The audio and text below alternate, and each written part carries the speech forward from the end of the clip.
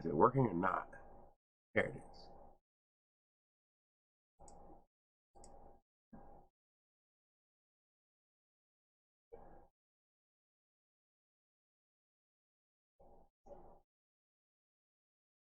Ooh, that's a lag time.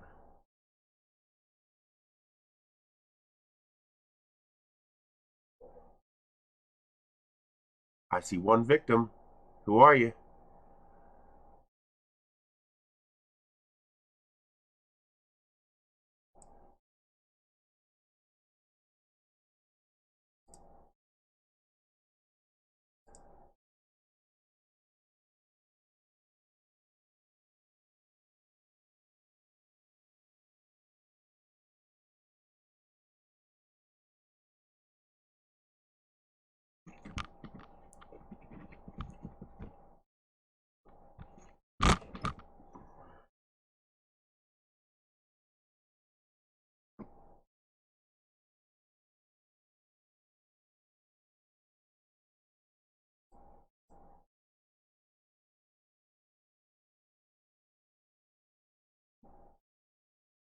Is it working?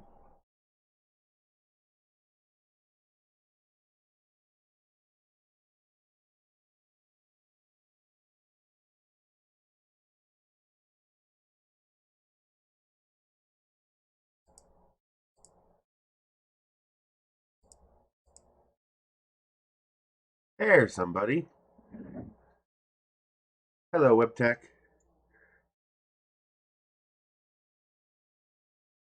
Let's do a thumbnail. Might as well show you guys how I do that. Probably better to pick it up. Yeah, that's pretty good.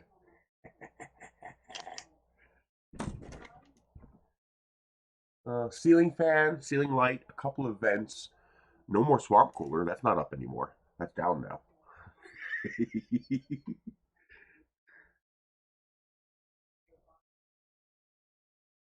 Nope, we're going to save that to Google Drive. I'll also show you guys how I make the thumbnails.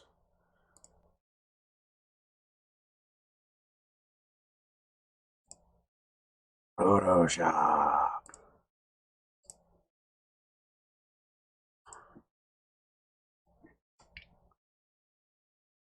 That's a good face.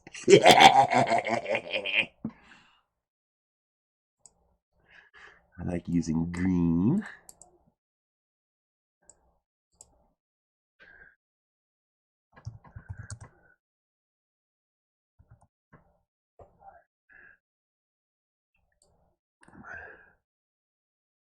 Put that there. Doing pretty good. It's going to be a short stream today. We're going to do a Q&A because the guys are coming out to do the millings. Actually, I think they are here. I think they just pulled up. I saw a piece of equipment pull up. So this might be a very short stream.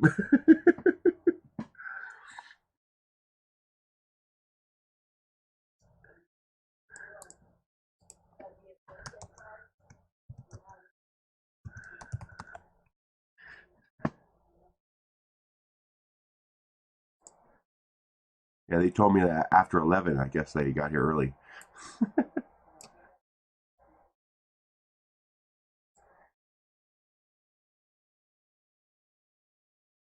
Your best parts cooling speed is always as close to 100% as you can get. So you want it to be basically the faster you can flash freeze the parts in place, the better.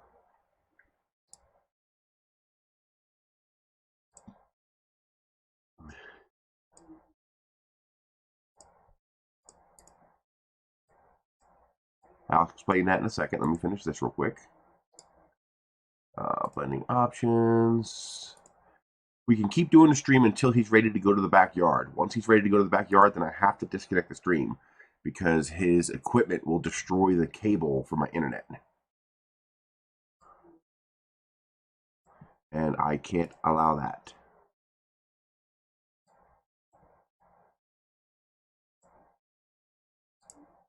Okay. I'll rotate that a little bit too.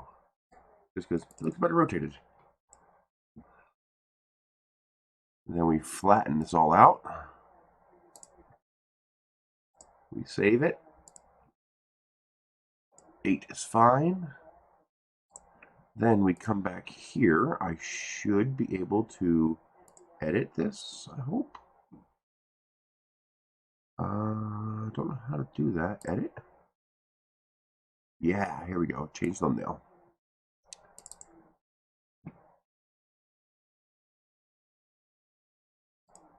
There, I just made a thumbnail.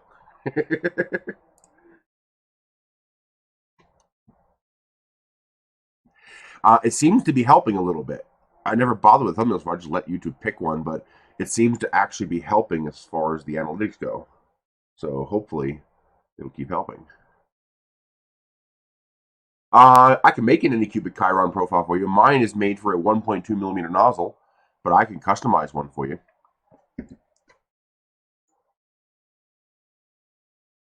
I can keep an eye on these guys coming in. Yeah, he's parked out there, but he hasn't come in yet. I can use my wise cam to spy on him.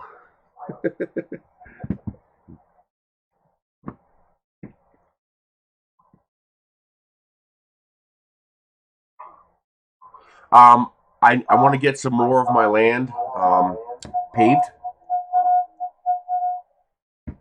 Feedback loop. I can't afford more concrete. That'd be like, another $5,000 or $6,000. I don't got it. But I found someone who can pretty affordably do asphalt millings. And since, it's not the greatest thing in the world, but it's cheaper than gravel and more durable than gravel. And also, I don't drive on it that often, so it should last quite a long while, especially if I could reseal it.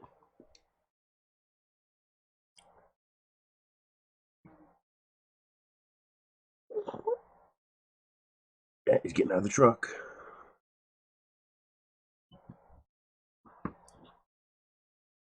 They already dropped off 28 tons of asphalt millings, and I don't think you can see that. You can, actually.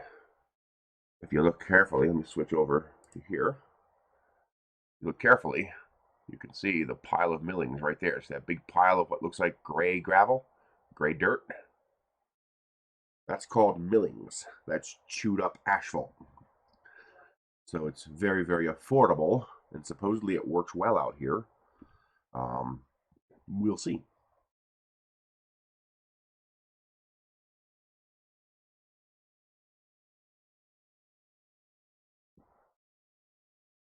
I forgot to shave. Thankfully, I did 2 days ago, so it's not too bad. Hey, Evan. The longer LK4 Pro is not bad. The LCD screen is phenomenal. The UI is amazing. It's the best UI I've ever seen on a 3D printer, bar none.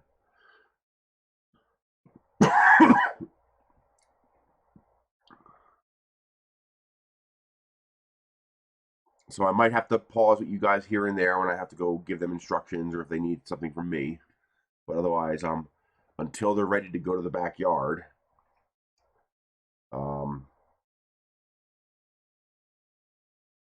once they have to go to the backyard, then I have to stop the stream because the equipment they're using, the cable for my internet is laying on the ground. I could drive over it with a car, but if he drives over it with one of these backhoe things, it's going to destroy my cable, and then I lose my internet. So once they are ready to go to the backyard, then I have to stop. But until then, we're good to go. I can keep an eye on them in here.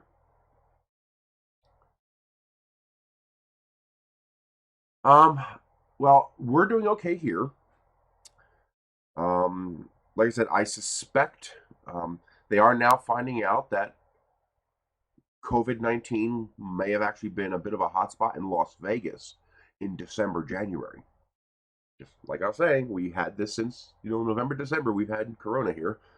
People don't realize that there's 2 different strains of it, and the first strain wasn't as deadly. It wasn't as dangerous.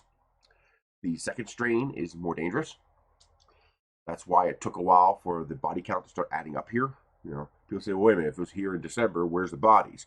Well, there are bodies. It's called ARDS. They just didn't know it was coronavirus.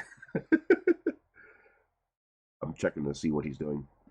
Um, people were getting infected and they were going to the doctors and saying, "Hey, we got the flu," and the doctor says, "No, you don't. Your flu test came back negative." That was coronavirus. People were dying of ARDS and they didn't know what it was. They didn't know what was causing it. Well, that's coronavirus. So, my sister almost certainly caught it while she was in Vegas because they were there for a week. That's long enough for her to incubate and start displaying, especially if you're compromised. The incubation period is between 2 and 14 days. So for some people, it could be 2 weeks. For some people, it's a couple of days before they experience symptoms. And we think she caught it in Vegas. Hey, Italy, I hope you guys are doing okay. You guys had it pretty rough with that. Um,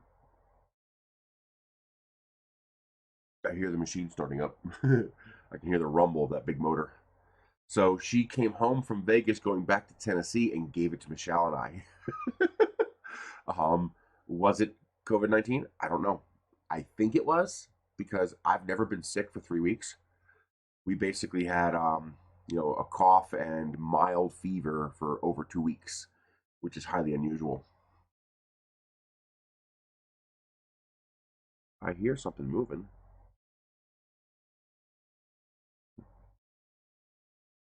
I can hear the engine. The Yeah, I can hear them.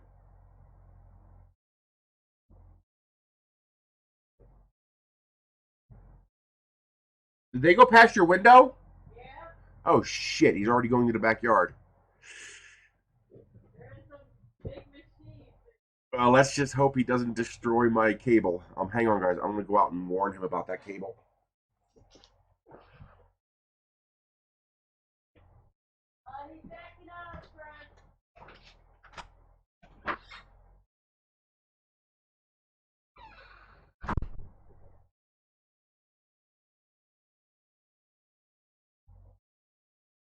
I am Groot.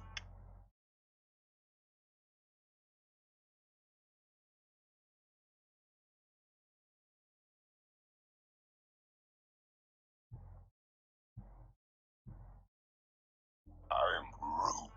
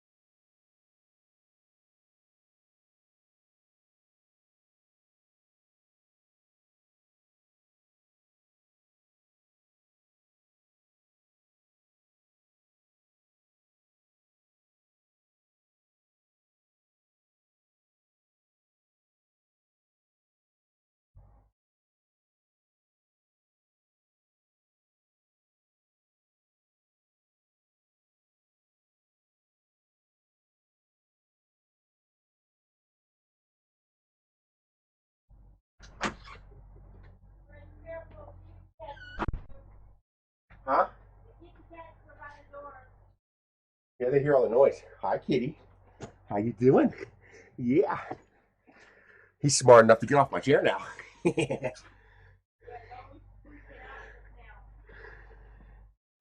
No, I actually gained about 10 pounds.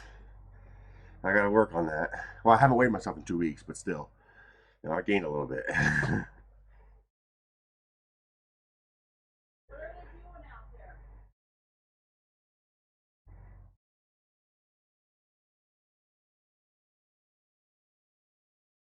Yeah, Kentucky, you assholes, with your dirt cheap gas. They're like under $1 in some places.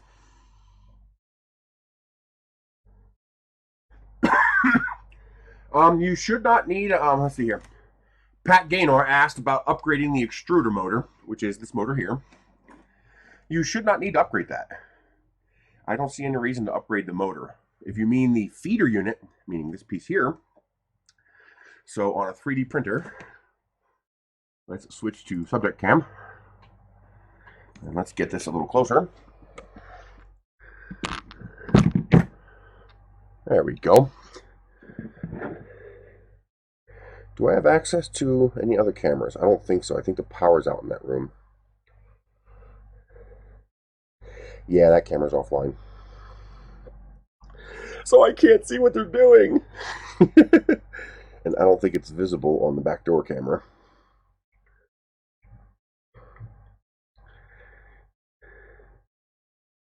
Nope, not really.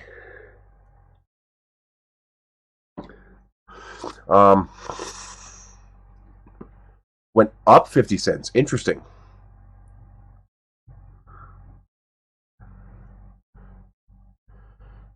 SG and SC.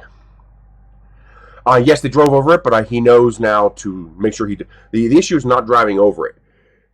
Most of those vehicles use differential thrust for their propulsion. So like a tank, you power the right wheels more and the left wheels more, and the vehicle turns. What happens is if you do that while you're on top of the cable, it's just going to and rip the cable in half. So he... What? Good. No, every time it thumps the ground, you're going to feel it. Every time the bucket hits the ground, you're going to feel it like a little tiny tremor. I know, Michelle. Michelle, chill. I'm live, okay? But that doesn't sit right. If he uses the differential thrust while he goes over the cable, he'll shred it. But as long as he drives straight over it and doesn't turn while he's driving over it, he'll be fine. Because it's like a tank tread. The tire doesn't move relative to the ground unless you engage differential thrust. All right, so this here, these two pieces together are your extruder. Asphalt millings. Should probably move this down here so it's not in the way. There we go. That's a little better. So the combination of this piece and this piece together is called your extruder. Now, normally the extruder feeder unit sits directly on top of the hot end right here, and it'd be all one piece. It's relatively new in 3D printing that we separate these two things, and that's called a Bowden setup. So this is the feeder, and this is the hot end. The feeder and hot end together make the extruder. Now, the feeder has a stepper motor, the extruder stepper motor. You should not need to change this. There shouldn't be anything you need to do. They are spreading millings, so right now they're leveling the ground so they can put down an even thickness of millings. Basically, they have to do groundwork. The millings don't cost that much. It's about $300 for a truckload. The extra $500 is the labor to bring the machines out and actually do all the work and prep and all that crap. If I had my own, Bobcat or something like that, I could just, pay $300 and have them drop off a load of millings. I could do it myself, but I don't. This is the King Rune. So it's kind of a Ender 3 clone with some advancements. So this has a linear rail, a touchscreen, and a metal feeder unit. It was available for about $150. I don't know if it's available anymore. It's actually a pretty decent little printer. It's got a little magnetic plate. It's actually a soft one, but not quite as soft as the Creality one, so it's somewhat usable. So If you're talking about replacing your feeder unit, just buy this one. This one's available for like 15 bucks on Amazon. It's dirt cheap. It's in my link down below. But it's basically a direct copy of the Creality feeder unit, but metal. Yes, well, I have that area where I parked the pickup truck and the minivan right next to the house here, next to the concrete pad. So I'm having that all paved because when it does get wet, you sink right into it.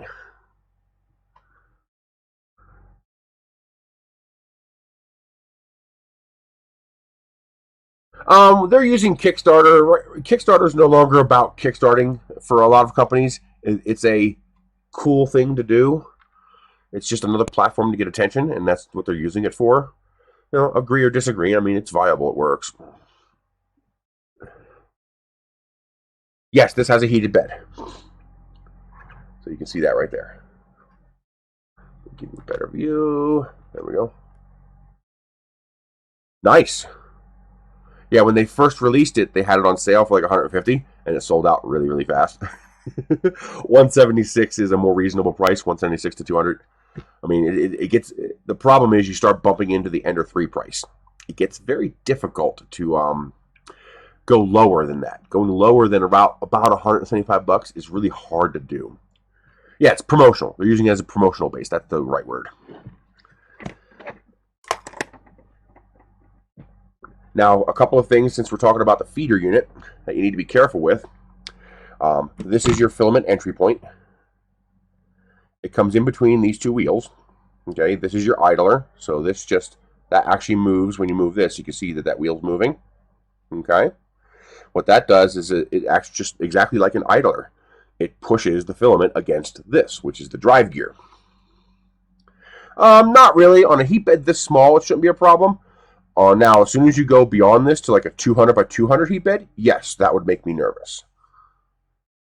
But yeah, I remember that. A couple of people got them for 130. Oh, I would have bought a couple for that price. But on a heat bed this small, no, that doesn't bother me at all. Especially since they are using all the wires. See?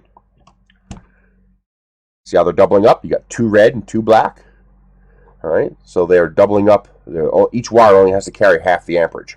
So on a connection this small, on a bed this small, let's see, no burning, no heat issues, no blackening. On a bed this small, it's not a problem. What's awful close to the lead screw? You got plenty of separation. And that lead screw can't grab anything.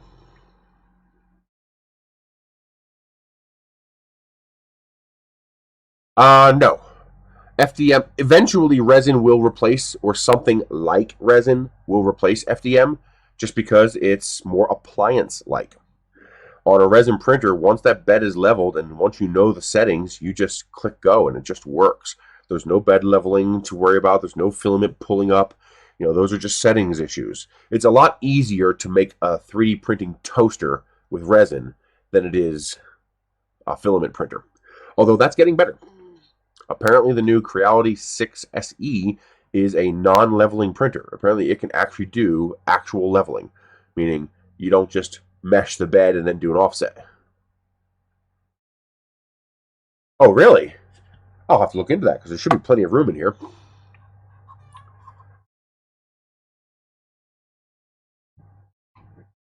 KK3D, are you talking KKP3D? Are you talking about the wiring being close to the lead screw? The lead screw can't grab anything. Oh, the filament? Actually, it is held away. You can see here, this is your filament run out. So that actually keeps the filament from touching. But yeah, I agree. I would have liked to have seen this a little further out.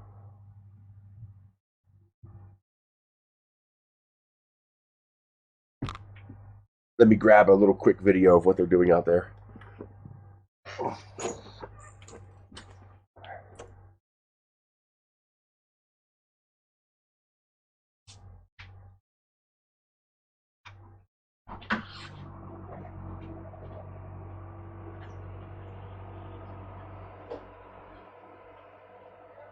Nice. So here we are, getting this area cleared out for the millings. Right I'm gonna have a little bit better surface to walk on and interact with here instead of all the mud and dirt. Because when this gets wet, feet sink right in. It's like, yeah.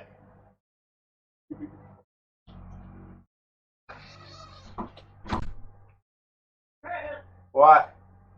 I don't know which one did it, but one was this. Uh-huh.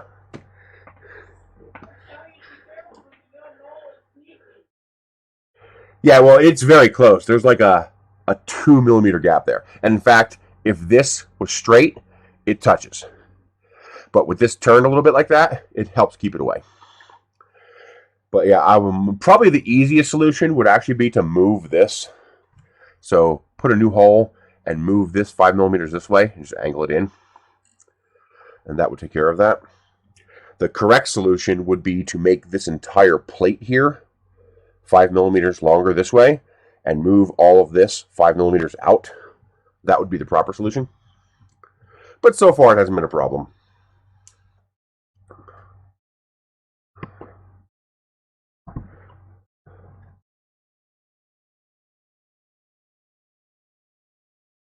You guys are going to be seeing a lot of this printer. I chose this printer because it's pretty universal. It has basically everything every other printer has.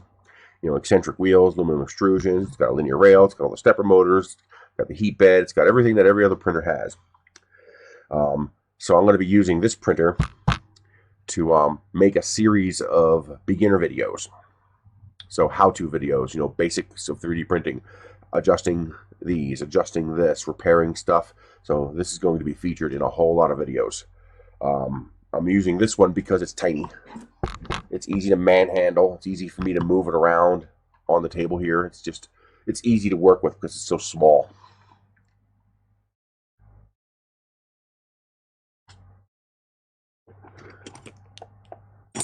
Yeah, I'm probably going to need the AC today, eventually. But it is 11 o'clock and I still don't need the air conditioning. That's the wonderful thing about living up here. It's 76 degrees outside right now. We're going to hit 82, so I'll probably have to turn the air on. It is cute. I love it. So, and it's rigid, durable. You know, it's a good little printer.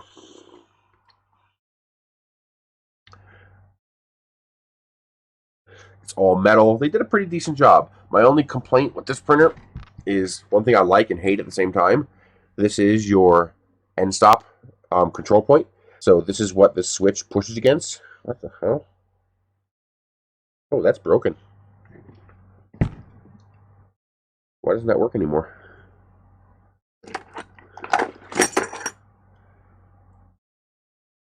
Oh, it does work.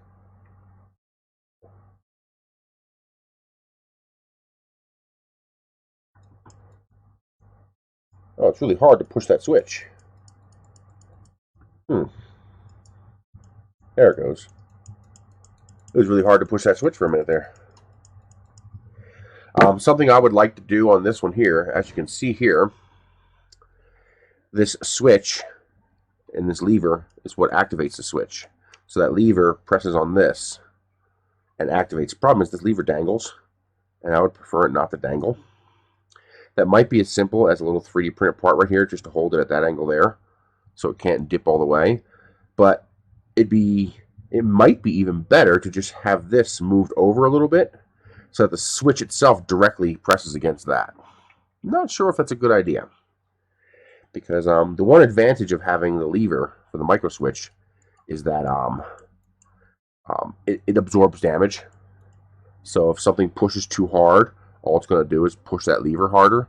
While if you have this physically pushing against the end stop and you push too hard, you might break this. I'm not sure if that's a good idea or not. I'll have to think about that.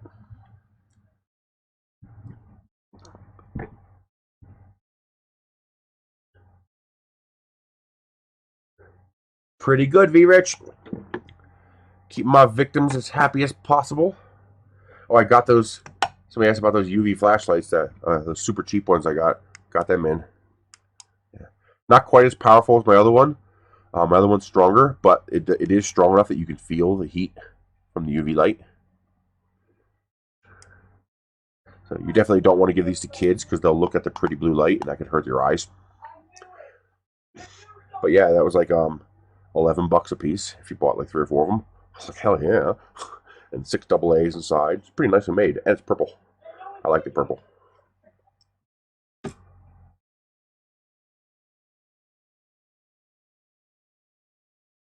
The new ones have a spring under the Z Adjust. Huh, I might have to grab another one at some point. Compare it.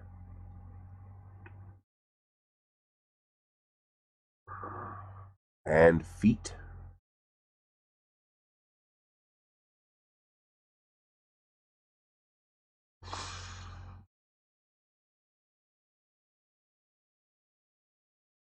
How are my 3D printed feet? Ah, it's Welfare God. I know you. I could print you some Naomi feet. Does she have just her feet, or is all of her 3D scans with her shoes on? I don't know. I'll have to find out.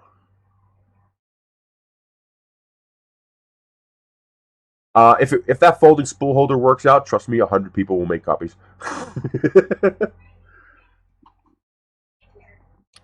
Since it's designed to be a little more portable, that kind of makes sense. It's a pretty good idea of what they're doing.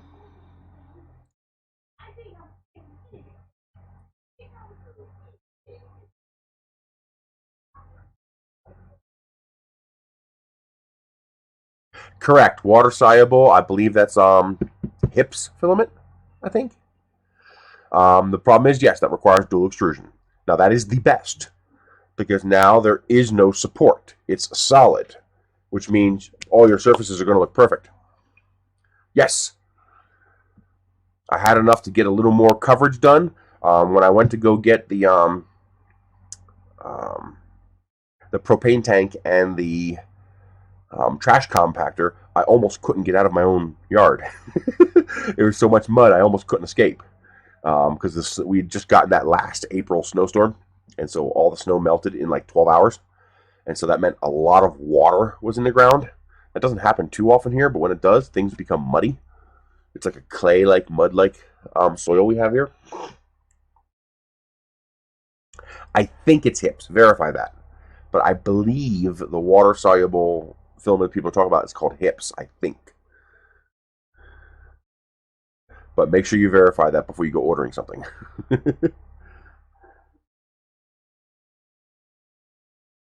I don't think I can show you. This cord is definitely not going to reach. If he pops up into the doorway, I'll swivel the camera around so you can see. Like if the the bobcat shows up in the video. Oh, you can kind of see him. No, you can't see through the glare of the window. Yeah. Yeah, the dynamic range of this camera is not high enough. PVA! That might be the correct one. That just rang a bell when you said that, so that's probably the correct filament. How about I just look it up so I don't give you guys bad information?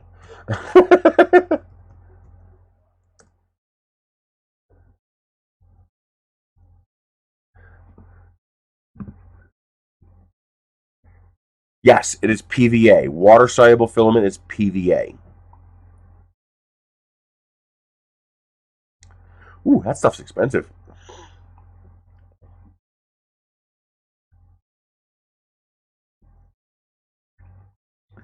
Yeah, they're still working on it. I can probably take a picture of it and then show you guys the picture. Actually, I do have a picture. I just took one. There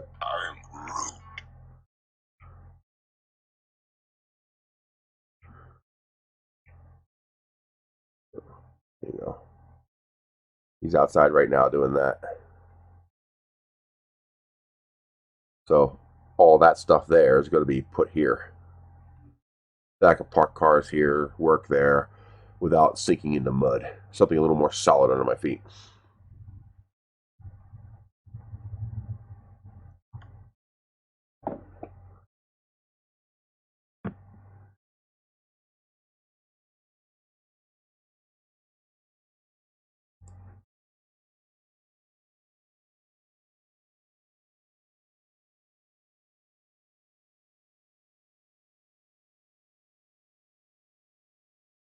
Yeah, I think you'll like the Mega Zero. I've been pretty impressed with it. I only have two complaints: lack of a heat bed, although that's easy to fix. Just buy a heater. You buy one of these.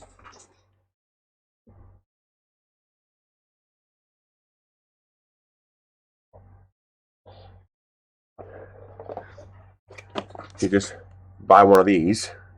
It's about 20 bucks, 17 to 20 bucks. It's a little 25-watt heater. It's AC. It's used for heating oil pans. You literally just peel and slap this bad boy right on the bottom and you're good to go. And make sure the tail comes out the back. So like on this printer here, you'd slap the heater right here underneath and have the tail come out the back like this. But that will give you heat on the Tivo Michelangelo and the Mega Zero.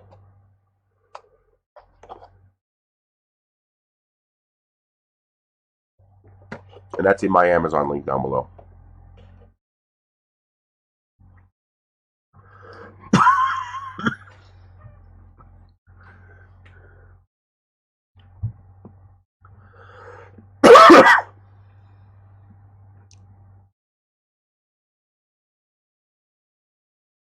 And then the only other problem with the Mega Zero is the processor is a little slow, especially with vase mode prints. If you try to go too fast, you get those pauses, and that kind of wrecks your prints. You got to slow down. Yes, I would absolutely say the Q5 prints as good as the TiVo Flash. Boy, if you can get a TiVo Flash, those are nice machines. They were premium machines made to a very high standard.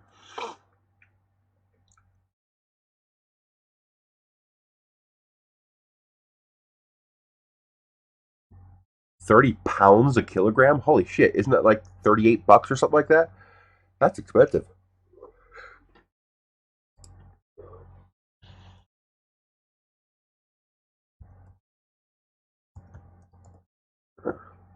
Yeah, that's $37. That's a lot of money.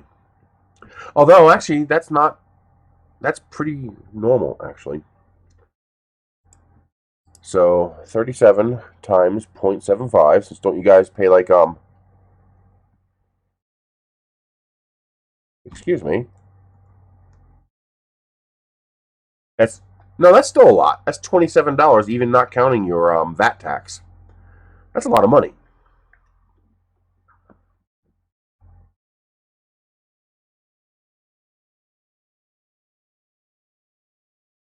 Yeah, it's because everybody's demanding it. That's normal market forces. That's supply and demand.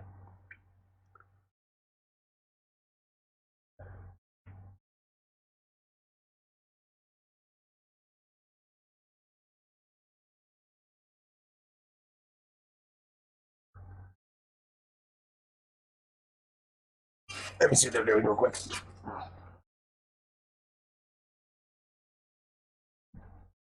Oh, nice.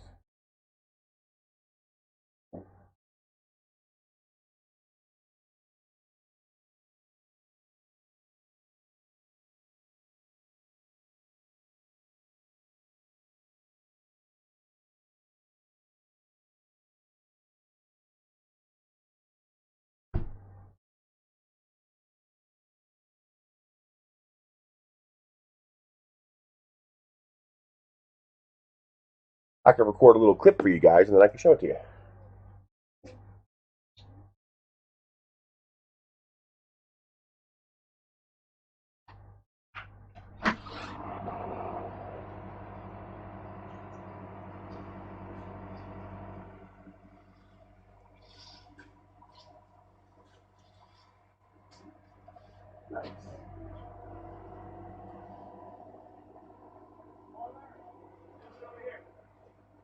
I'd kill to have one of those. I would kill to have one of those. Those things are awesome. Nah, I would never get boring. Got lots of space.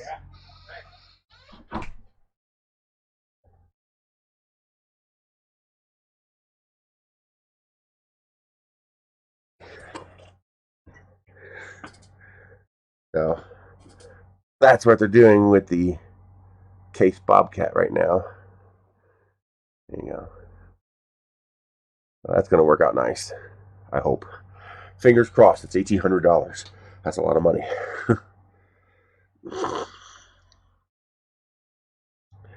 Viking Season 6 is available.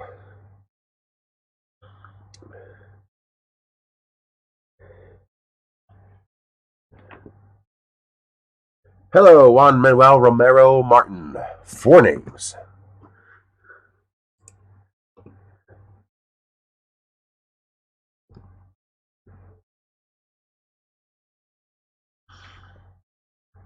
That's not bad. 15 pounds. That's what is that? 18 bucks. That's not horrible. That's good.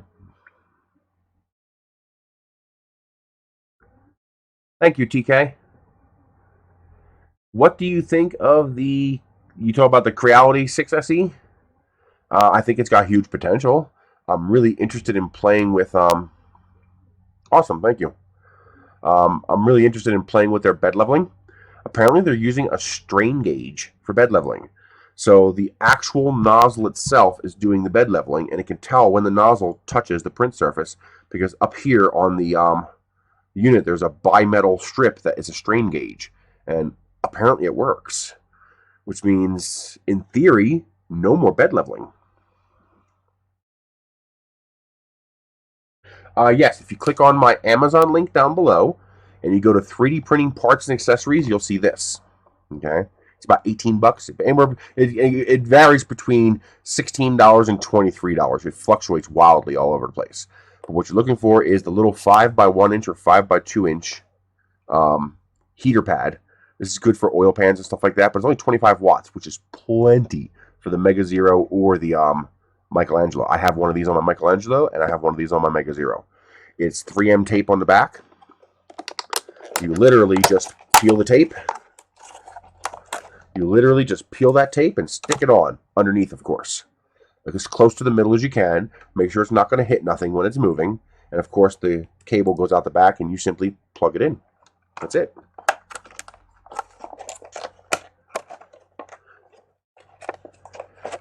No, they actually have their own strain gauge. The centerless homing is not precise enough for bed leveling. There's nowhere near close enough. I don't know. I hope it does because I don't want to have to use mesh offset. Oh, the UPC. There's your item number. But if you click on my Amazon link and go to 3D printing parts and accessories, this will be there.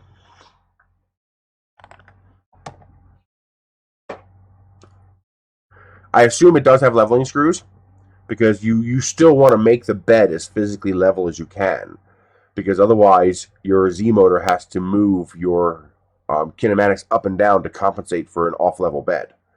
It'll print, but you're going to have weird artifacts. So the closer you can get the bed to visibly level, the better. Boy, this autofocus likes to jump a lot. That's annoying.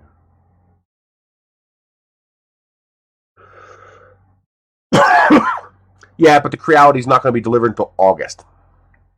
Yeah, I heard you, 3D Jimmy. I'll check them out later. What is he doing?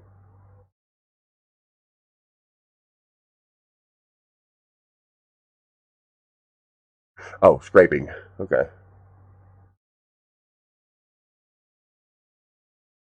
Yes, that's where I learned about the strain gauge from Naomi's video. Well, she posted about it on Twitter. So, what questions do you guys have? I mean, what things are giving you trouble that you guys want to talk about?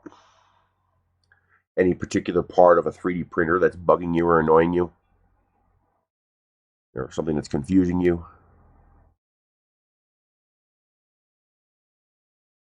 Hello, DJ.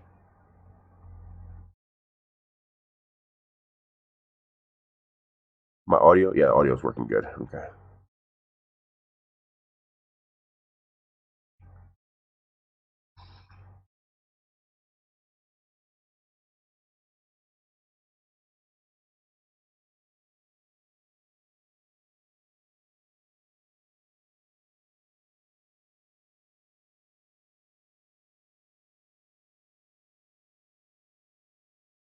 Yeah, if you add supports, then shrink it, you're shrinking the supports. Ooh.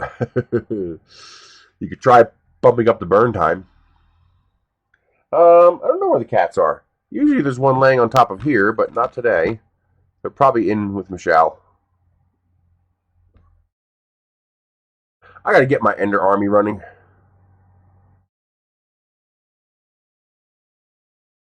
Nice. Very nice. You'll enjoy the Chiron. It's a decent machine. Just make sure you clean that bed after every print. I made the mistake of not cleaning the bed and print separated. It holds very well as long as you clean it. Reducing layer lines on resin printers, you shouldn't have layer lines. If you have truly visible layer lines, you might need to double check your lead screw. I know on some of the machines the lead screw is less than perfect and can cause the plate to wobble a little bit, which is going to give you very visible layer lines. So check online and see if there is a fix for your particular printer.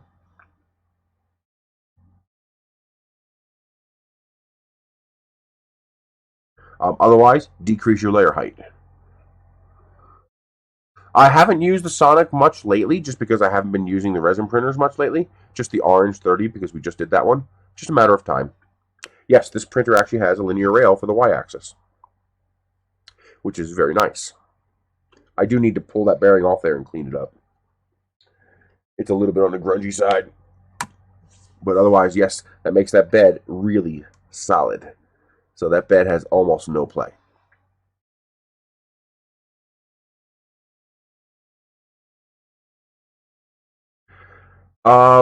You actually you don't calibrate it as an extruder. You calibrate it the same way.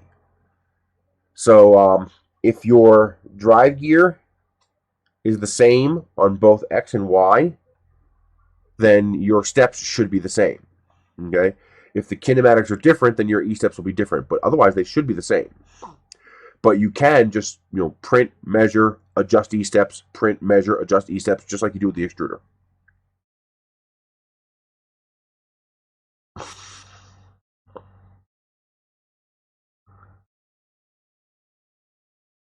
Not yet. He's been pretty busy, but he is aware, and it's not like a huge priority, so I don't mind. I'm not gonna bug him. I don't know. I doubt it. There are 240-volt versions of this available. So if you were to order from your equivalent of Amazon, it should be 240-volt. My favorite build surface for the Ender is the stock style surface it comes with on top of a piece of Wham Bam.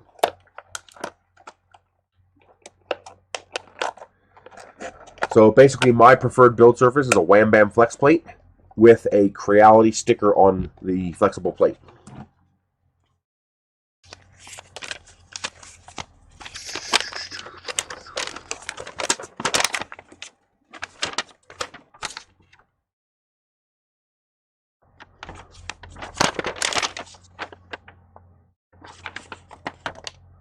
This does not say, but I am pretty certain this is 120 volt only, meaning you cannot plug this into a 240 volt outlet.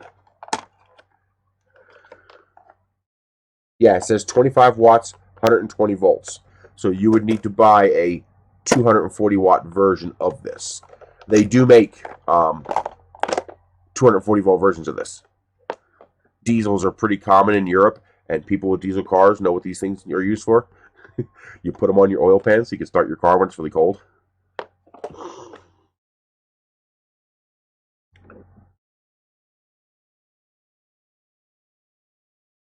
Should I buy a Model 3 Tesla? If you can afford one, hell yeah. I'd kill to own a Tesla. I'd kill to own any electric car with a 200 plus mile range. Yes, they are expensive, but you never have to replace it ever again. I am to the point where I don't want a printer if I can't put a flex plate on it. All right, Core XY is the kinematics of the printer. So the kinematics is the motion system. So this printer has a separate motion system for Y a separate motion system for X and a separate motion system for Z. The advantage of these is that they are all independent, so you can interact with them independently. Now, there are two other systems that I'm aware of. You have Core XY and you have Delta. And then you have mixes. One guy did a Deltesian printer where the x-axis was Delta and the bed was Y, was regular movement. Yeah, I would kill for the Cybertruck, especially the four-wheel drive, 500-mile range, solar charging one that can charge 15 miles per day all by itself without even being plugged in. Yes, please. I would very much like to have that, even though I could never afford one. Well, the Model I one's probably closer to 80K. But I could never afford a car that expensive. I can't even afford a $30,000 car.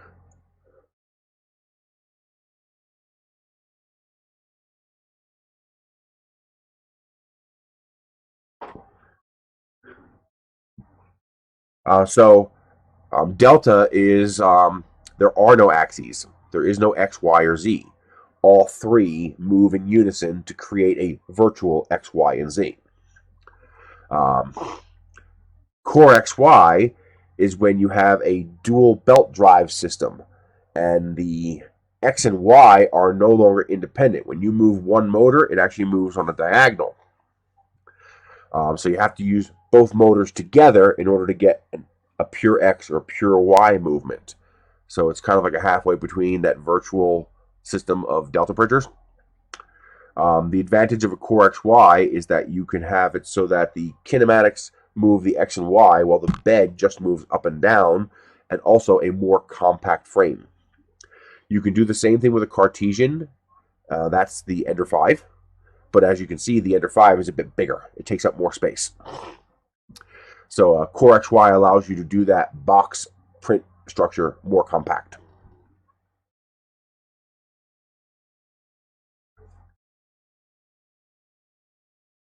Somehow I doubt it's going to be a maintenance or safety nightmare. It's electric, so it should be dead simple.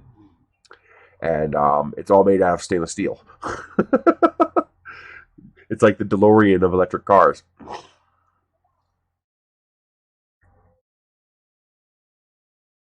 You could afford to run an electric car because your cost would be, $100 in electricity a year.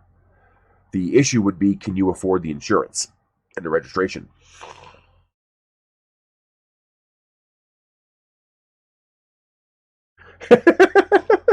Yeah, only as long as they're in business, and then the money goes away. Do you have a RAV4 EV? Because those are amazing. I would love to have a RAV4 EV.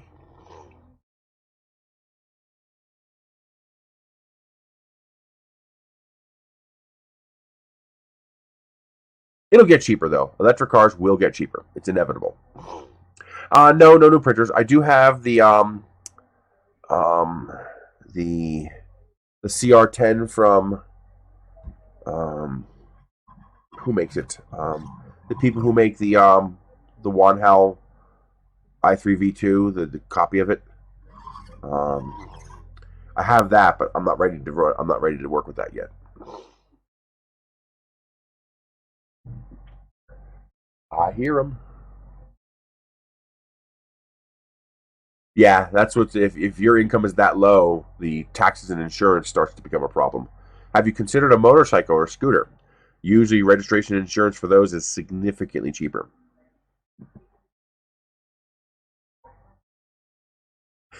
Well, the problem with leasing is it costs more than buying, depending on which car you're going to buy. Because the problem with a lease only makes sense if you can write it off.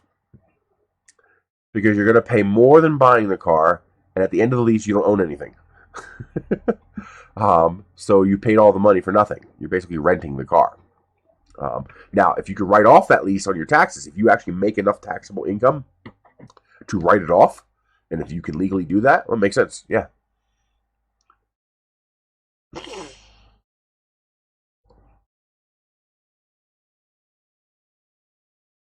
That makes sense. But if you want a cheap electric car, if you are able to have two cars, if that's not a problem, buy a Nissan Leaf. You can buy a 2016, 2017 Nissan Leaf with a 30 kilowatt battery for like $15,000.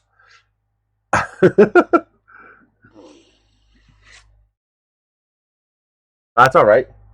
What did I just hear?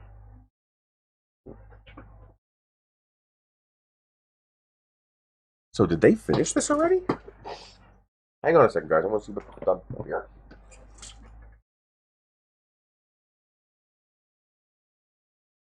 Oh my god, they did.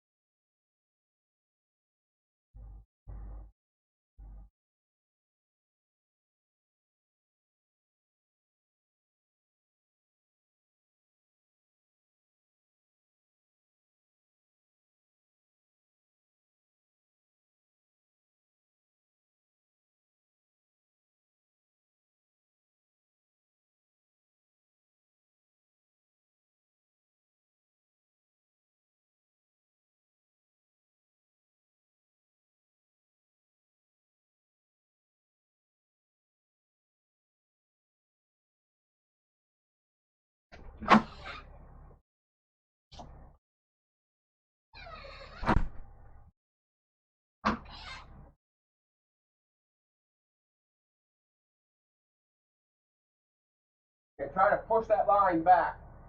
You can chop that right off to the edge of the concrete if you can.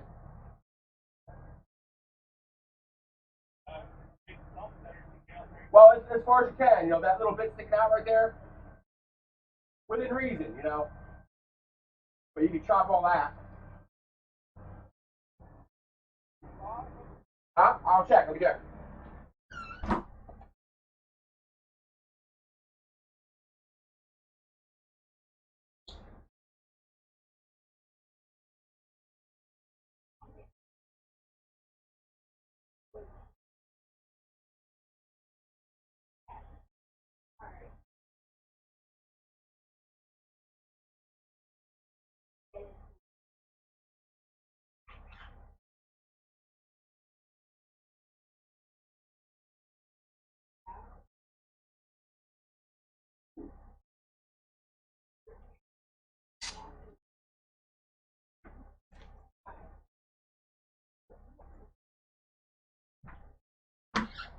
Will that work?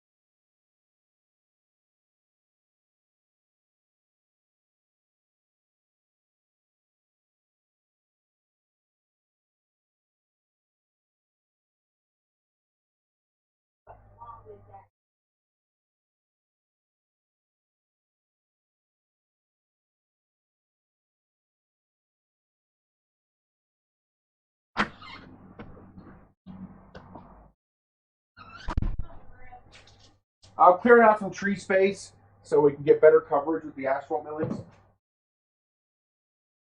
Hi, kitty. Yeah, you better run. You're such a good kitty cat. Yes, you are. All right, get. Come on.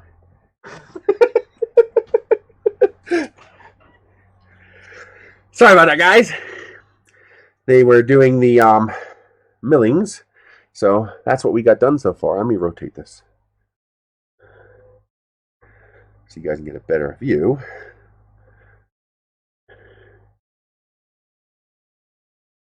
So that's what I'm getting done. Oh, there we go.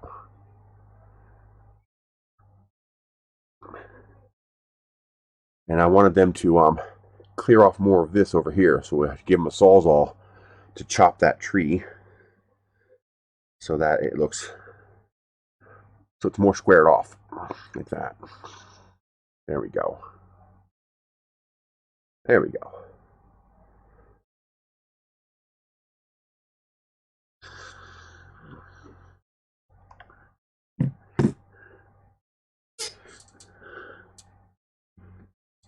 With the 3DX1, yes. I would like to try to make that truly portable somehow, to work with that to make it like battery powered. I think that'd be fun.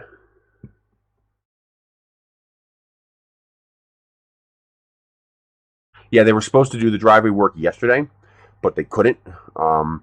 They had to wait until the guy with the Bobcat had availability, so they had to do it today. I try to not plan things for Wednesday, but you know, life happens.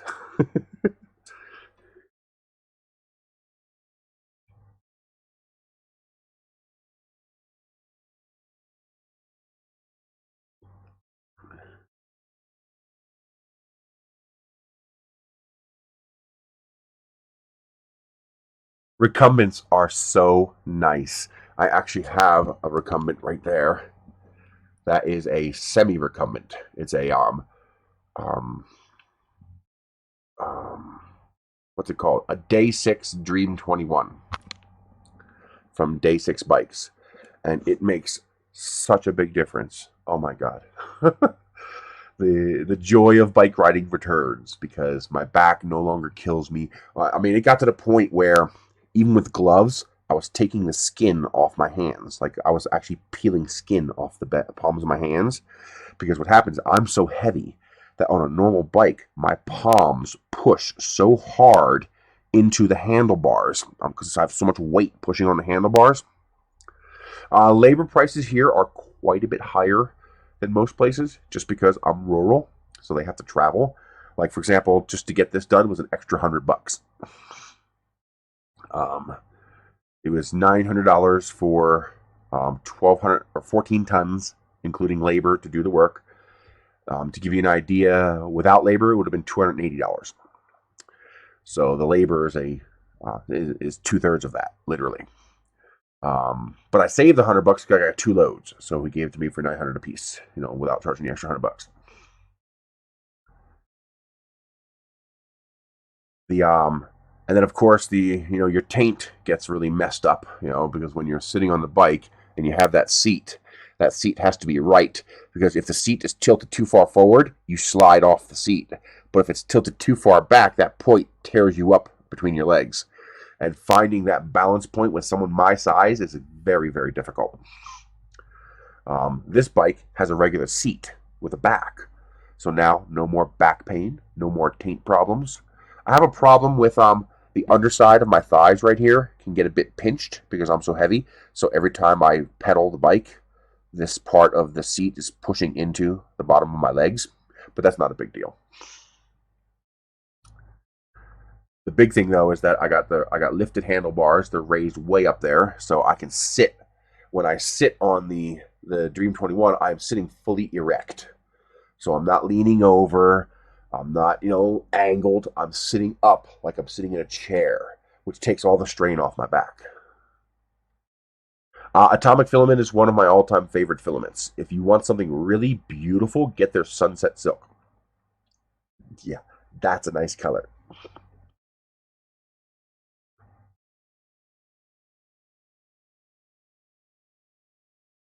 And they're American made. Their prices are fair, $30 a kilogram, and their colors are absolutely gorgeous. Spool holders don't affect print quality unless they start resisting. If the spool holder starts to resist, that can affect print quality. But as long as your spool holder isn't resisting, isn't pulling on the printer, stuff like that, it shouldn't really affect print quality.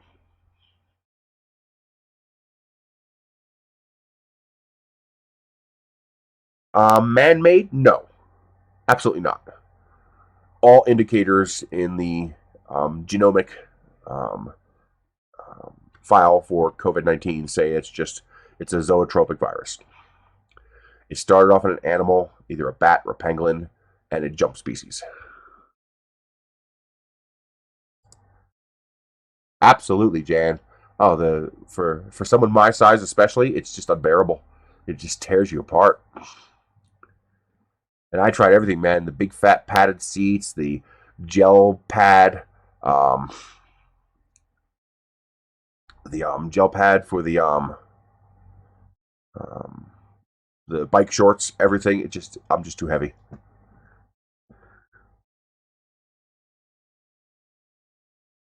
Hey, and Henley, I think the CR6 has some serious potential. I especially like the strain gauge bed leveling they're using.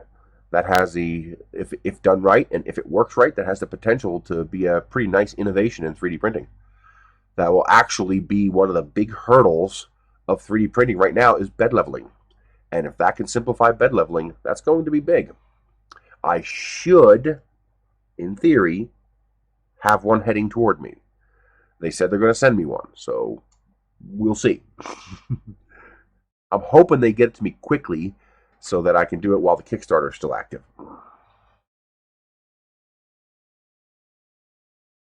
Oh yeah, that's always fun.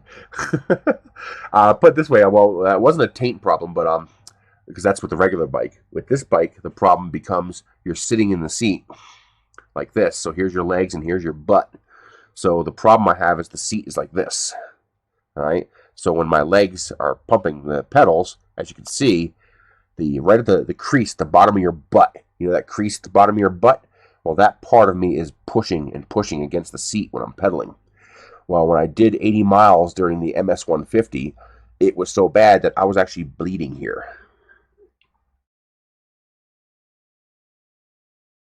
Absolutely.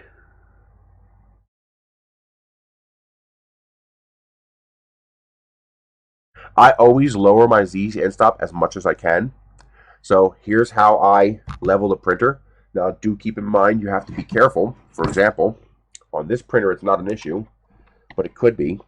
So this cannot be lower than this touches. Once this wheel touches something, once this frame touches something, you can't go any lower. So you got to figure out how low that is. But ideally, if you can, I tighten my bed springs as down as far as they can. And then I lower the Z end stop as much as I can to bring that nozzle as close to the bed as possible. And then I bring the bed up to meet the nozzle.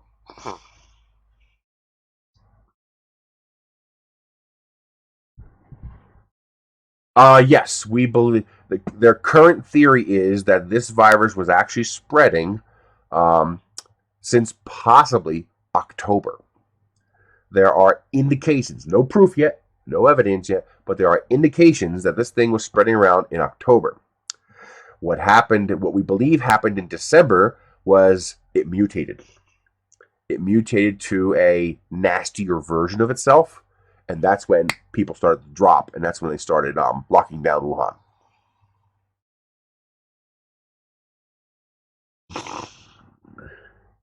Well, yeah. Well, what needs fine tuning is my fat ass. That's what needs fine tuning. Um, I can't ride a normal recumbent. None of them are 500-pound compatible. I'm 440 pounds. You add my clothes and whatnot, I'm 450, 455 pounds. Most bikes are rated to 250, 300. I actually had to put tandem hub axles and wheels on that bike because I broke the spokes. And then when I replaced the spokes with the solid, stronger spokes, I pulled the spokes right through the rim. Like literally, since I couldn't break the spokes anymore, I broke the rim. I pulled the spokes right out of the rim. And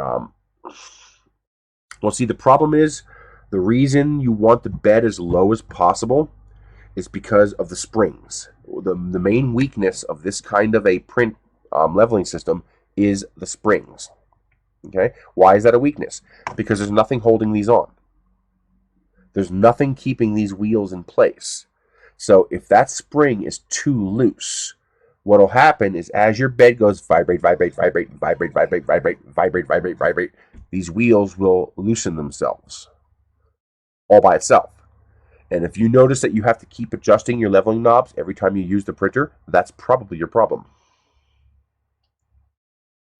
If your power is 120 volts, yes. Otherwise, no, you need to buy a 240 volt heater. Yes, it has. That's why they locked down Gallup, because apparently it's hitting the Navajo Nation really, really bad there. I don't know the details, but my understanding is that's why they're doing that.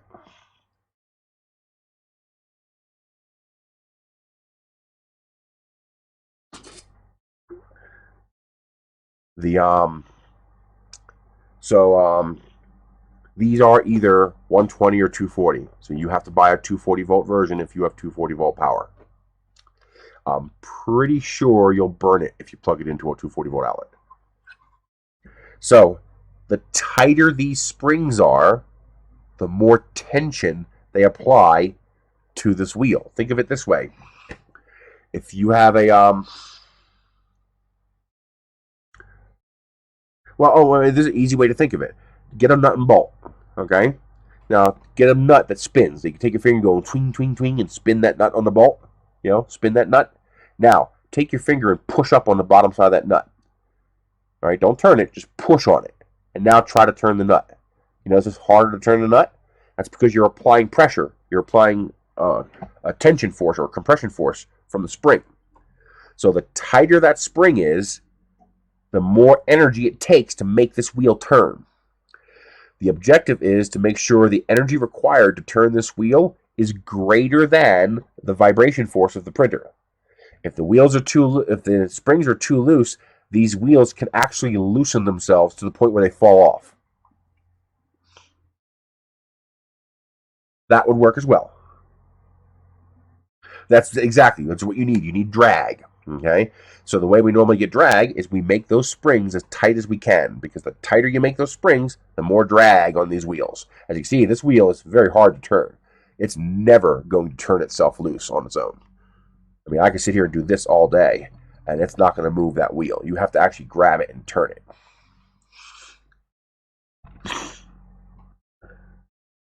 No, it should be $300. It's like 320 bucks, something like that. I think. Yes, absolutely. Definitely replace these springs. If your printer has this one I couldn't do because the springs were too short. If you have regular silver springs, the regular round springs, absolutely replace them with the die compression springs. There was two benefits. One, the springs are a flat profile, which means they're not going to do this as much. They're not going to wiggle around as much, which is going to remove variables and even out the force being applied to your bed. But also, they're just simply stronger. So you're going to get more tension force and less likelihood of these wiggling around and moving. Those are available on my Amazon page as well. Matter of fact, let me show you guys these. Your lists. Idea lists. I'll be right back. I want to record a little video clip of the work they're doing in the back.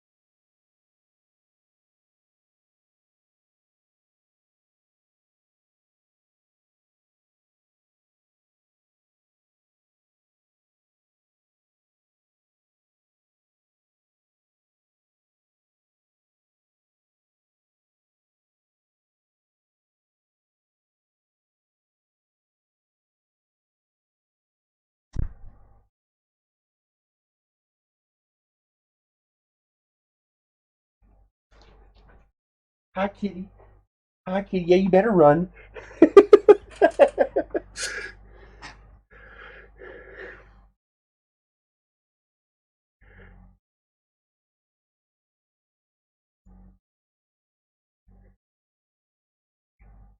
So we just got getting the back done, so you can see. Now I have that all done up. So now I can park cars here without getting stuck, since there won't be no more mud.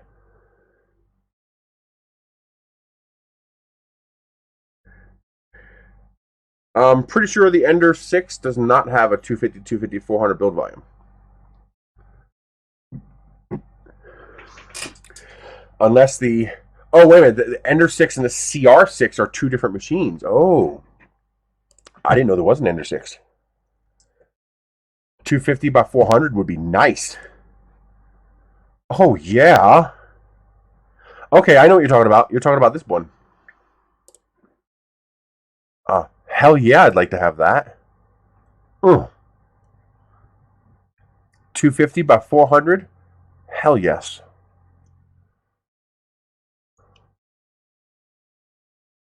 I wish they would have just gone 3x4 though.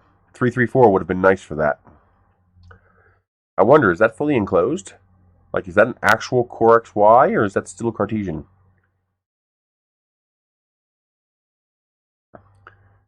I don't see a belt loop, so I'm guessing it's still Cartesian like the Ender 5. But for a general build volume, 250 by 4 is real nice.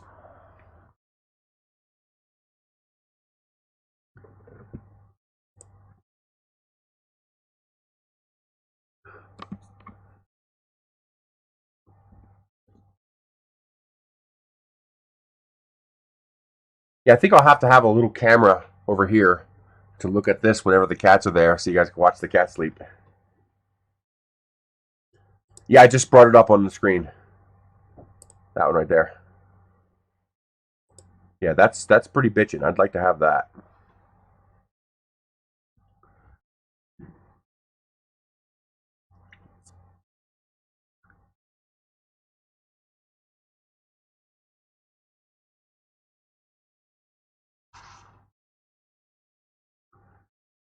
Well, it looks like they got the kinematics on the inside.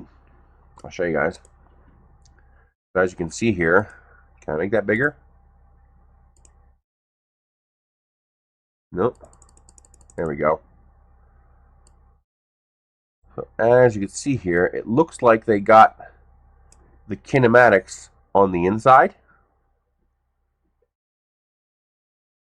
So it should be feasible to enclose this, since nothing protrudes out the sides. You'll still need a bubble butt top, because as you can see, you have the wheels sticking out the top here and the head, the print head sticking out up here. So you'd still need a bubble top to cover the top. But otherwise, yes, you should be able to enclose that pretty easily.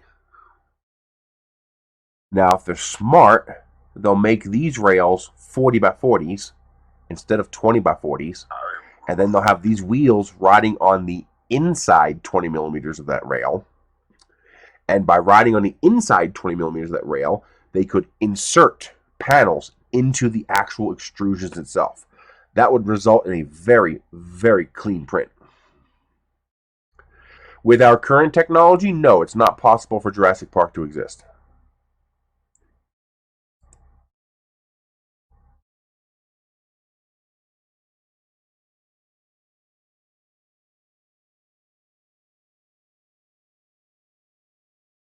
Boy, it's a big boy. 5.56. 30 kilograms. Jesus. That means that, what's that, 70, 75 pounds? Jeez. Oh, there you go. It sees the panels. Okay. Oh, I see. They're using the plastic trim here. Yeah, but the side panels don't help if you don't close the top. You have to close the top. So they need a bubble roof for the top. This will keep hands out. This is good for schools, for keeping hands out. But to do like ABS printing and polycarbonate and nylon, you need a bubble top.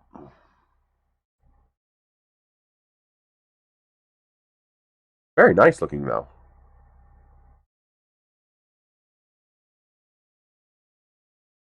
Well, any of these printers can move at 150 millimeters per second. What you're going to get from that is the question. Just because it can do it doesn't mean you should.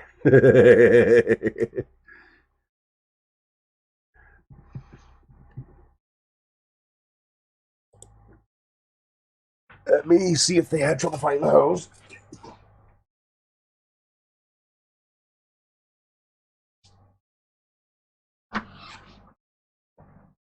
If your hose is long enough to get out back, I have more hose over here.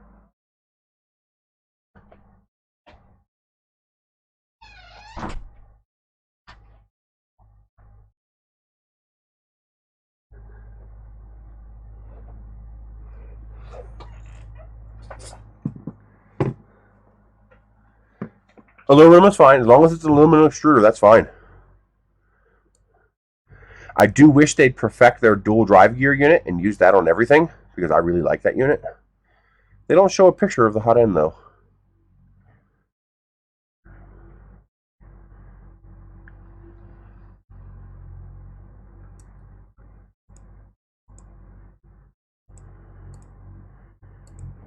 Yeah, they don't show a picture of the hot end.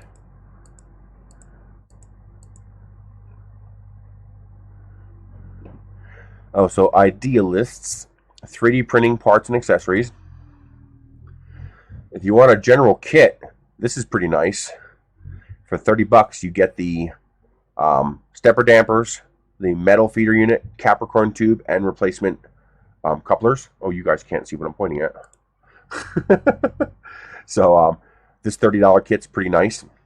It gives you everything you need. You get your stepper dampers, your coupler replacement, your metal feeder unit, and your Capricorn tube all in one kit, which is pretty cool. Nozzle kits for $8. If you want to play with direct drive, here's a direct drive kit, although it's out of stock right now.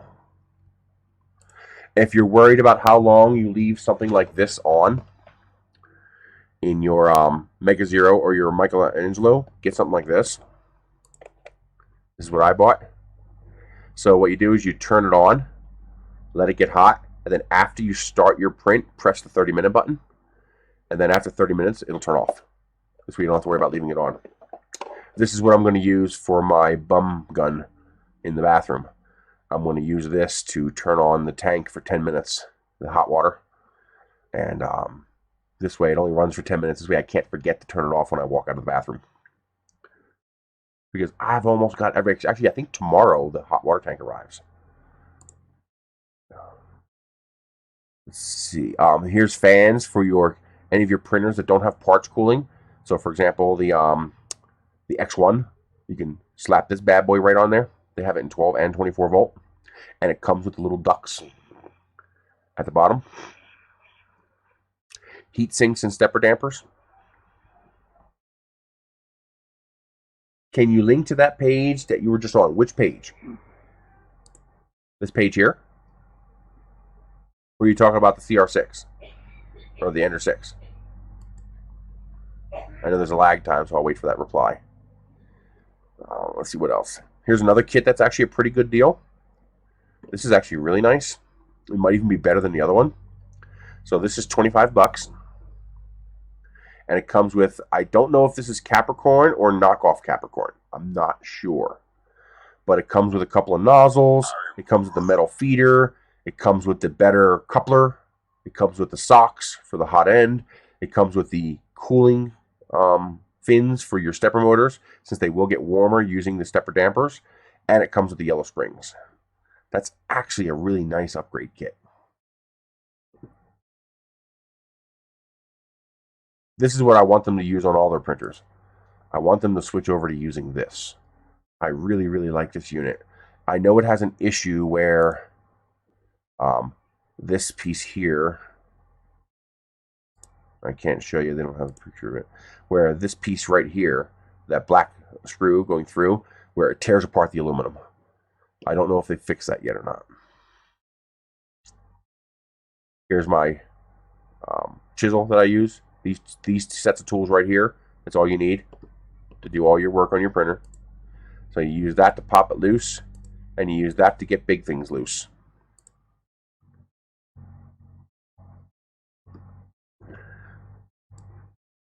Here's a big set. No, they're out of stock.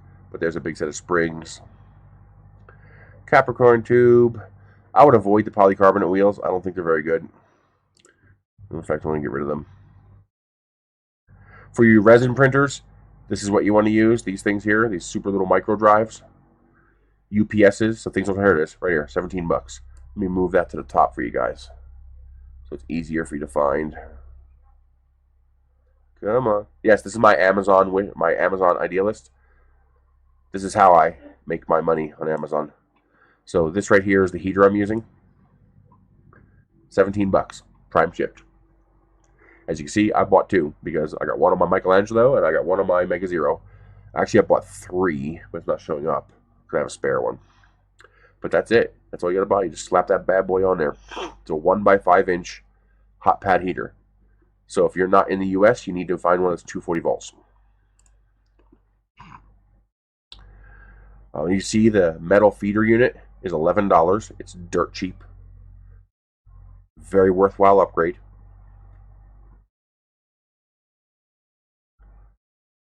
These are the fans I use, the noise blocker fans. Extra socks.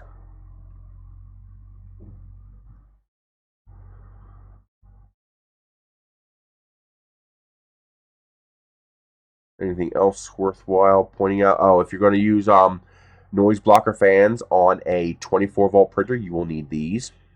Okay. These are dirt cheap. You get 10 of them for $7. Okay. It's a buck converter. Your input wires go on one end. Your output wires go on the other end. You turn the machine on. You adjust that pot until it says 12.5 volts or 12 volts. And that's it. Your fan plugs into one end. Your 24 volts plugs into the other end. You adjust this until it says 12 volts on a meter. You hook a meter up here. And you adjust this until it comes out at 12 volts. Go to my page, amazon.com/shop/Nerys. It's also in the description of the video. .com/shop/Nerys. That's my Amazon page, amazon.com/shop/Nerys. And then click on 3D printing parts and accessories. But this right here is 10 of them for $7. They are dirt freaking cheap, and they are tiny. All right, this thing is smaller than the thumbnail on your pinky. They are very, very small. You can see how tiny it is. You see? That is 17 millimeters by 9 millimeters. It is very, very tiny. So here's your in. Here's your out. So you plug your 24 volts in here, solder it. Then you take a meter to this and adjust that pot until your meter says 12 volts. What I do is I do them all. I literally, I hook them all up to 24 volts and I adjust them all to 12 and I put them in a little bin marked 12 volts. That's because of supply and demand. And then once I have it set for 12 volts, I take a marker and I put 12V on the back here. So I know I've already set that one to 12 volts. It's smaller build volume than the CR10. Because remember, even though it's 300 by 400, it's a 300-foot diameter circle. So a 300 by 300 square is more surface area than a 300 millimeter circle. Besides that, it's pretty good. I would say the CR10 is probably superior to the QQS as far as print quality. The Q5, however, is fantastic, and it's a very good comparison to the Ender 3. But again, slightly smaller build volume. Blower motors, if you need blower motors. I would always use the compression couplers like this. I would avoid the spiral couplers. They just don't work as well. If you need extra heater cartridges and thermistors, extension kits for your wires, SD card adapters. So, yeah, alcohol's all sold out. Haha. Hey, the computer's not available anymore? That's the case. Oh, yeah, it's available. Oh, I clicked the wrong one. Oh, it goes to the case. That's weird. Oh, very weird. I guess the computer's not available anymore. That's a pity. These are some larger ones if you have trouble with the tiny ones. Here's just the springs. That's actually a little pricey. 10 pack for 13 bucks. That's actually a lot of money.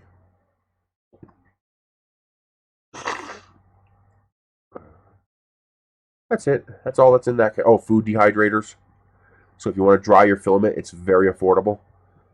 These are all out of stock, but what you want is this kind with a digital readout. And then you verify that with a probe first. Yeah, that's the 3D printing parts and accessories page. Then I have other stuff. There probably isn't any cheap PLA right now. Nope, that's sold out, so I'll get rid of that.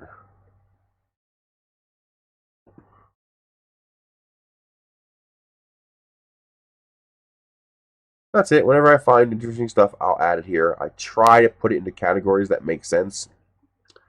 But, sometimes it's hard to figure out what category goes into. I got to find this. I bought this already, but I got to find it so that I can, start using my barbecue more effectively.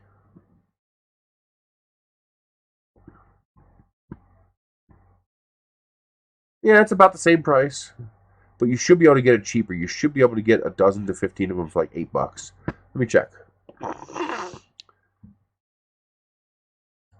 So, 20 millimeter compression spring. You're looking for 8 by 20 millimeters. There we go. Here's 20 of them for $7.50. Let me add that. Yep, 8 millimeter by 20. I will add that to the list right now.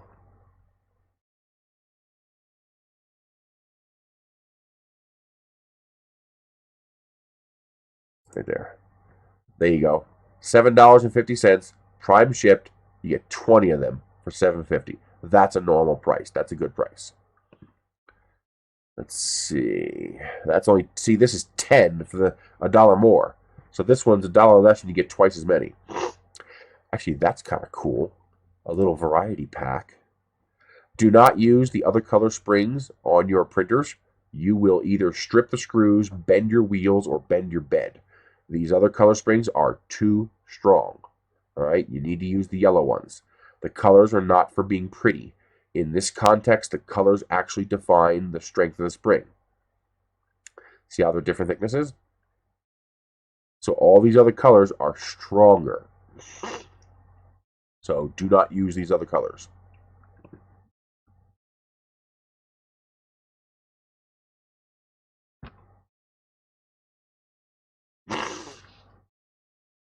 Any other good deals? Let's see. Nope, that's a bad deal. That's a bad deal. 20 pieces. Here's another one. So if those first one, if the 751 sells out, here is $8.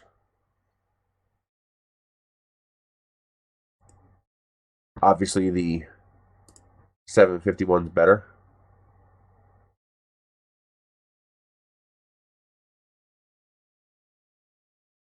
Little dick doo doo doo, little dick doo doo doo doo, little dick doo doo doo, little dick doo doo doo. You guys don't see that, but I'm hiding the message from Ashley. I'm just not showing it. It automatically hit it. So I'm going to make this one first since it's cheaper.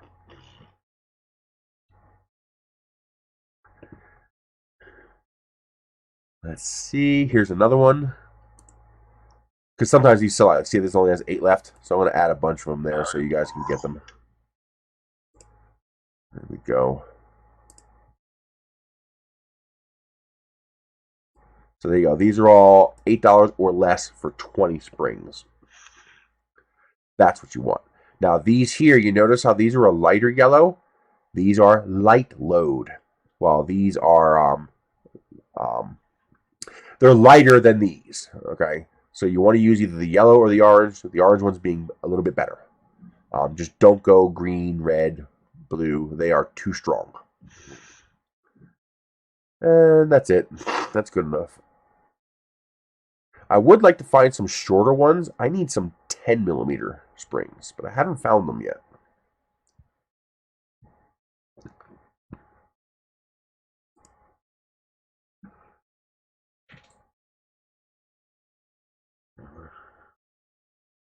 For under $13, not likely. We can check though. So I'll show you guys how I do it. I type in PLA or filament, 1 kilogram filament. And then I sort by price, and then I turn on Prime. You're going to get a whole bunch of Gizmo Dork stuff because they have these little, even though I told it 1 kilogram, it still shows me these 200-gram rolls. I don't know. The focus should come back. Yeah, it's clear now. I see it clear. Fishing season, hell yeah. So you got to get through all this stuff. Get past, actually, that's not a horrible price for a 200-gram spool. $10. But I think that looks fatter. But that's marble filament. That's actually pretty cool. Yeah, if you wanna taste marble filament, just play around with marble filament, that's actually pretty good. I'm gonna add that to the filament list.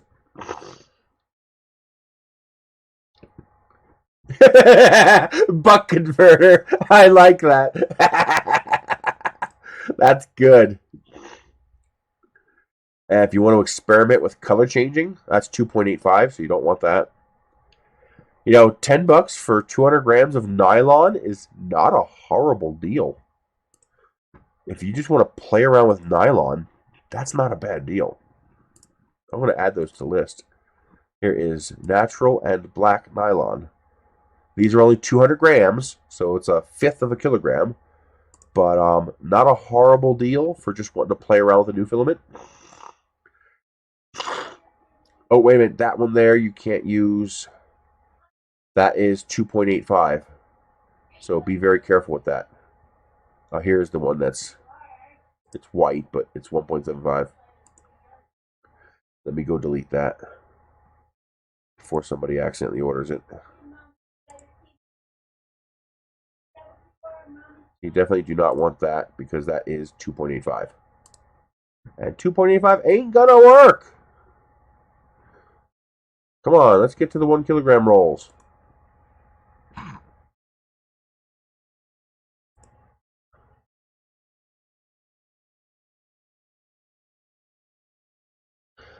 ABS, $14.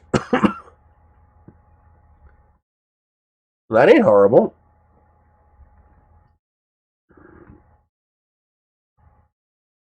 That's 3mm. Nope, cheapest is $17. So the cheapest you can buy right now, Smart Buy Filament, is actually pretty good. I've used it before. But the cheapest you can get right now is $14 or $17. So that is the cheapest. I hear some noise. Hang on, I'll see what they're doing real quick.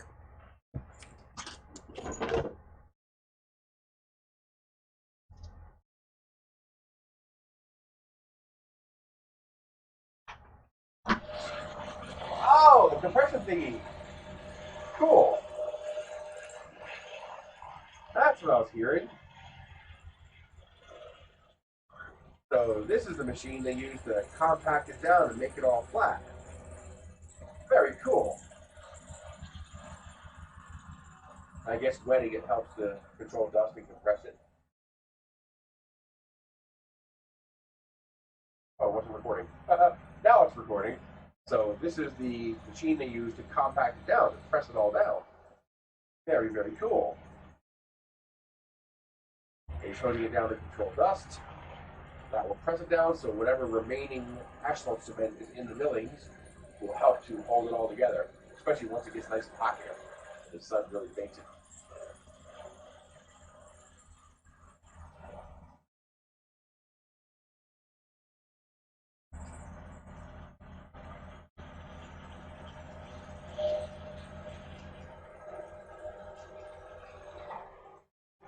Very cool.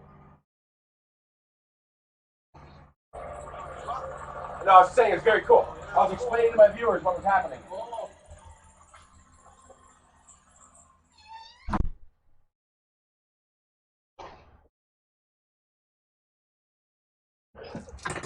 I'll show you guys a picture.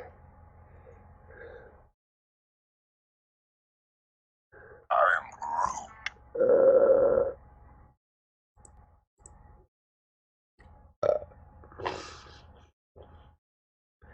So now they're compacting it down. See, that's what you're paying for. You're not paying for the material. You're paying for all of this. You're paying for the work. And that makes a big difference.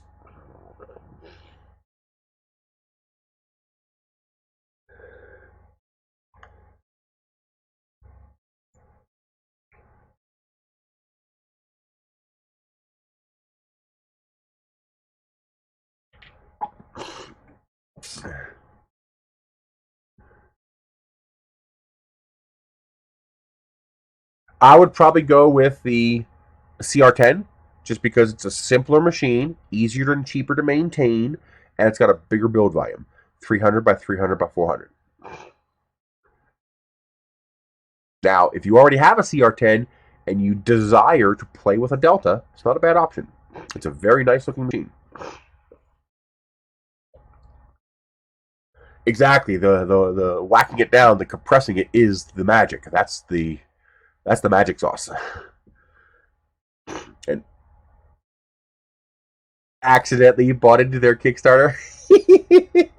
I almost did this morning.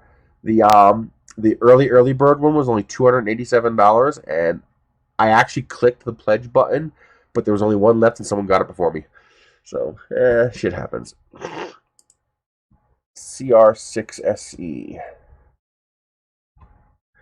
Let's see if it pops up on Kickstarter.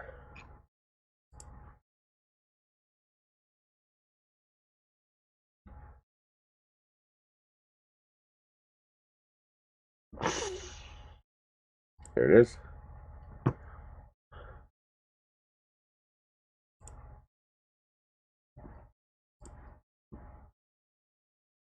So I was tempted at that really, really low price. See, this is $319 plus the HK176. It's gonna be like $330. I just wasn't biting at that price, but I was willing to bite at this one here. But somebody grabbed it right before I did. It's like shit. I was willing to jump at 280. I'm just not willing to jump at 330. I can't justify the money. I can't justify the expense. Especially seeing as I won't get it until August.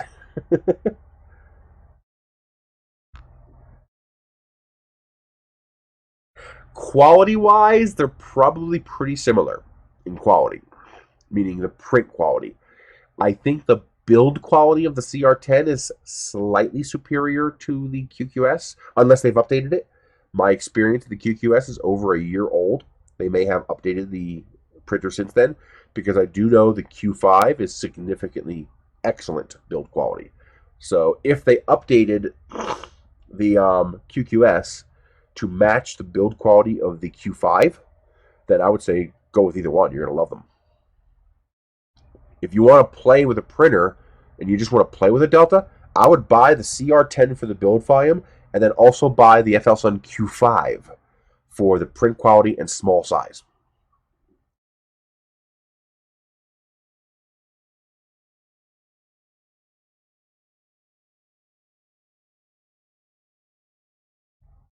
I print plenty of very useful things out of plastic. The issue is you have a desired thing you wish to make. Well, then 3D printing can't help you yet. I mean, the cheapest metal 3D printer you can get is $5,000 for the Lisa. Now, I simply decide, okay, this is the material I'm going to use. What can I print with that material that is useful to me? And then I simply limit it to those things. So, for example, it does an excellent job printing motor retention for my rockets. It does an excellent job printing centering rings. It does an excellent job printing complex fins. It does an excellent job printing launch lugs. Like here, I got a whole bin full of launch lugs I printed.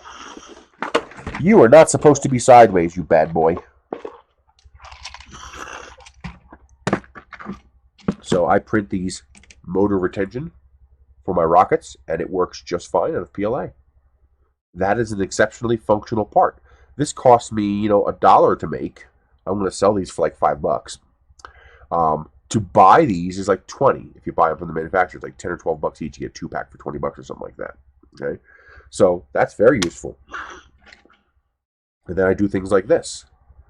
These are conformal launch lugs. So this surface here is actually curved, so it will conform to the shape of the body tube when you glue it on. So you get a better mating surface and a more aerodynamic, clean look. It just looks cleaner. Okay, very useful, functional part. Right? Now you also have nylons and polycarbonates. With nylons and polycarbonates, you can print all kinds of engineering useful products with nylon and polycarbonate. And as you can see, they are getting affordable. So how much is 1 kilogram of nylon? 1 kilogram filament nylon. I don't know if I've played with it yet. I have not played with the rocket stuff since I left Narcon. I just haven't had time. Here's 1 kilogram of nylon for $26. Now you do want to make sure you get a piece of Garolite for your print bed to make sure this stuff actually sticks. And you will need a filament dryer because this stuff does tend to be very, very hygroscopic. I mean hygroscopic to the point where it'll absorb moisture while you're printing. Like it's that fast. It can really absorb moisture. Where is the category for the other filaments? I should have a category specifically for PLA, LED, project goodies. I have a category just for specialty filament. Where'd it go?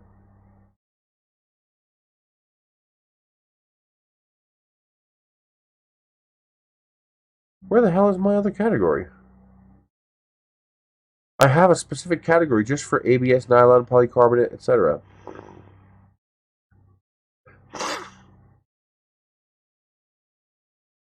There it is. ABS, PETG, nylon, PC. Can you print a flask? Yes, you can print a flask. How usable the flask is a different story. That depends. 2.85. Here we go. I actually just bought a roll of this, so I will be playing with this. This is carbon fiber polycarbonate. You can make usable structural components using carbon fiber polycarbonate.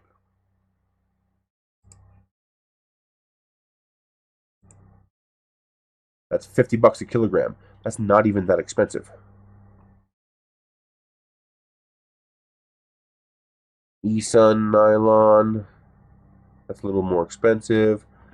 Now, they do have a carbon fiber PC as well that prints amazingly.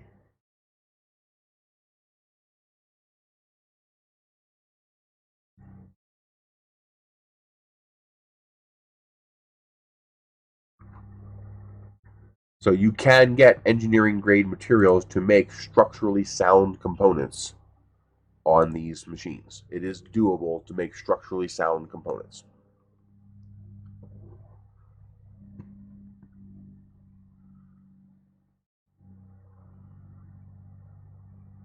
Oh, that's for sure.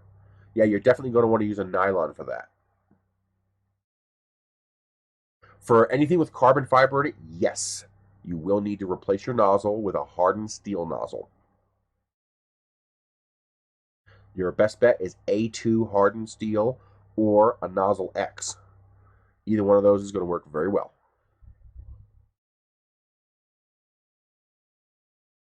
Wow. If you find a link to that guy on YouTube, send me it.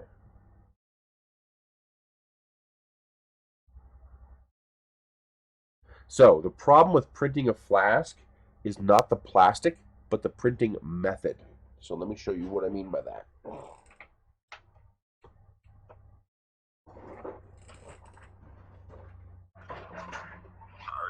So, let's say this was a flask to hold water. Let's assume I made it watertight. Why is this a problem to drink out of? It's not. It's food safe. It's not going to hurt you. But there's a problem. And it's not the plastic. The problem is the material.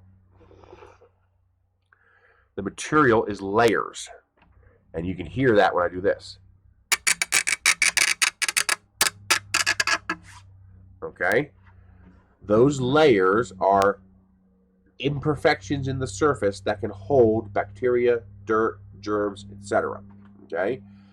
The problem is the normal method for cleaning something like this is to use water hot enough to destroy whatever's on here. The problem is any water hot enough to destroy the contaminants on this is also hot enough to destroy this. The glass transition temperature, the heat deflection temperature of this plastic is lower than 100 degrees Celsius. It's about between 50 and 60 Celsius.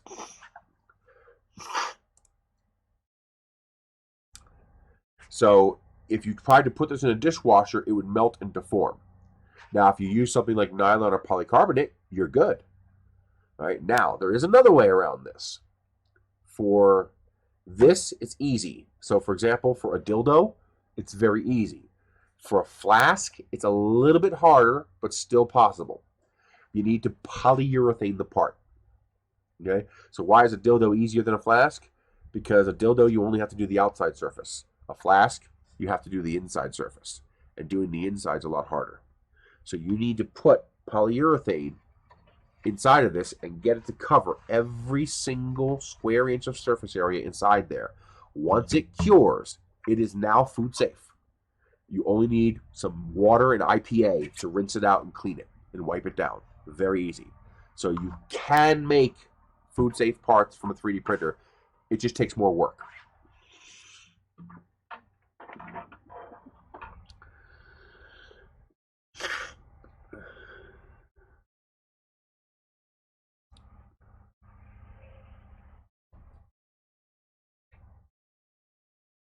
I think they're doing the compression closer here. Let me get another video.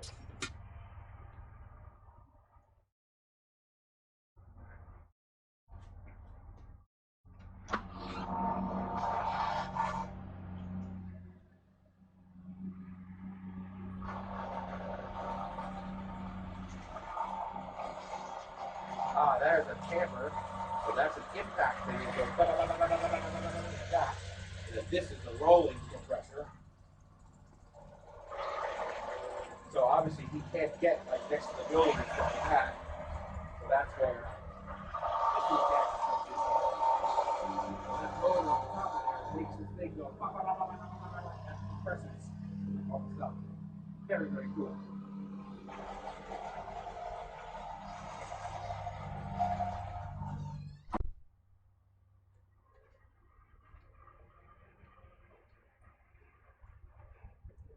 Hey, these guys are doing it right. I can't actually make a dildo tutorial. YouTube would demonetize me like that. What I could maybe do is make like a stick or cane tutorial, and then you guys can use your imagination.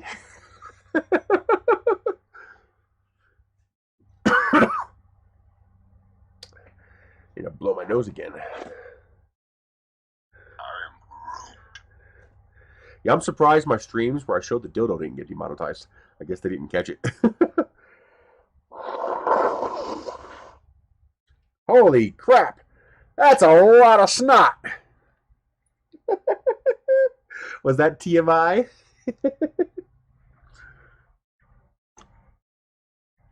Man, I felt that come out like a rocket nozzle, man. Cucumber tutorial. There we go.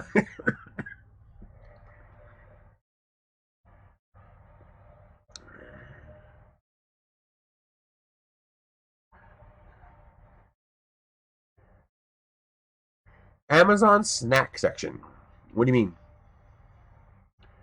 Yeah, there we go. There we go. We can make Pickle Rick food safe. Ladies, this is the important part here. We're gonna make Pickle Rick food safe. Why? Don't ask me why. Figure it out.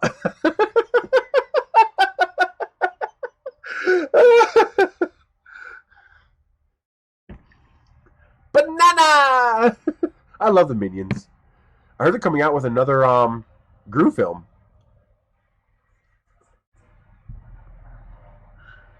It's just like Bob used to make.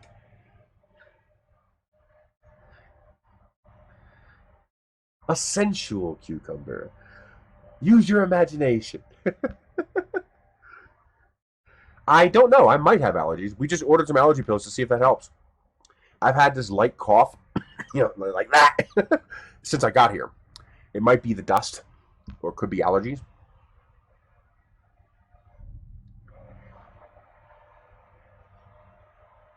I never had allergies before, but the doctor said, well, that can change when you move. True, but you don't have to make a rocket food safe.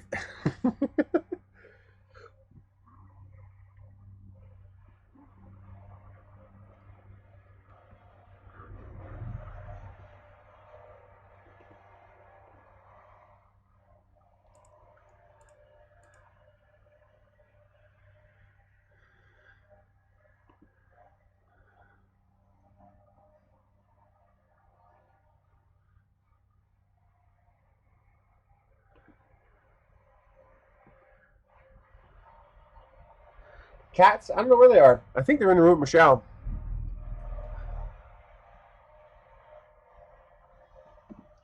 That's where I guess they are. Yes, cats are very different. Please, do not use your cat as a toilet paper replacement. I know they're self-cleaning, but that's just disgusting.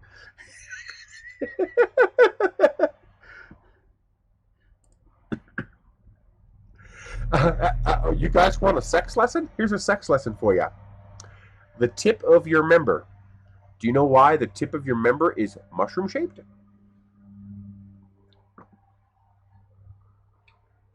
You'd be surprised how many people do not know the answer to this.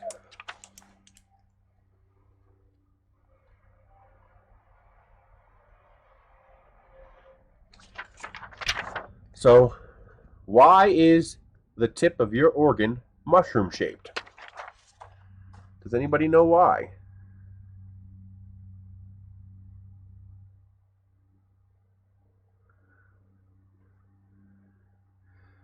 And as a combo question, you ever notice after you relieve yourself, you can't keep going?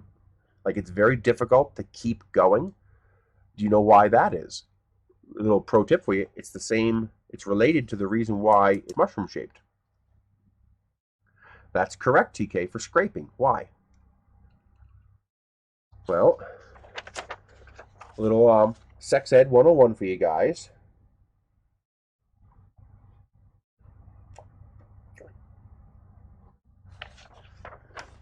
The idea is if you have competition,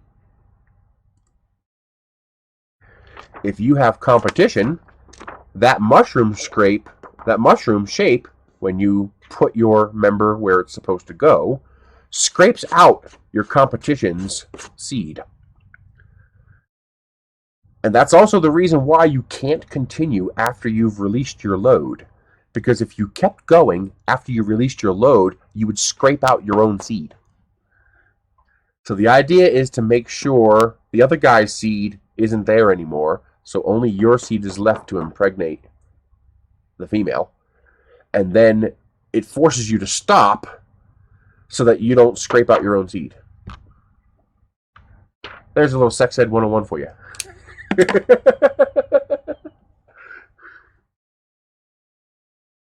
Not for sealing off. It's for scraping. It's to, because remember, in the animal kingdom, sometimes you might have 4 or 5 males going after one female. We're a little different now, but we are monogamous. We mate for life typically. But in the old days, we didn't. In the old days, it was a rape fest, literally a rape fest. As many men as possible would try to rape the few number of females available as possible to spread their seed. So the mushroom shape is designed for you to remove any other male seed. And then the reason you can't continue afterwards, the reason your physical reaction causes not so much pain, but it makes you want to stop, makes you want to discontinue. It's because if you continue, you scrape out your own seed, which is not good for procreation and the spreading of your species. So, yeah, usually. But yeah, that's why most people don't know that. That's why that's why that's the way it is.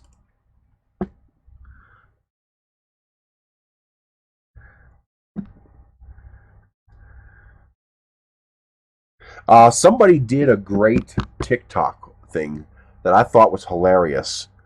Um, I'll try to do it for you. Hang on.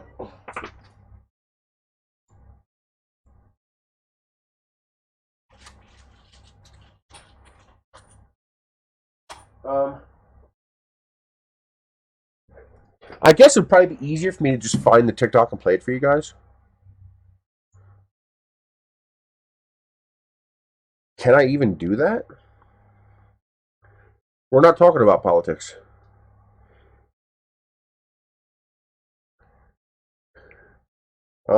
I can just can I search? Yes. Um, 5 cents.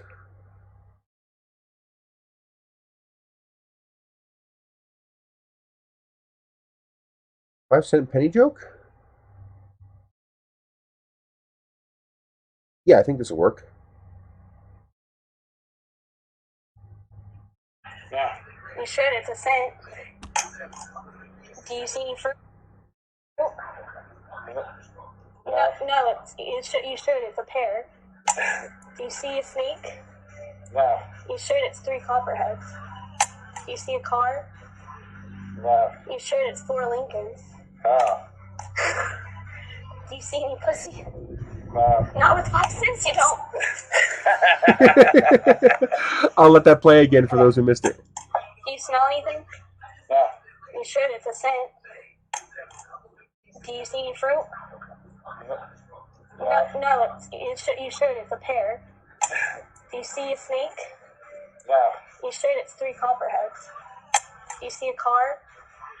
No. You should. It's 4 Lincolns. Oh. Do you see any pussy? No. Not with 5 cents, you don't. That's just hilarious. It's actually more entertaining to see some of these kids, struggle with the humor of what they're trying to say. It's hilarious because they get red in the face, and that's hilarious.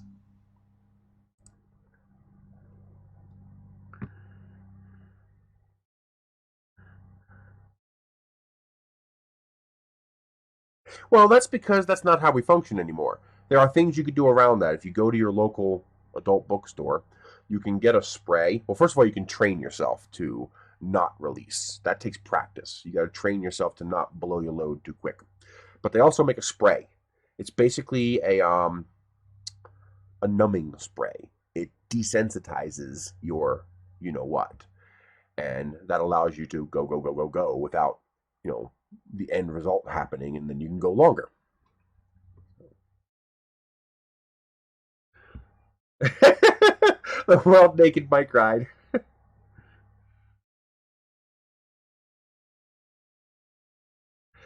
Getting fucked is not modern politics. That's throughout human history. The name of the game since we invented any kind of trade whatsoever has been get fucked.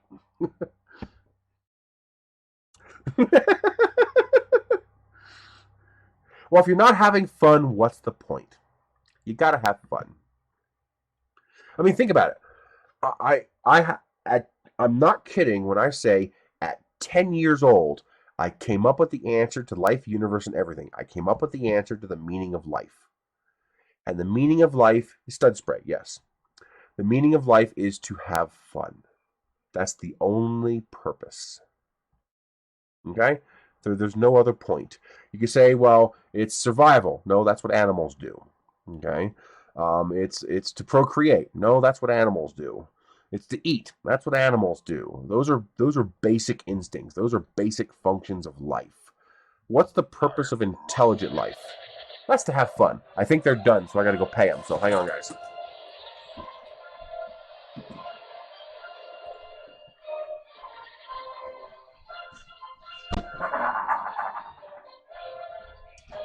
Hello. Total 18, man. All done? Got it.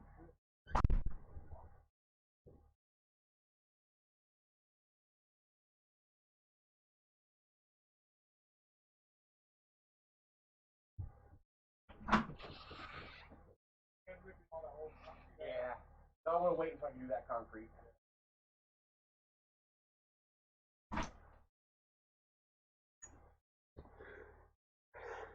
Where is the keys to the car? Here it is.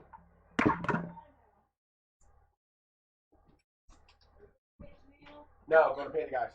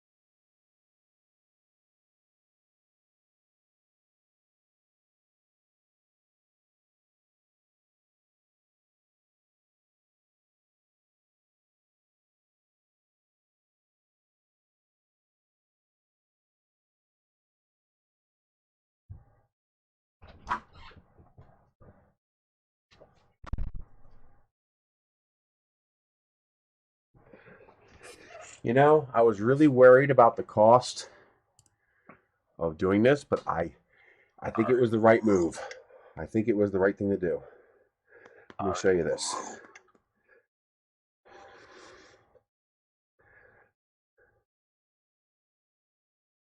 So it's packed down. Let's switch over to that cam. It's packed down real tight. He also gave me some back here. He didn't pack it down though. It's really soft. It needs to be packed down. So I got to figure out how to do that.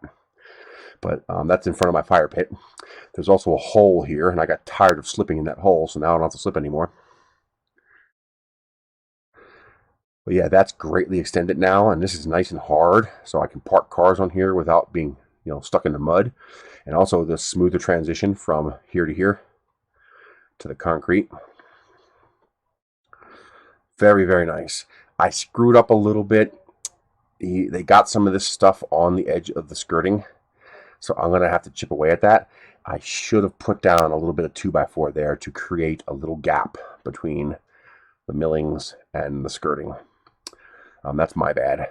They did a pretty decent job of lining it up, but I'm going to have to chip away at that to make sure it doesn't interfere with the skirting. Here's the front. They even did this portion of the road. So I might, if I have enough money at the end of this pandemic, I might pay to have the rest of this paved. I think one more load would be enough to do the whole thing. But yeah, look at that. Very, very nice. We spread this out more almost to the end of the concrete. So we chipped away all the tree stuff here. Much, much, much better.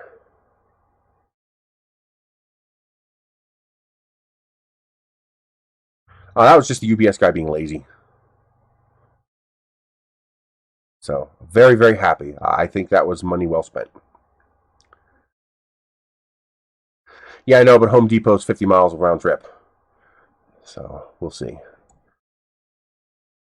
I used to have a tamper. I might just buy one and just every now and then go out there and tamp it a few times until my hand gets tired, and eventually it'll be good. I could also drive the car over there and just drive over it a couple times with the car.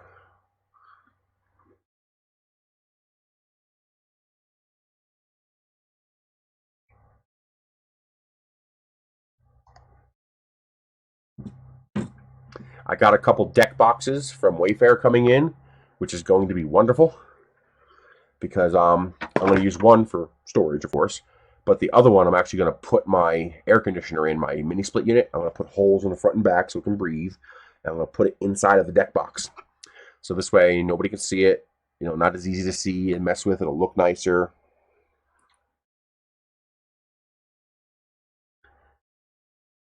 Yes, that was an old video. That only happened once. I actually got some signs. I'll show you guys if I have them in here.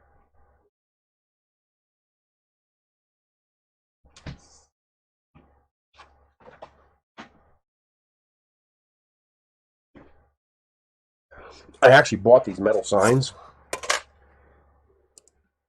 to put up on my posts by my entrance.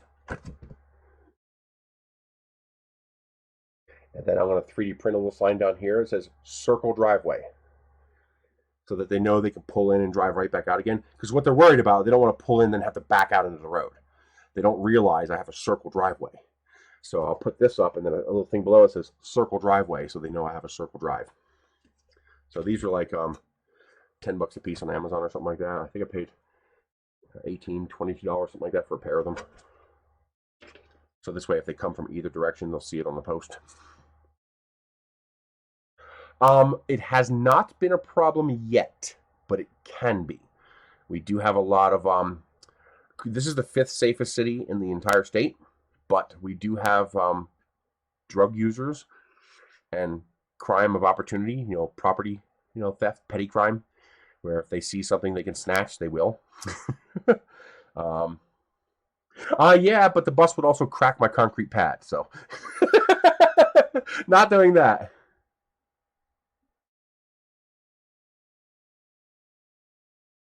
The long strings, the little solar-powered string, the decorative lights, the one is holding up fine. The other one stopped working. I got to figure out why.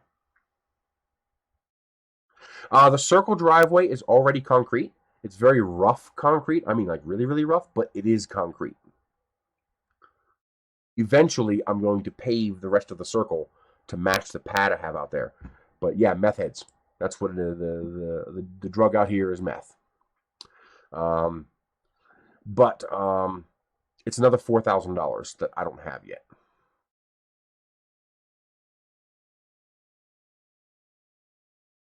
Yes, you can. As with any resin, the clearer the resin, the faster you can print. No, the black box type. I don't know what you mean by the black box type.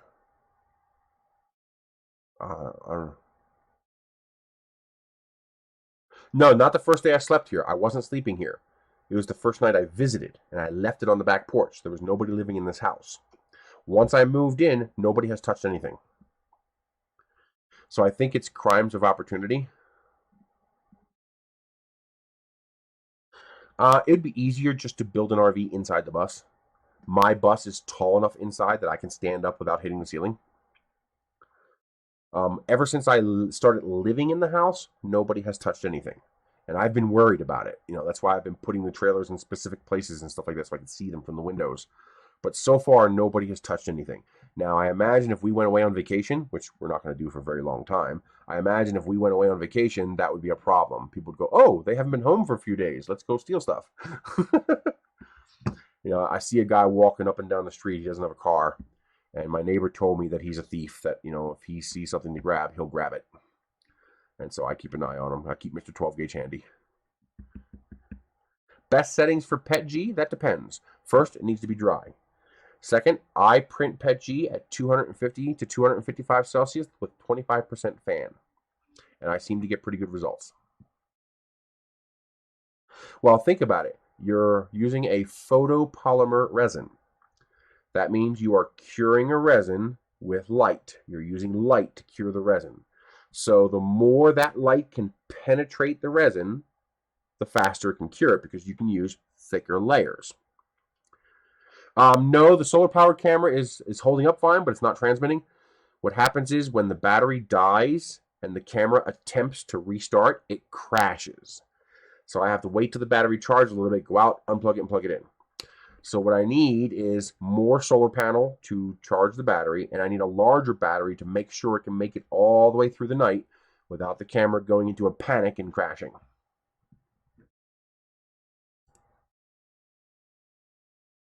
So the clearer your resin, the deeper the light can penetrate the resin, and the faster it can cure it. The darker or more opaque your resin, the more energy it takes to penetrate it and cure it.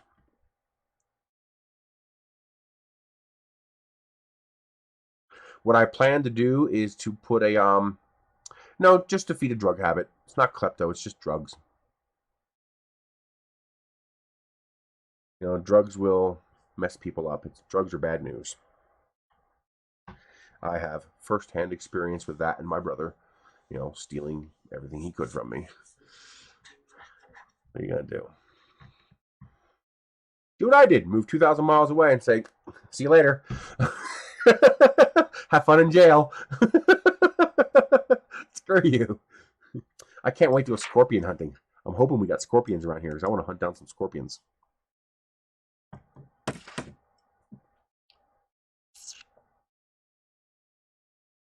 Did you get those settings, Skyrim? 250 plus on the hot end, 25% fan. And also slow down a little bit for PETG because PETG is a little softer. So if you go too fast, it can, it's not often happens, but it can buckle like a TPU. I had that happen in my my Guider 2, my FlashForge Guider 2. I forgot to leave the enclosure open, and yeah, that didn't end well. She's doing okay. She recovered from the sickness. I'm hoping it was COVID-19 because that will mean that she's safe now. Because she got really sick, so she definitely developed an immune response. Hopefully, if that's what she had. She got approved for unemployment, so paying the bills is okay. As long as we open back up before the PUA portion of the unemployment runs out, she should be okay. No, they have not gone and got him yet. I don't know why. Probably because of this mess. They just don't want to deal with petty stuff like that. Well, around here, the scorpions are pretty big. So that should be quite visible with the naked eye. Yes, that's it's a magnetic flex plate. So it's not steel, but it is stiffer than normal. At this size, it does work pretty good. I'm still going to put a piece of Wham Bam on here. And this is stock. That's how this printer comes. So it's a really nice machine. I know we have lizards in the house. I saw one. I remember laying in bed and I saw a lizard go zip. I was like, oh, cool. We got lizards. Well, it was lizard shaped, so I assume it was a lizard. That's what I have. That is a 100 LED UV light, black light.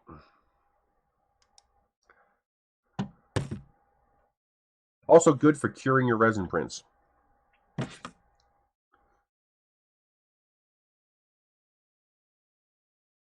The city has placed charges against him, so he has 2 pending felony charges filed in court against him. And thankfully, it's the state filing the charges, not me, so I don't have to be there. Yes, comes with this extruder, comes with the tube. The only thing I don't like is that it uses bypass air for the parts cooling. So this duct splits the air between the fan for the hot end and the parts cooling. I'm going to eventually add a dedicated parts cooling fan to this. It came with the magnetic skin. It came with the linear rail. This machine is completely stock. It's really a pretty damn nice machine. This is King Rune. You can get that on Amazon.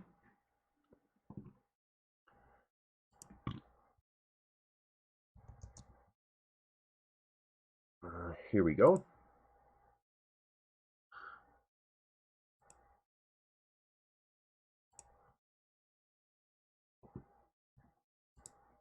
If you go to 3D printers, it is the first item on the list.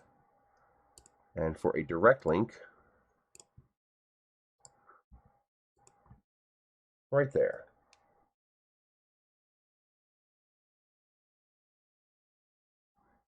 But that is how the printer comes stock. Color touchscreen, all-in-one construction. So there's no separate power brick. It plugs in. Where's it at? Here we go. So it is a power, like a laptop type power supply. You see that? There it is. So you got to plug it in like that.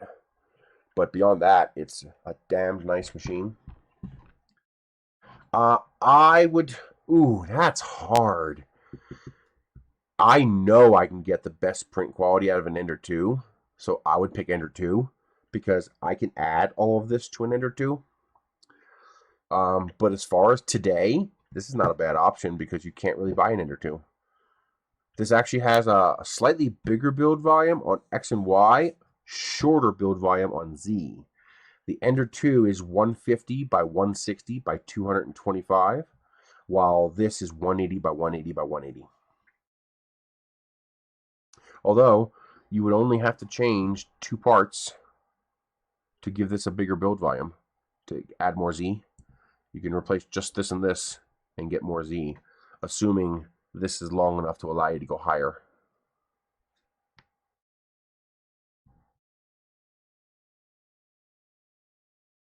The X gantry belt looks crooked. It is. It's off center. Oh, I wonder how that happened.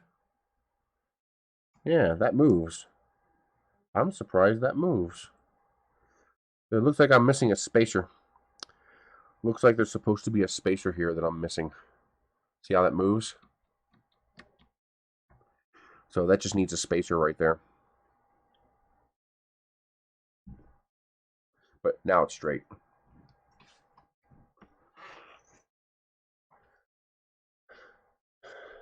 Because the Creality flex plate sucks, I tend to print full build volume prints, and that will warp it. It works good. It sticks good. It just the stiffness of this portion is not enough. That's why you need a steel plate. If you're just printing small stuff all over the bed, it's fine, not a problem. But if you print one thing big, yeah. Told you twice. Told me what twice?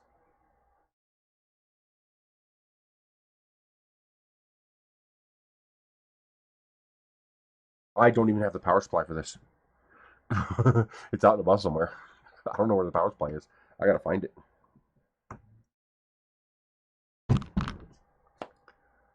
Is this 24 volt? 240 watt.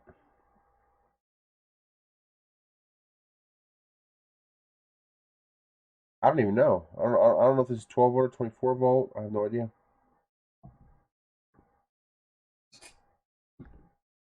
I think it's, I don't know.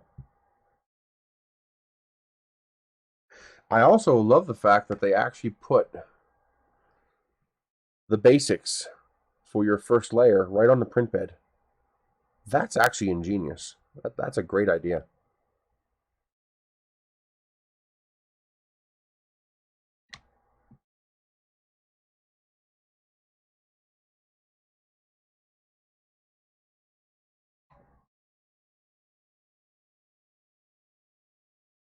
Oh yeah, I just missed it.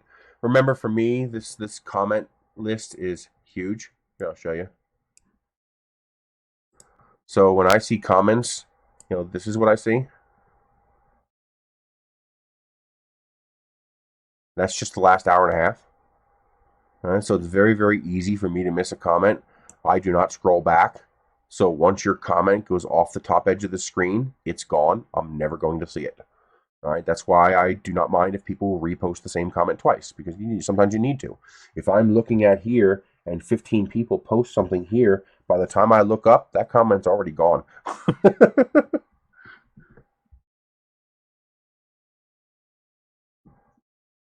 Yes, Wham Bam is very expensive. You also have TH3D, although theirs is PEI. I prefer the poly surface. And there are also vendors on Amazon who have flex plates.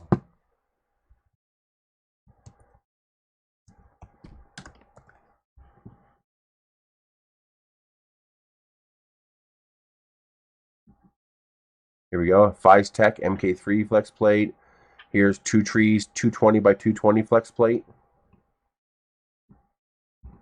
And that's 30 bucks. Hi, kitty.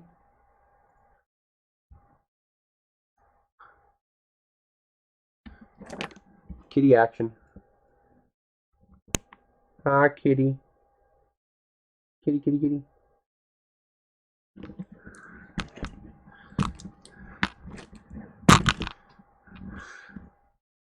Let's see. That's still 220.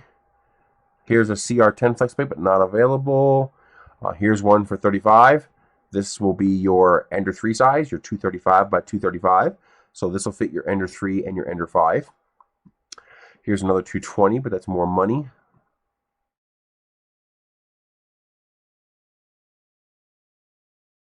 Here's a powder-coated one. This is, I believe this is just the plate, though, not the... No, it is not. Well, there is filament that flexible from Ninja Tech. Ninja Tech has filament that would be elastic like that, but otherwise, no, they're not elastic. They're just flexible, meaning they don't act like a rubber band. You can't stretch them and pull them back.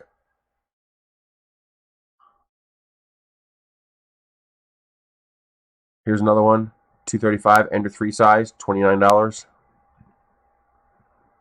There you go. There's a 310 by 310. So here you go. Here's one for your CR10, and that is $38. And the PEI looks like it's separate, so you can apply your own surface. That's actually a good deal. I'm going to save that.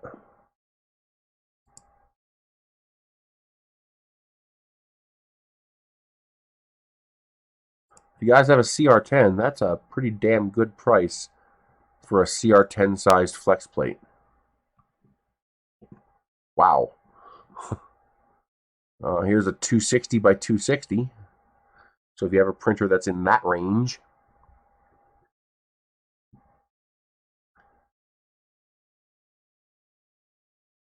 Here's a $32 235 by 235. Basically, just start looking for the metal plate and then check the size.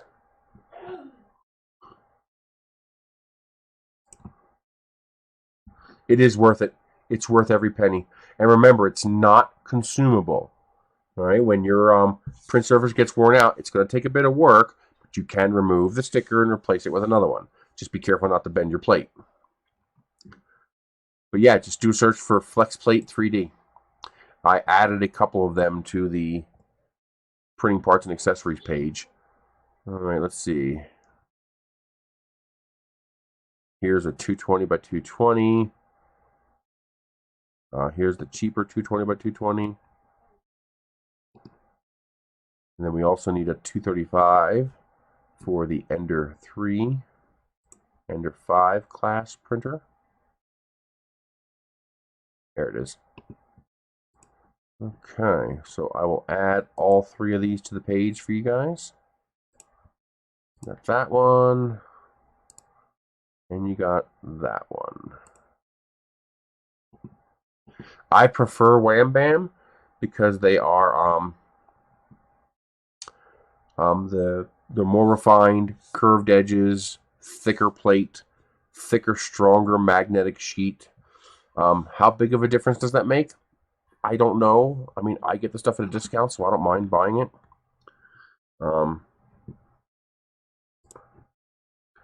I don't know. You would actually need 410 by 410 flex plate.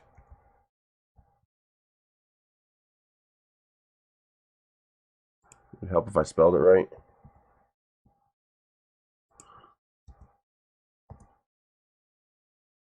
That's a 180. That's what you need for this printer right here. But I would not pay that price. Not on Amazon, no. What about T3DP?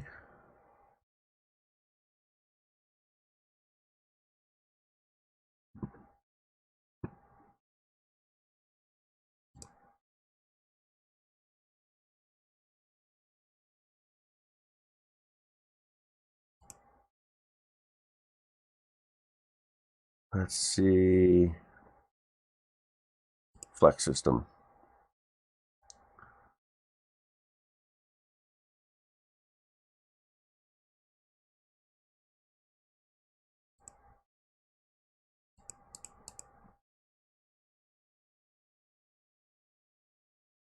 Alrighty. What sizes does he have?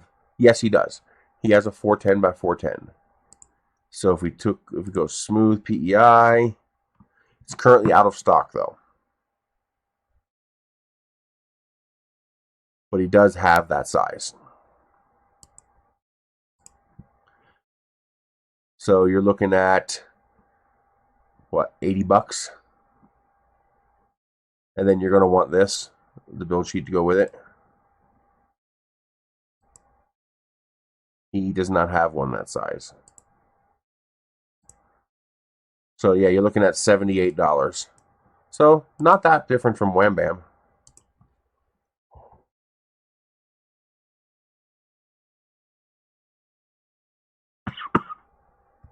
And you can get a PC surface from Wham Bam too.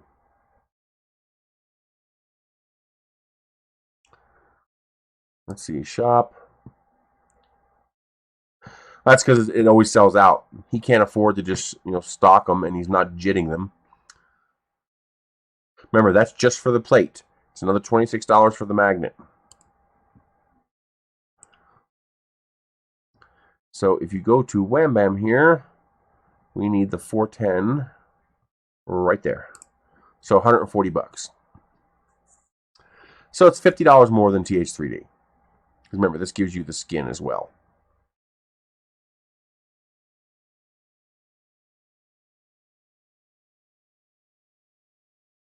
And I have tested this up to the highest temperature my printer can reach, 133°C on the bed. No problem with the magnets. And keep an eye out. They have coupons as well.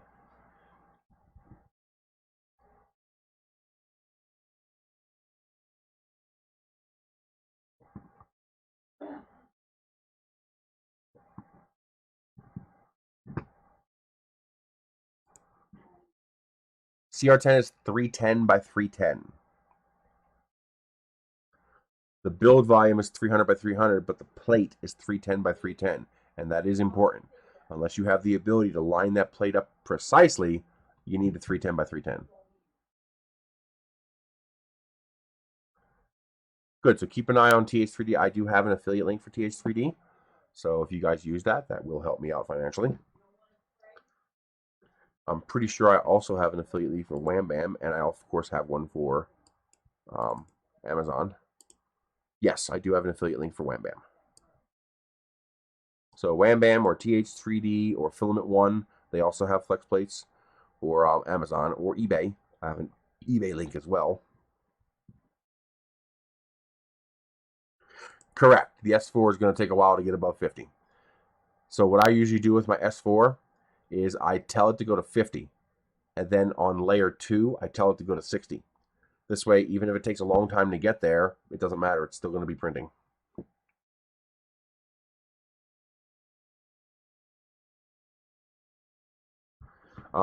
If you're getting serious and you need higher bed temperatures for your S4, there are ways to do that. Switch back to monitor. 410 by 410 heated pad. I'm pretty sure they are available. There's your 400 millimeter bed stickers.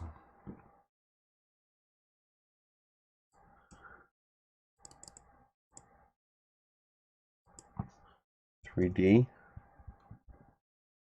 Let me get rid of pad. Here we go. $100. 3 minutes to 100C. It can go up to 120C. It comes with the controller. So this is a heat pad that would plug directly into mains AC power. Oh, I also have a rocketry channel now, trustandthrust.com. That's going to be all of my rocketry stuff. My biggest problem is getting these channels to 1,000. Well,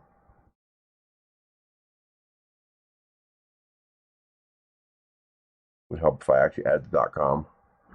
But there you go. That's $100, and you can put a silicone heat bed on your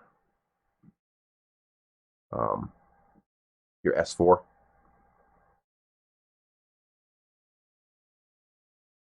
Where is my 3D printing parts and accessories? There it is.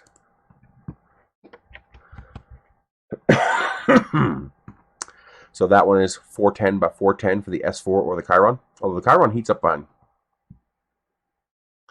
Now, the only problem is, this does mean it does not turn off when your print's done. This is separately controlled by that control box right there. Okay? That means you have to turn it off.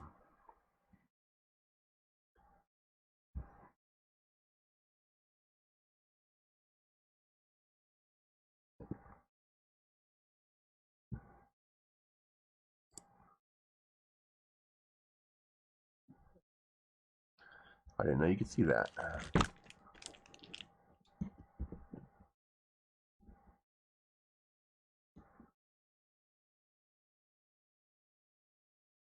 Yes, it does. I suck at typing.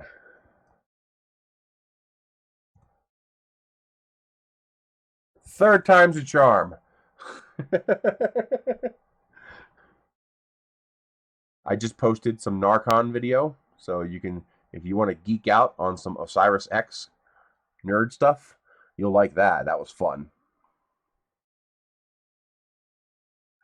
Well, if you want to start printing ABS and stuff like that, yeah, you need more heat.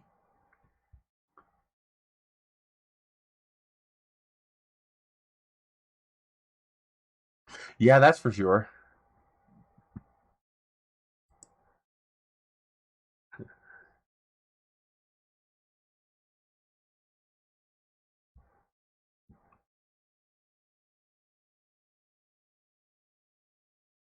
The heat makes a big difference, though. Even 50C makes a big difference. Yeah, they're a pain. Even with a flex plate, they can be a pain in the ass to remove. But at least you just take your time. What I do is I pop the whole plate off, which actually can be the hardest thing because it doesn't want to. See, normally the magnet's actually pretty strong, and the way you get the magnet off is by peeling the magnet off. No, NARCON is the National Association of Rocketry Convention. NARCON.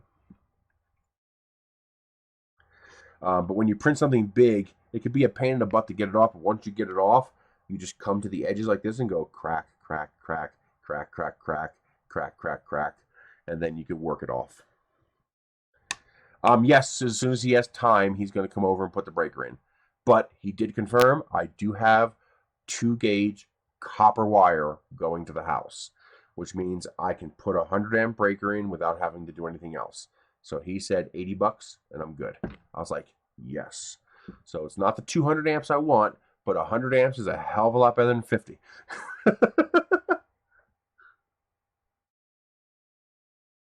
Extruder knobs, you mean where the people put the little knob here on top of this? I never use them. I don't see a reason to. I just squeeze this and push and pull as needed. Thank you. I appreciate that.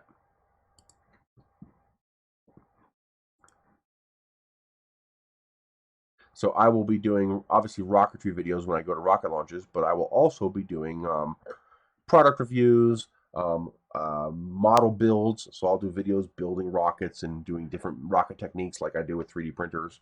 And I'll also do live streams. So for example, a smaller rocket that I think we could build in 4 or 5 hours, we'll do a live stream where we build the rocket during the stream.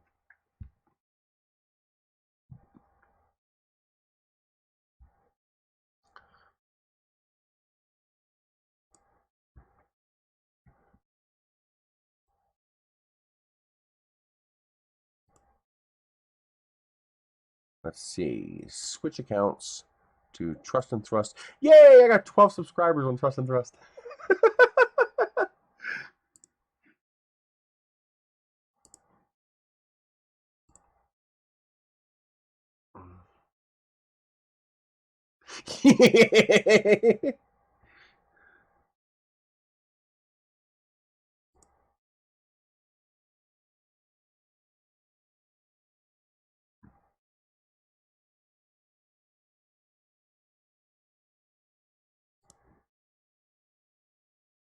No, that's not where I want to be. That's where I want to be. Switch to Life and Reese.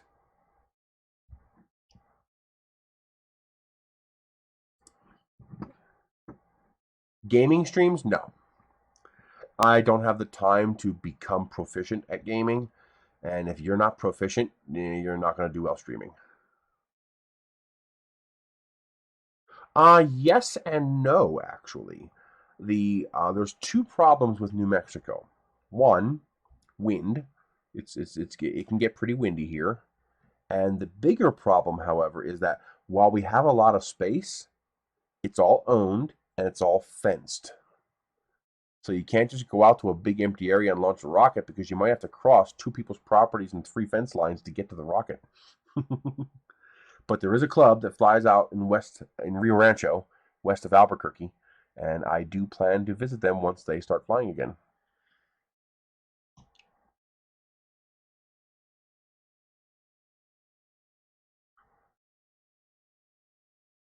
Number 7! Lucky number 7!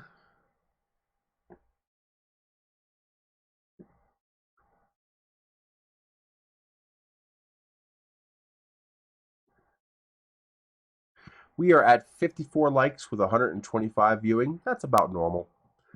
Usually you end up with about a 50% like ratio. It's just the way YouTube works.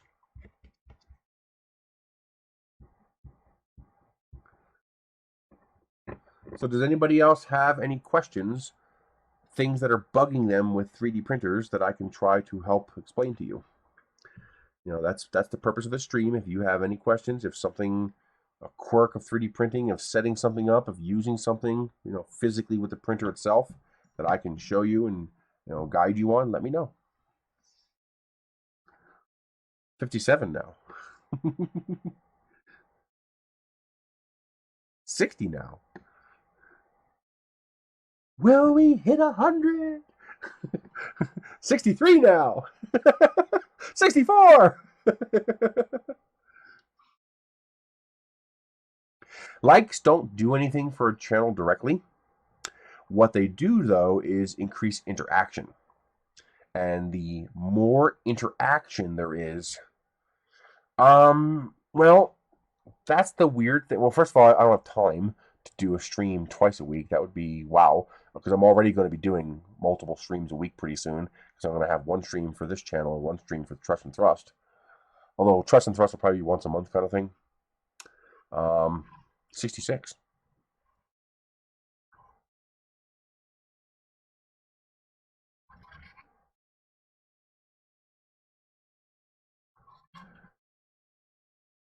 Replacing belts is actually pretty easy on most of the time. Okay. So, let me show you this. Okay. Let's see. Can you see that? Yes, you can. Let me switch over to this view. Okay, so the belt is basically a loop that runs around and it connects to here. So you see those two little brass grommets right there? Normally we just use zip ties. This one is a pre-made belt, so it has brass grommets. Okay, so all you're doing is there's a piece of metal here. This metal bracket has an edge. Is there a better way I can show you this? Not really. Okay. So you have your metal bracket here, and the belt it's just a loop, and it just slides over top of the metal bracket. You can't see that. So it's just a loop that slides into the slot over the metal bracket. To replace the belt would be pretty easy. So first, you would make a loop over this hole here. You would put your 2 zip ties, always 2, okay, to lock it, okay? And you want to make sure that when you fold the belt over, it's teeth into teeth. Okay, you want teeth into teeth, not smooth on smooth. And then you put 2 zip ties as close to the end of that loop as you can, and you cut off the excess belt. Now, the next thing you would do is you would loosen the 2 screws for your idler pulley, and you would push it all the way in. Okay, that's important. You push it all the way in until it touches. It's going to have a little bit of play. Okay, then you run the belt through here, around the gear drive inside this box, underneath the wheels. So basically you slide the belt into the track, and then you run the wheels over the belt, and the belt comes out here. The belt runs around the pulley, and then you create a second loop as tight as you can around here, double zip tie, and then cut off your excess. Now your belt's going to be a little bit loose, but that's what this is for. You then push that out. The way I adjust these is I grab this with my fingers like this, and I pull. I just jam my fingers in here and hold it tight, and I just snug one of these down. And that'll lock it in place. Then you can let go and tighten the other one. And that's it. That's all there is to replacing that belt. The bed works exactly the same way. This is actually a slightly better view. So you have your metal bracket here, and you got your 2 points that your belt loops slide onto.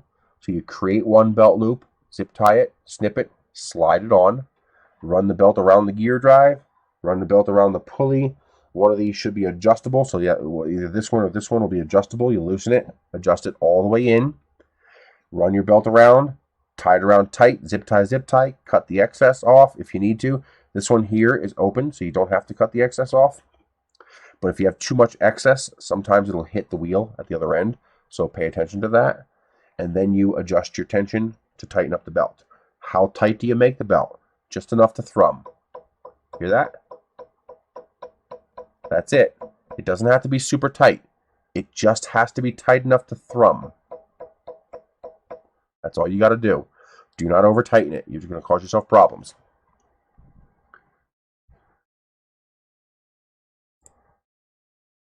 Now, what was the other question? Extruder clicking. Okay, now that depends on what you mean by clicking. Usually when we say extruder clicking, you need to look at this. You need to watch this while you're printing. Okay. Usually clicking is when you're going to see the gear turning like this. Okay, and it's going to be going click, click, click, click. It's going to be turning one way, and then you're going to hear a click snap, and then it's going to go backwards. And then it's going to try to go forward again, slow down, click, and go backwards. Okay? If you see that happening, if it's going forward, snap, forward, snap, forward, snap, That means the amount of energy required to push the filament through this path is greater than the torque this motor can put out. There are many reasons that could happen. The first thing you're going to look for is 99.9% of the time it's going to happen on your first layer, and it's because your nozzle is too close to the bed. So if your nozzle is too close to the bed, you're literally stuffing the nozzle. You're jamming the nozzle into the bed, and filament physically can't come out. And if it can't come out, it's going to back up pressure in here because it's trying to push it out, and eventually you'll exceed the torque rating of the motor and it will snap back to the last step. Now, another reason that could happen is if you have a clog. Okay, your typical reason for a clog is going to either be you use a filled filament, you cooked off some filament. Sometimes it just happens. Your printer usually comes with those little acupuncture needles. Basically, you probe it up the butt. You stick that probe up inside that nozzle and you clear out that clog. You push the filament through and try printing again. If it doesn't happen again, you're fine. Now, another reason that can happen. This is what's called a PTFE lined hot end. They're great because they're extremely forgiving and extremely reliable, but they do have one Achilles heel. This tube goes all the way to the nozzle, so it actually touches the backside of the nozzle. Your brass nozzle actually touches the tube, and the brass nozzle form a mating surface. If you have a gap between the PTFE tube and the nozzle, filament is going to leak out that gap. Even if it doesn't come out of the printer, it'll come out of that gap and the filament won't pass through to the nozzle. No problem yet, until that trapped filament begins to cook off and pieces of cooked off carbonized filament start going through your nozzle and jamming it up, increasing the friction. Now, the way you fix that is you have to remove your nozzle. You then have to push this PTFE tube all the way through so it comes out the bottom. That will ensure that the gap between the nozzle and the throat in your heat break is cleared. Now, you can't do that for all of them. Some of them have a separation point in there where you can't push the PTFE all the way through. You'll have to determine that. A good way to know if you have a problem is to retract your filament. Then you remove this compression fitting and pull out the PTFE tube and look down inside. When you look down inside, you're going to see the tip of your nozzle down there. You're going to see the top side of your nozzle. You should see a nice, clean, brass-colored ring in there. If you don't, that means filament filled in that gap and it's covering up the end of the thing. Basically, your nozzle is going to have filament on the wrong side. So you have to take the nozzle out. You have to clean off the end of the nozzle so you have that nice, clean mating surface. Check the end of your PTFE. I have a whole video on this. If you do Nerys hot end on YouTube, let me show you that.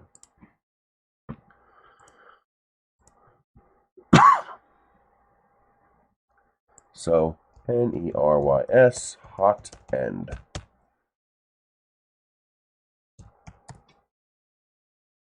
So Nerys hot end, you're going to find this video right here, Creality hot end failure modeling. I'm going to have to create a thumbnail for this because that needs a thumbnail. I made a giant 3D printed version of the hot end on most of these printers. And this will walk you through not only how to fix it, but the how and why so that you understand what you're looking at. Because if you understand what you're looking at, you're better able to resolve problems. So to reassemble, you put your nozzle in almost all the way. I pretty much just put it in all the way. I tighten mine via the compression fitting, not via the nozzle. And then what I do is I put this compression fitting back on the printer, tighten it up all the way, and then I loosen it 2 full turns. I take my PTFE tube, slide it all the way in. I pull up on the lock to make sure it's locked in place. Then I finish tightening the compression fitting here. And what that's going to do is that's going to force the PTFE tube and nozzle together tightly, okay, to make sure that there's no gap in between them.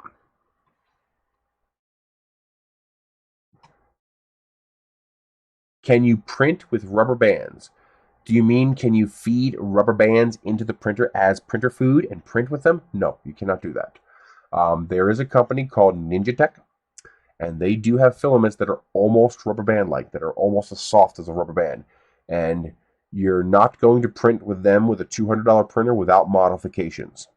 Probably your easiest way to print with one of them is to get the direct drive adapter that I have listed on my page. Let me show you.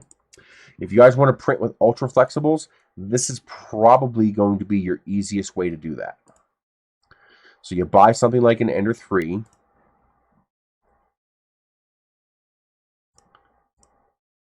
Then you buy something like this. It's not currently available. You have to wait for it to become available again. This is a direct drive conversion kit. This allows you to convert your Ender 3 to a direct drive printer. So this is a replacement bracket that allows you to mount your standard motor here. This thing allows you to mount this directly on top of the hot end of the printer. And then what I would do is either you might be able to get away with just that, but then you're going to want something. Is it available on Easy R Extruder? Is that available on Amazon? I don't think so. You could get something like this, but I don't know how flexible compatible this is. Your better bet is to get an Easy R.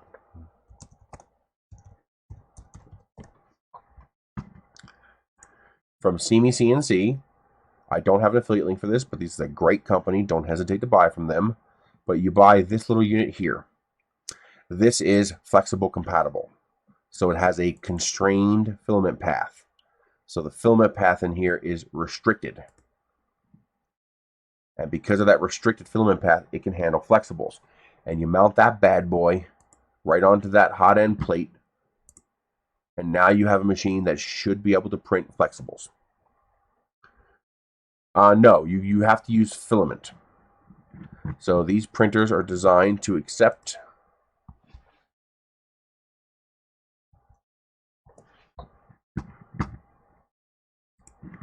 .3D printing filament, which is this stuff. Okay, so it's basically weed whacker string trimmer string, but it's made of plastic. Okay, and it needs to be a very specific size, 1.75 millimeters. So you combine this here, so you want Ninja Tech.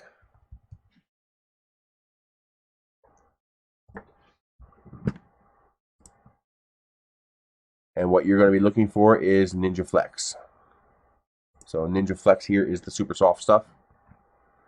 This stuff is crazy flexible. But that's what you're going to want to look for printing hyper flexible stuff.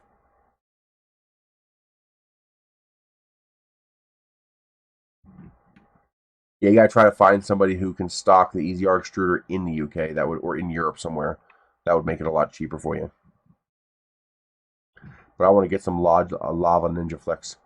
Look at that orange. Oh yeah.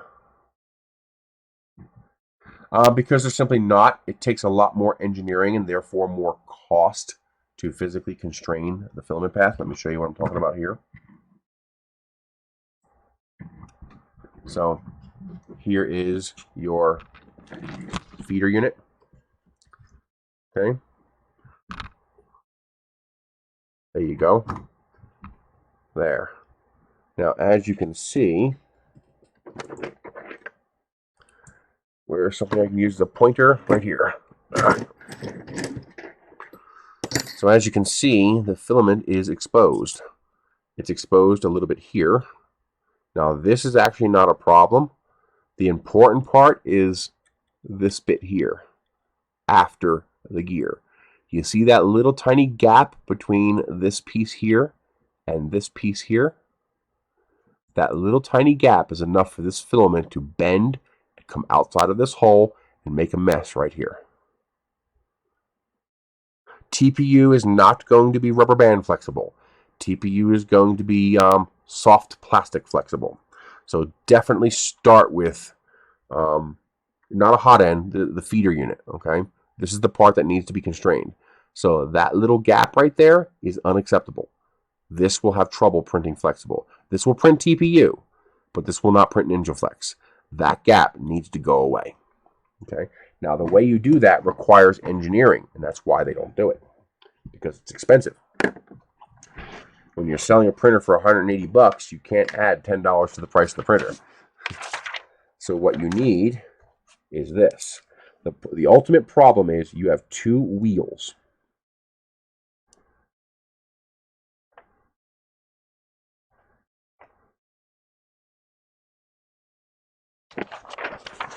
Ultimately, the problem is you have two wheels, and that little gap between the tangent of these two wheels and the pinch point of the filament is your problem. Okay? So what you have to do is your hole in this end here has to be shaped like this.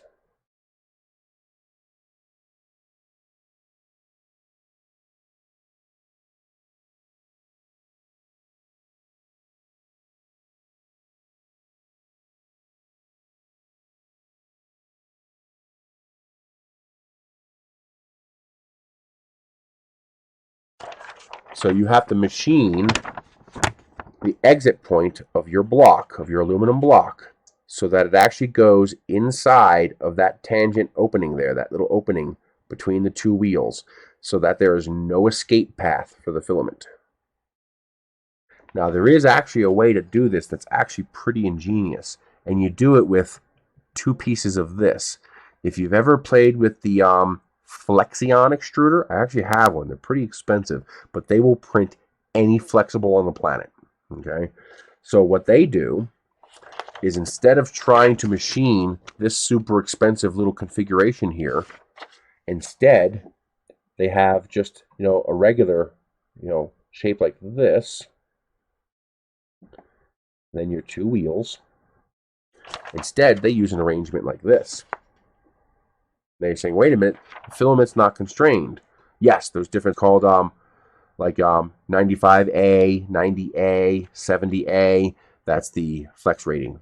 So what they do then is they take a piece of Teflon tube, they take a piece of PTFE tube like this, and they snip the ends of it at a 45-degree angle to create a point.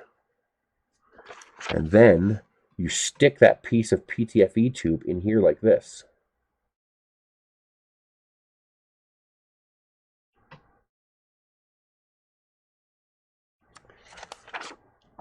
And then your wheels will actually grind away at that angled PTFE tube until you have a flush fitting between the PTFE tube and the wheels. And that's how the FLSun works. They actually do it on both ends. They have another piece on this end here so that you don't get any kind of winding on retraction. But that right there, if you can put... So in theory, I could make this flexible compatible if I were to drill a hole. If I were to remove this block here, and I were to drill a hole where the filament path enters, right here, and I drilled a hole that could accept a piece of this PTFE tube, so a 4mm hole to accept this PTFE tube, and then I put a little tiny piece of PTFE tube in here with the ends cut at a 45-degree angle like that, and combine that with a dual drive gear unit. Sure hardness. That's correct, 3D Jimmy. That's the word I was looking for. But that's the problem you have with PTFE tube. That gap needs to be 0. If you can see the filament can escape. Okay? Flexible is that nefarious. It will worm its way out of there and it'll wind itself around this gear.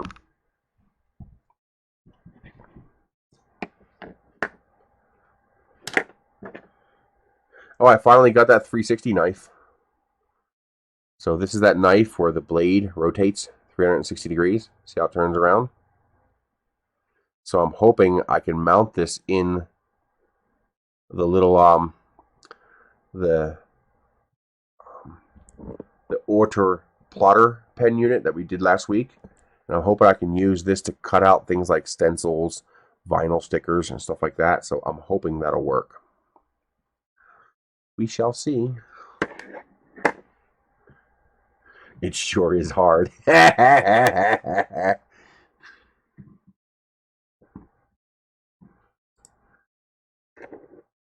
we're up to 74 likes. We gained 20. Nice. Did I miss any questions while I was answering that? Let's see. Pretty good, RC Voodoo.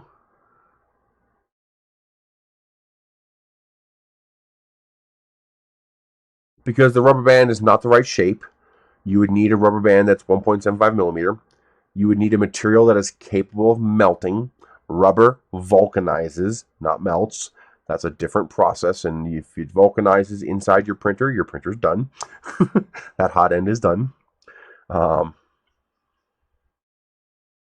That's okay. If you're trying to do small, very precision things, that's a problem. But for what I'm trying to do, I don't think that's a problem. The offset is, it's about a 1 millimeter offset. It's 1 millimeter. The tip is about 1 millimeter away from center, maybe 2 millimeters. And I am totally okay with that. For printing out a vinyl sticker to put on your car windshield, that's fine. It's plenty of resolution.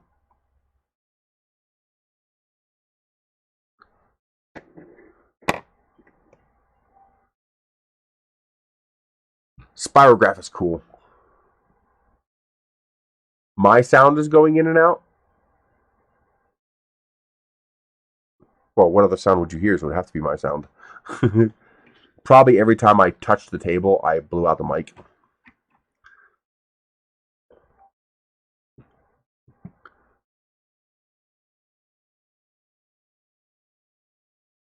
The blade has to be offset. Because if the blade isn't offset, it won't rotate when you change direction. So think about it this way. If I have this, when I change direction, nothing's going to change. So I have to offset so that when I change directions, the blade changes directions with it. Okay, so the blade has to actually be able to turn because only one edge cuts. So if the tip of the blade were exactly at the center, it would just plow sideways and break the blade or tear up your material. So there has to be enough of an offset to cause it to rotate and change direction when it moves.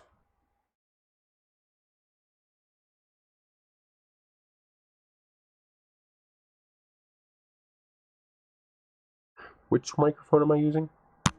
I think it's this one. So...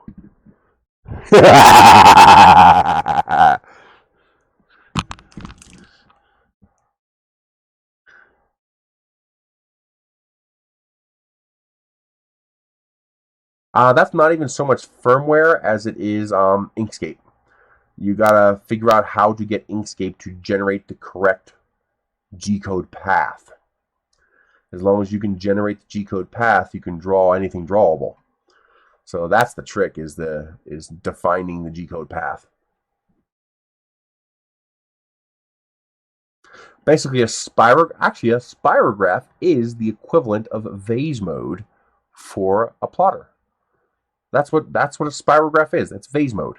It's one continuous motion. It never stops and moves. It's continuous. So that's the equivalent of vase mode.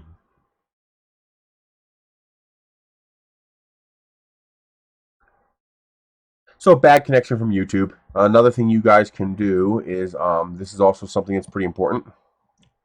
Let's see, can I load this somehow? I can just do this. So when you play a video, if the bandwidth between you and YouTube suffers for whatever reason, YouTube uses adaptive resolution, so it'll adjust your resolution. So it might actually change your resolution here. So you'll have to come into the gear and actually physically tell it, I want you to go back to 720p. Don't argue with me, because it'll drop it down to 240p. And that could also affect sound. I don't know the details about how YouTube works in the background like that.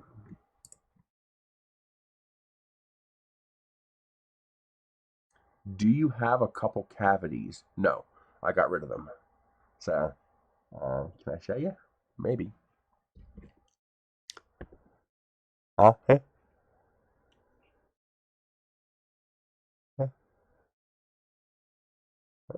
Yeah. You can see the fillings.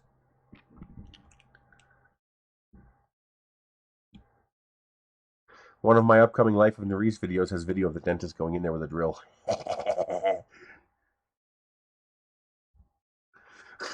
What can you use?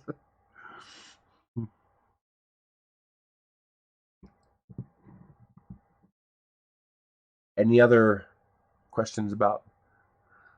This is your guys' chance to get your like individual tech support. If you have a mechanical, just mechanical issues we're going over now, not slicer or anything like that, but any kind of mechanical maintenance questions about printing.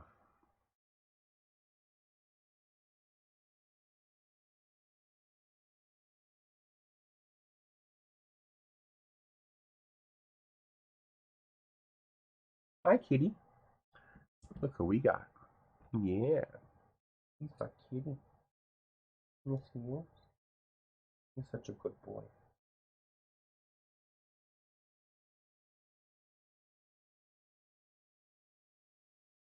How you doing, baby?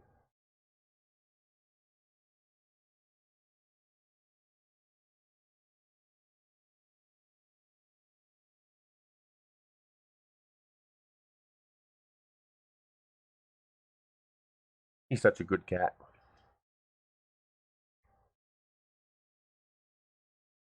Yeah. Apparently, I scared one of my viewers' kids right off the couch. He was playing me on a 65-inch screen TV, through connecting YouTube to the TV. And I was like, yeah, that was the wrong thing to tell me. I just went up and I was like, oh, really? I was like, I'm on a 65-inch TV, huh? And I just, I went up to the camera and I said,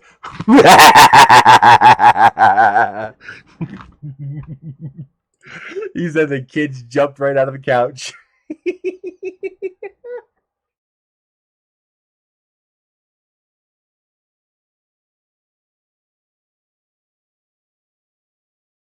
Ender 3. So you're talking about. Let's switch over to this. We're talking about this fan here. Okay, not the one on the side. That's your parts cooling blower, but the one inside the cage here. Okay, so if a stock fan, buy one from TH3D or Amazon, whichever one you want. It's a 40 by 40 by 10. That's 40 millimeters by 40 millimeters by 10 millimeters thick. Okay, any 40, 40, 10, 24 volt fan will work. If you want to experiment with a quiet fan, you could replace it with a noise blocker for about 12 bucks, but you will also need the buck converter, since the noise blocker fan is 12 volts. So you're going to need to buck the 24 volts down to 12 volts, but that will fit inside of here because it's so tiny. And you can replace the fan with that. To replace it, it's pretty easy. You take these two screws here. This is going to be the same on your Ender 3. These two screws here come out. Actually, let's do it. That's not hard. I can at least get you partway there. Too big.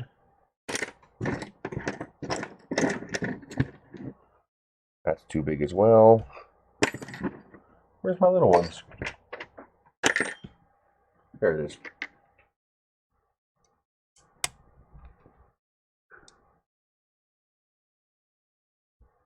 So you just take these two screws out.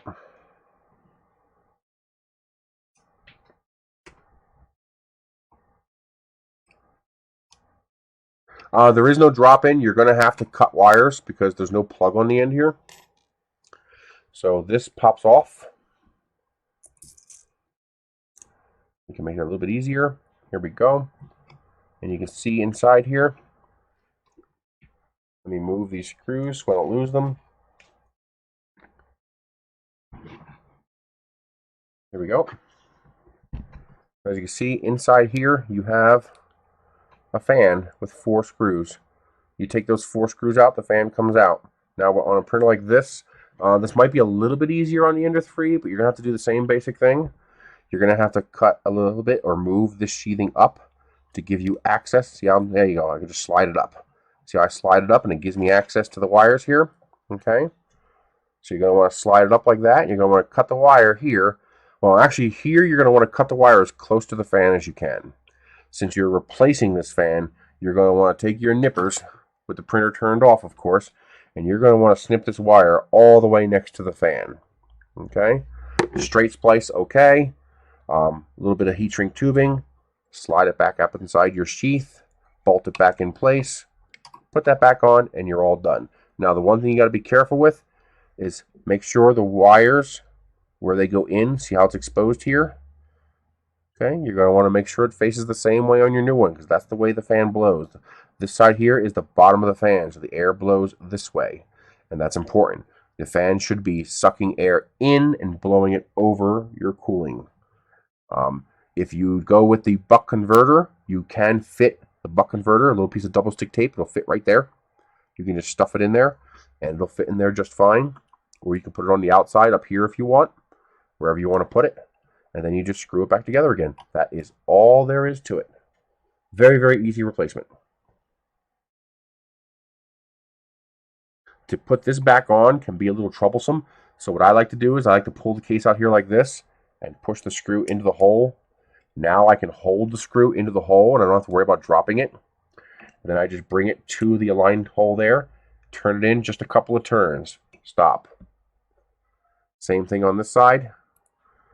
Put it in the hole, and now you can wiggle it around until it falls into the hole, and then tighten it up. Okay? Don't go too tight yet. Make sure everything is on there correctly and nothing is pinching or binding, and then tighten them down, and you are good to go. That's it. Replacing the fan on the side is even easier because you don't have to take anything off except for the fan. There should be two holes, two bolts holding the fan on. Same thing, pop it off, slide the sheathing up, snip the wire as close to the fan as you can, splice the new wires in place, slap the new fan on.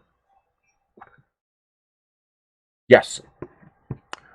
If you go to my Amazon page down below in the description, let me give you a link right here.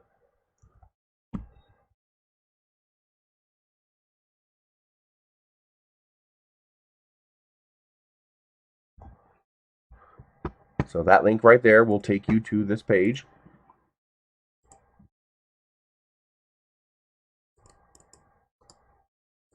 See, I can jump right there. Yes.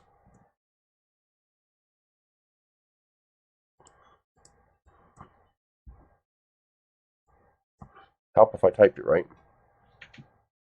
So that brings you right to my page here. So see what others see. So you're going to see this. Hey. Go down to 3D printing, parts, tools, and accessories. And that's going to bring you here. Now what you're looking for is this. So this is your parts cooling fan if you want a quiet one. So this is a 40 by 40 by 10. This is 2800 RPM. That is the faster one. That is the one you want. You want the faster one. Because there is a problem with using a quieter fan. And also, if you don't want a quiet fan, if you want to buy just a regular fan, T3DP, I have an affiliate link for that as well. But if you want to try quiet, that's this one here. Right? I have had success with these working. It is possible for you to experience heat creep using a quiet fan, because the way they make the fan quieter is by slowing it down. That means it's moving less air. Now, in my experience, a well-maintained Creality style hot end where you keep it clean and free of dust, you shouldn't have a problem. Yeah, the fan's bad. So as you can see, it's 12 bucks. It's not a lot of money. But then you will also need the buck converter. That is, scroll down, you'll see a little chip. I'm going to move it up to the top, make it easier for you. Is that a faster one or is that the same one? Here, use this one. 3800 RPM. This is going to give you more air. So that is 3.9 CFM airflow.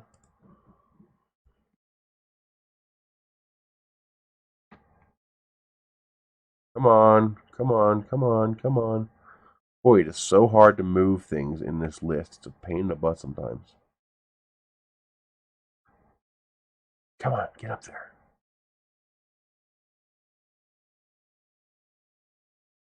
Hello, why won't you? Oh, because I'm not in editable. Duh, I need to be here. So I can edit the list. I'm going to move it up closer to the top for you so it's easier for you to find it.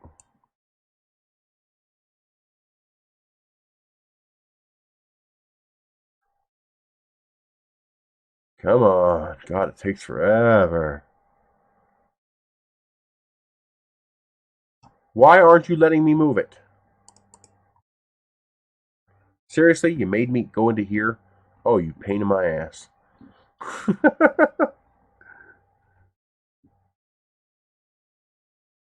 Did the list shift? Yes, it did.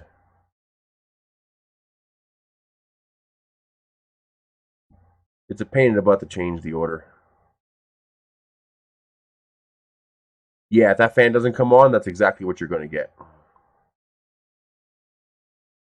Jesus, that takes forever. There you go. The fan's at the top of the page now.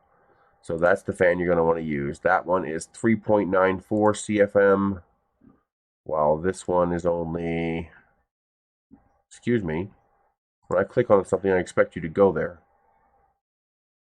This one is 2.9 CFM, so you get 33% more airflow. Definitely go with the faster one.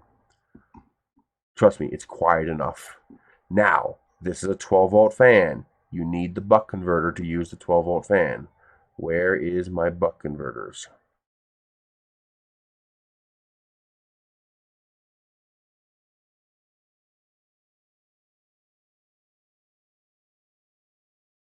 Come on, where's my chips at? There it is. They are very, very cheap. You get 10 of them for $7. They're 70 cents a piece. They cost like nothing. Oh, it's so hard to get to the top.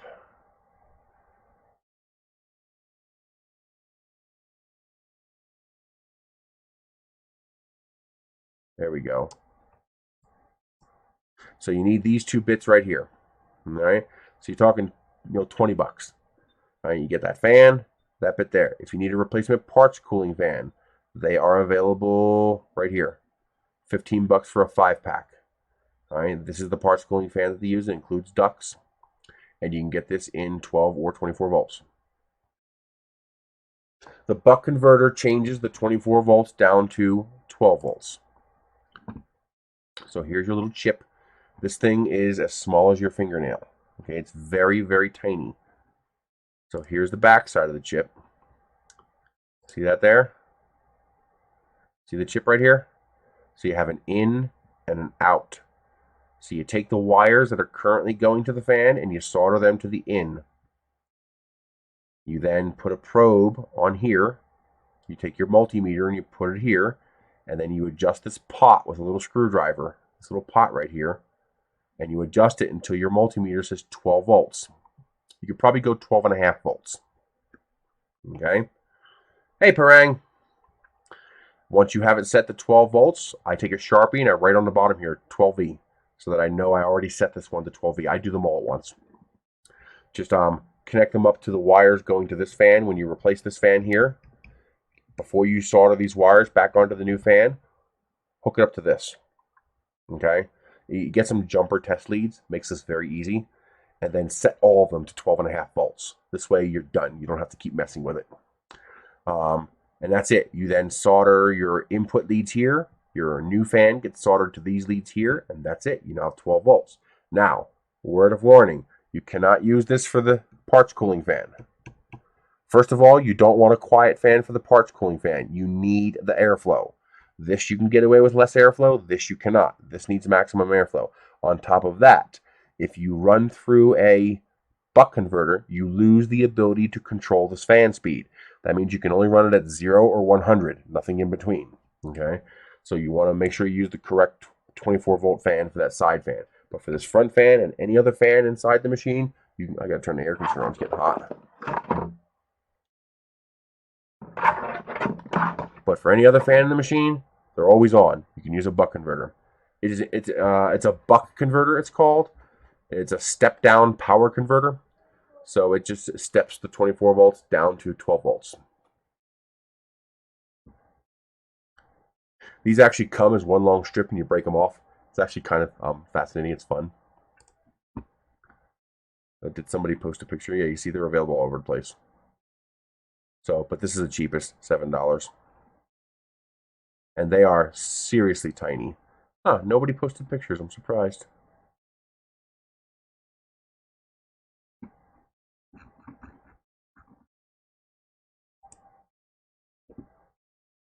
But that's it. Very easy.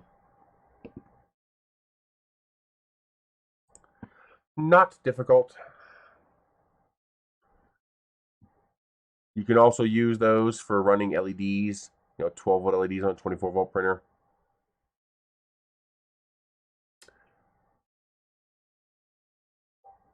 Digro Alpha 3. Never heard of that. It's 81 degrees right now here. So probably, I guess it's a little cooler at the airport.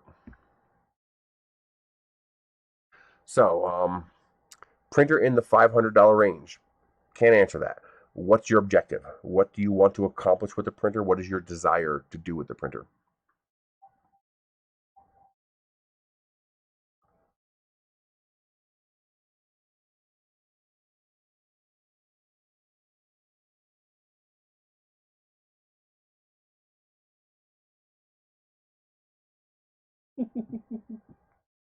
He's such a good cat.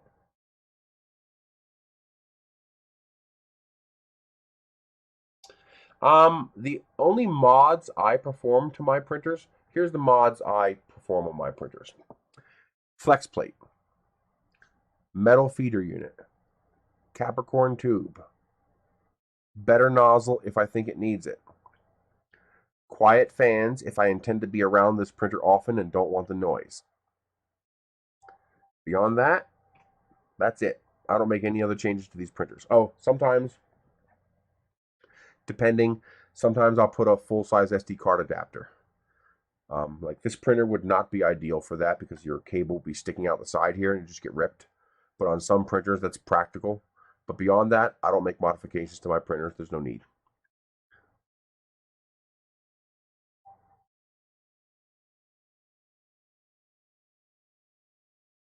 What should you print? I don't know. It depends on what you want to do. If you just want to have fun, my favorite thing to do is, let me see, did he update his question yet? Oh, the Alpha 3 is a U30 copy? Okay.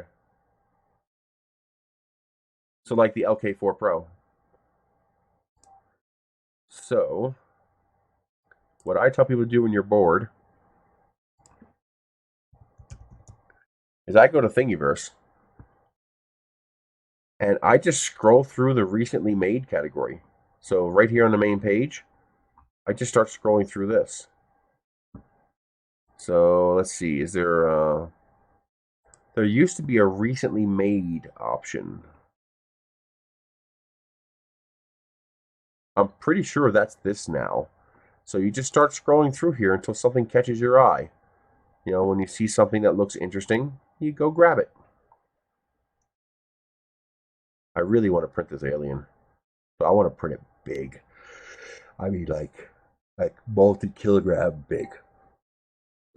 The LK4 Pro is a nice machine.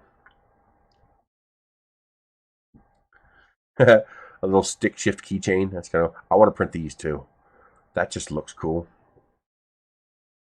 You can't see that because it's off the edge of that right there. I want to print that just because it looks damn neat.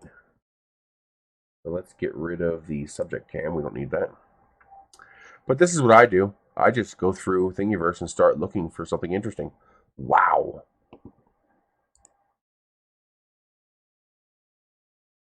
That's cool. Wow. It's okay. As long as it works fast, that's all I care about.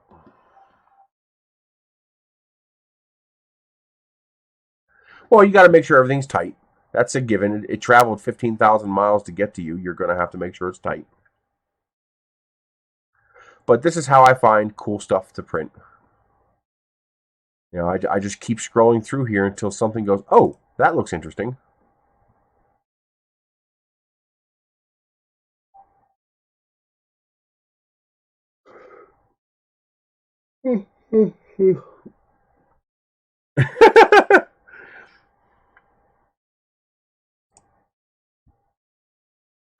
The war elephant.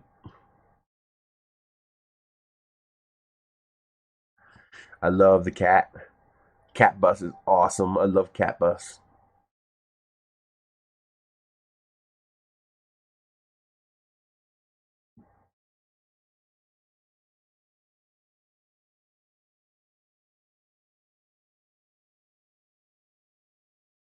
Well, that's it. I just come here. I start browsing until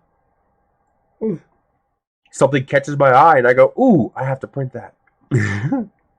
I tried printing these things before. They never come out good. Although now that I have tenacious resin, these can probably print pretty nicely.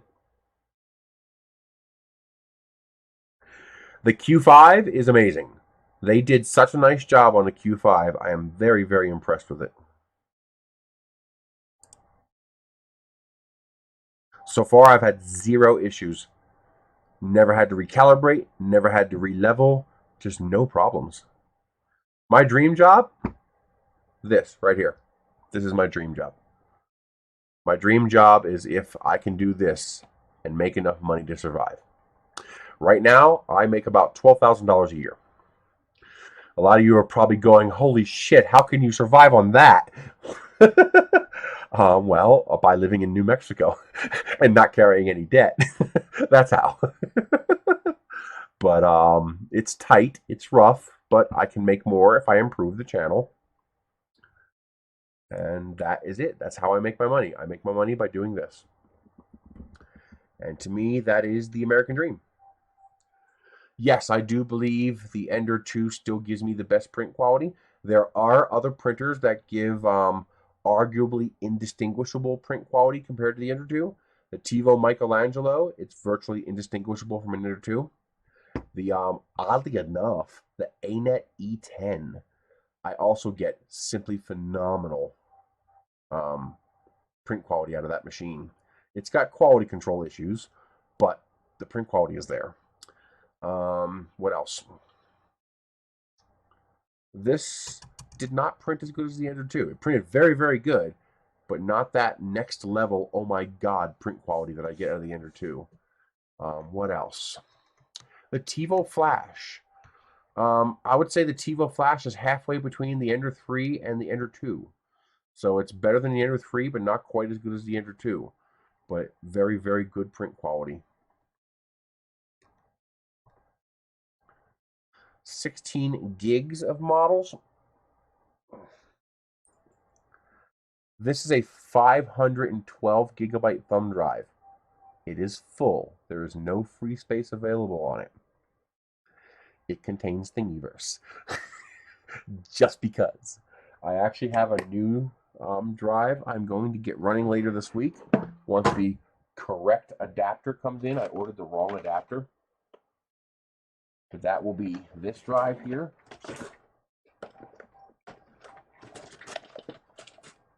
So that is a 2 terabyte NVMe drive. Nothing yet from Lawful Masses. We have filed the opposition. The opposition is public. You guys are welcome to go read it. If you go to lawfulmasses.com, he has a video up. You can read our opposition. Now we simply wait for them to reply to the opposition and then the USPTO to do whatever they do. I am hesitant to recommend a Delta printer as a first printer. But if you are hard set on getting a Delta printer, the Q5 is an excellent option. I had 0 issues with it. The most important thing, the bed leveling went perfectly. No calibration was required. It is not a bad choice. It is a very, very good machine. What would you suggest for a replacement board for the Ender 2? None. I won't touch it. I would replace it with another Creality board. I would be very hesitant to go to a third-party board with the Ender 2 because I would not want to risk losing that print quality.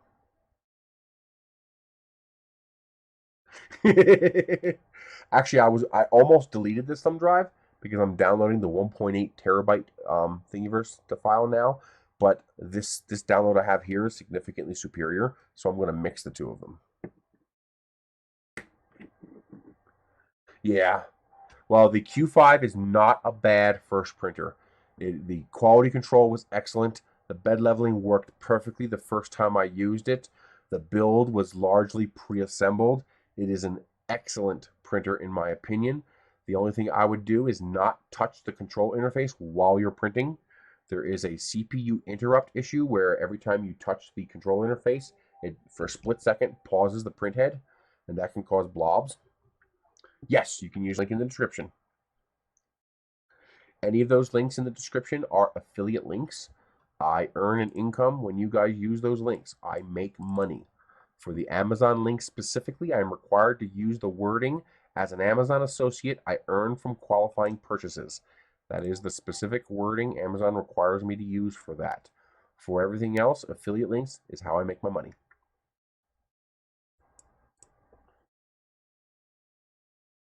That is how I pay for my house. That is how I pay for our food. That's how I pay for my electricity. This is my job. This is my career.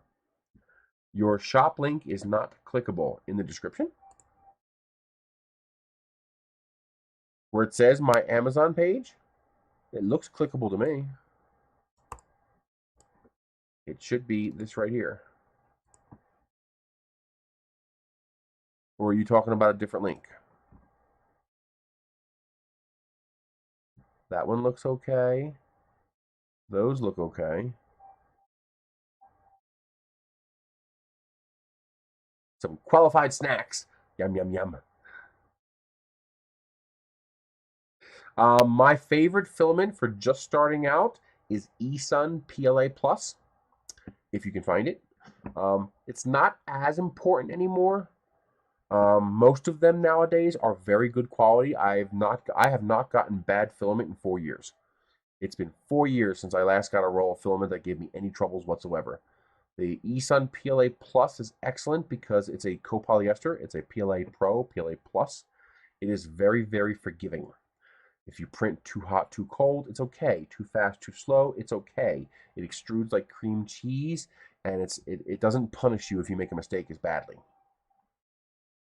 See you later, Colin. Thank you for joining in.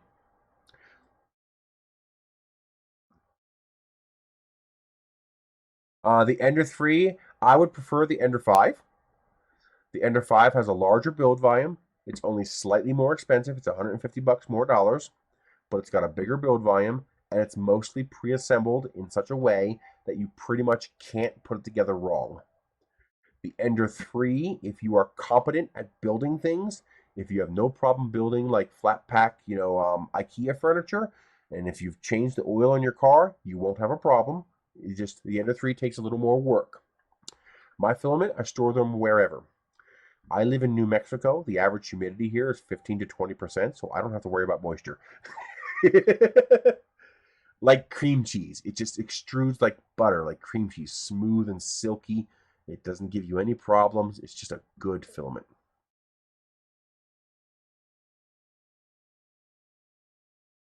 The Ender 3 is a nicer machine, in my opinion, than the U30 or LK4 Pro. It's more reliable. The advantage the LK4 Pro has is that UI on that touchscreen is amazing.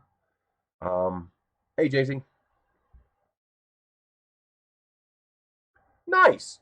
Excellent. Tell him I said hi.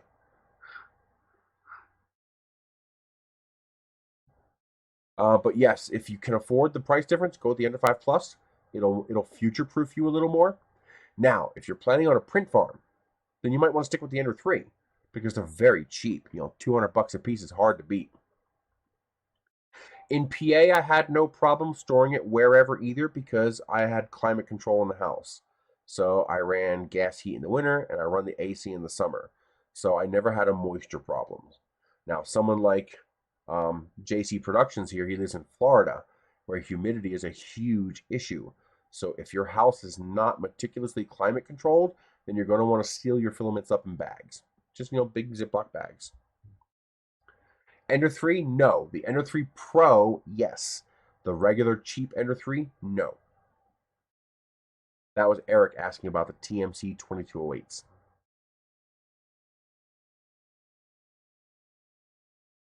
Oh, so we have 82 victims. 81 happy victims.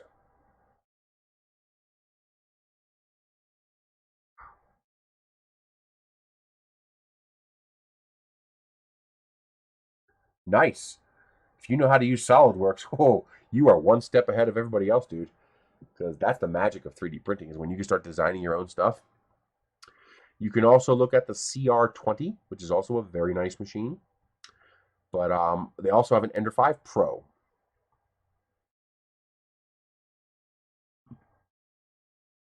Yeah, humidity is your killer. If you do not have control of humidity, then you need to worry about storing your filament. If you have control of your humidity, no problem. Don't worry about it. Now, polycarbonates, nylons, and possibly even PETGs, those are a little different. You do want to be careful with those and make sure you store them in sealed containers.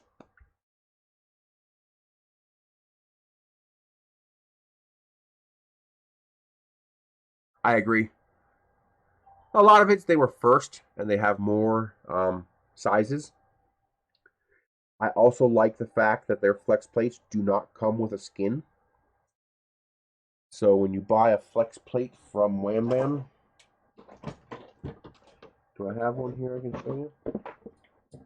Nope, I ain't got one handy. But it comes in 3 pieces. You have the magnetic sheet, the steel plate, and the print surface. The problem with the other brands is that sometimes they come with the PEI already on it. And if you don't want to print PEI, well, then you got to figure out how to remove it. And it's a pain in the butt. I like it at the Wham Bam. I can get it without a print surface, and I can put whatever print surface I want on there, which I really like. I have no idea. I know nothing about CNC, and I know nothing about the difference between Marlin and Gerbil. I do not want to give you bad information and just say something, so I honestly have no idea.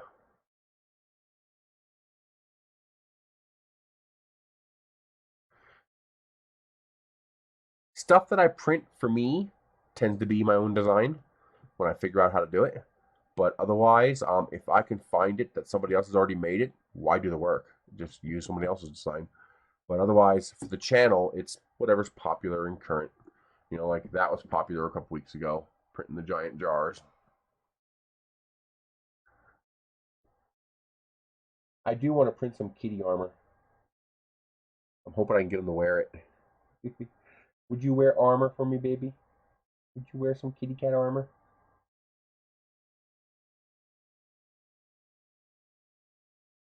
I love you so much, kitty. Yeah. You are such a good cat.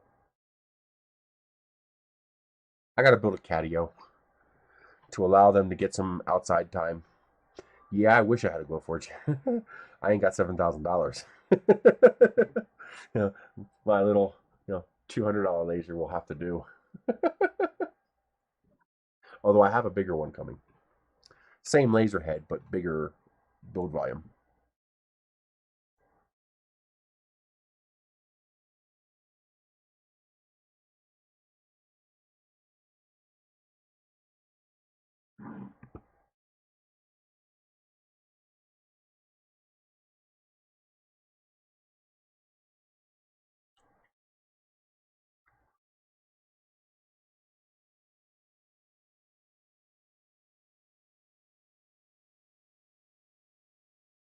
If you put an enclosure, the wear and tear will be greater for the 3D printer. Yes and no. Technically, yes, everything will be warmer and the wear will be higher. The reality is, though, you're not going to see a lifespan difference.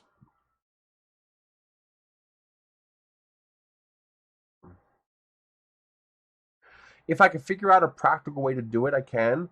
I do plan to start a second live stream every week. It's going to be a shorter one, probably Saturday. And it's going to be a Patreon only stream. I'm trying to figure out a way of giving back a little bit to my patrons who support me with $300 every single month. I mean, that's 30% of my income, and without them, I'd be in trouble. So I'm trying to figure out a way to give them a little extra, just as a thank you for what they do for me. And so I plan to do a private live stream for them. Everybody else will be able to see it afterwards. I'll post the video, but the interactive part will be just for patrons. Because that'll be down to probably 10 or 15 people per stream, there'll be a lot more chance for one-on-one. I also want to try to use something like Google Meetings or something like that so I can receive a video from them. so they can show me, because that makes it a lot easier. Wow. Can you process 10,000 PET film sheets? And what is the duty cycle life of a Glowforge? Like, how much are you going to burn up that Glowforge cutting 10,000 sheets? Whew, that's a lot of work, dude.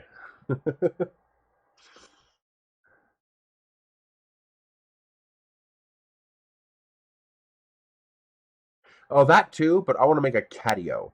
I want to make an outdoor live animal cage with a pet door in the wall so the cats can go outside safely.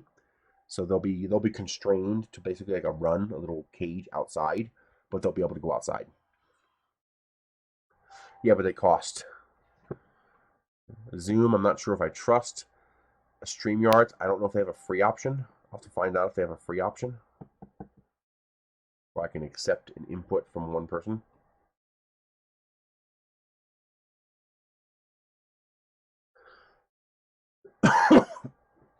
Go for it, dude. If you know you're going to be into 3D printing, go for it. You won't be disappointed with it.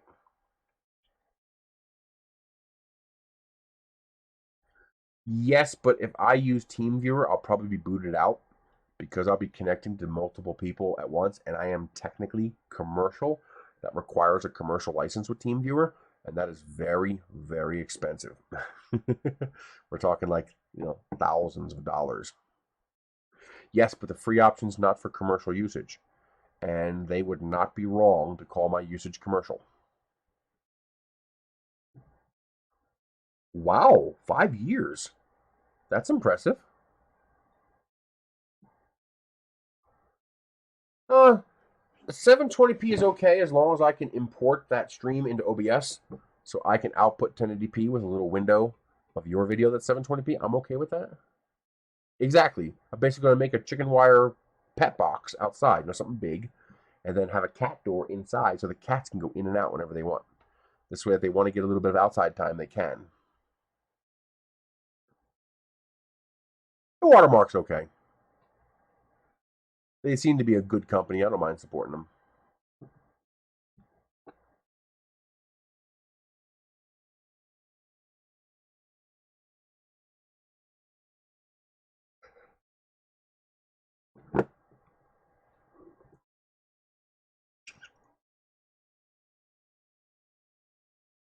Any more questions?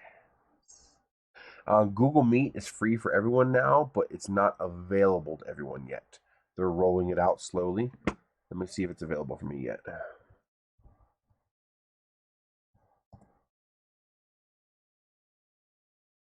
Awesome. Let me know how it goes.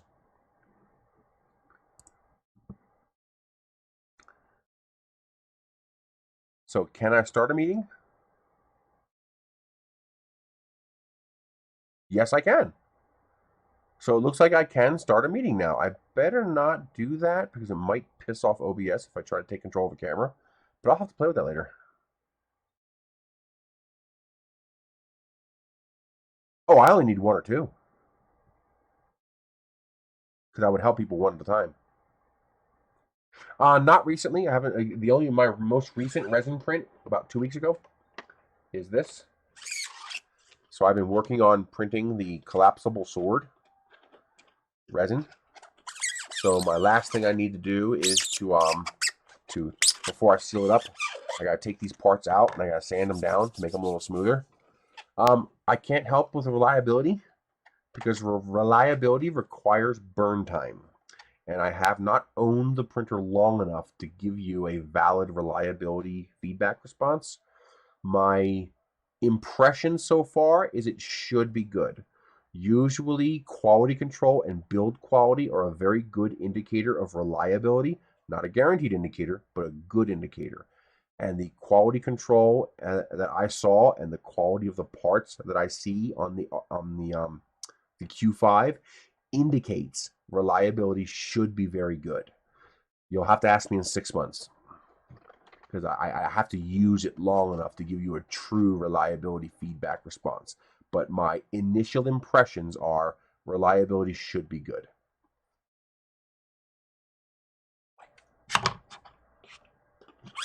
So, this is the the sword. So I got to make it a little more reliable. It's a little hard to collapse it sometimes because the parts get a little stuck and I don't want to break it. So I have to do it one part at a time. It is getting better the more I use it. So if I sand it down a little bit, that should help a bit.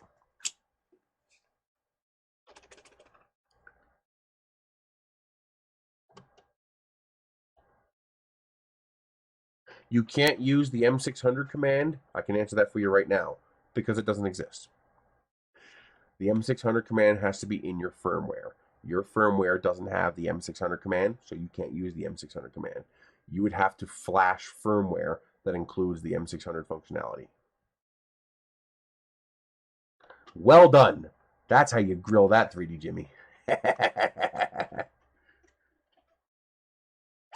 So you would have to, like, for example, I don't know for sure. We'd have to ask them, but I'm willing to bet TH3D's firmware has the M600 in it. This I actually did have to cure in the sun because the problem is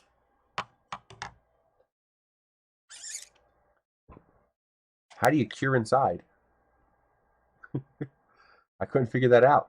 Every time I'd put the parts together, they'd pull new resin out of the inside of the part. So I ended up cleaning them as much as I could, curing them as much as I can, and I stuck it out in the sun for 4 or 5 hours. Perfect.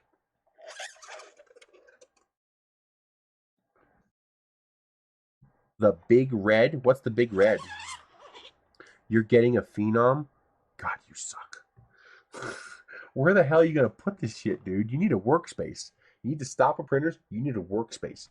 You need to find somebody who will donate you a 10 by 10 room.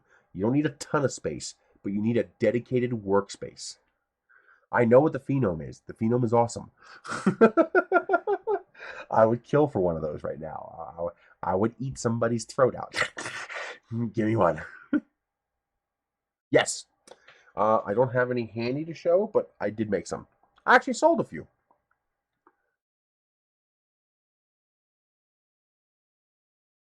Surface Pro 3? What's that? Isn't that a Microsoft computer? Yeah, Microsoft Surface Pro 3. That's old, though. It's been around for a while.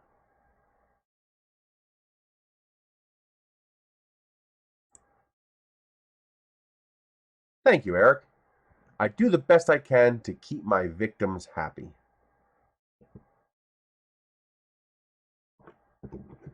You know what we do with unhappy victims? We eat them. Then they're not unhappy anymore.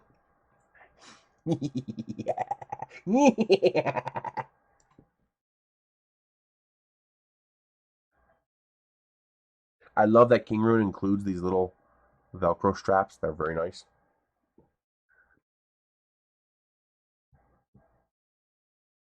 I haven't had no sales in a while. I'm actually about to turn off a few things on there because I don't have the means to make them right now. I actually lost the power supply for this. I got to find the power supply.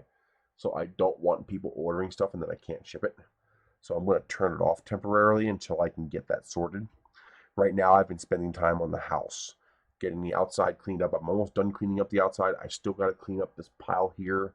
I got to get my lab bench in here. I got to get my work tables in here.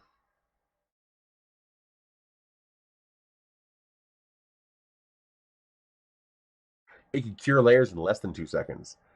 It can go fast, dude. I mean fast. I'm talking like 2-second burn times for 0.2 millimeter thick layers. We're talking lickety split resin prints, man. Well, the way I see it, I am not making a living as a YouTuber. I'm making a living as a content creator. That means my customer is you guys. If I fuck with the trust between me and you, I'm done. That's it. Gone. All right, so I have to stay honest to my victims. This is the S01. Actually, they might use the same power supply. I'll have to check that. Now, this probably uses a smaller power supply because it doesn't need as much power. Roof is good. I might have some pictures I can show you. I'm going to be releasing a video soon on that. because I got the hang on. Oh, I already downloaded the pictures, but I think I have them on here. Yes, I do. I have them on here. Let's see. That is going to be this folder here. Yes. So switch you over to monitor. So here's the work they did. I haven't watched it yet. I've been talking with her on Twitter, but I haven't watched the video yet. It's probably here somewhere. It's probably sitting here somewhere. I just misplaced it. Where the cats grabbed it. Anything loose on this table, they'll grab and take off the end of the table, and I got to dig it out. So this here is the input into the roof of the house. And I believe this is where my water was getting in.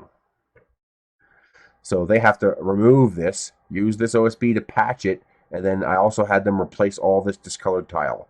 So now I have a nice, clean, new-looking roof. So here they are getting ready to remove this. You can see it's on the front of the house. Where's it at? Here's some of the tile they took down. They're cutting away the hole. Here's the air conditioner. So this here sits right on top of this thing here. Okay, that's why this extension sticks out here like this. That's so this can rest on it. And then this sits on top of this. Okay, and you see there's a bar on the inside here, and there's a hose going to it.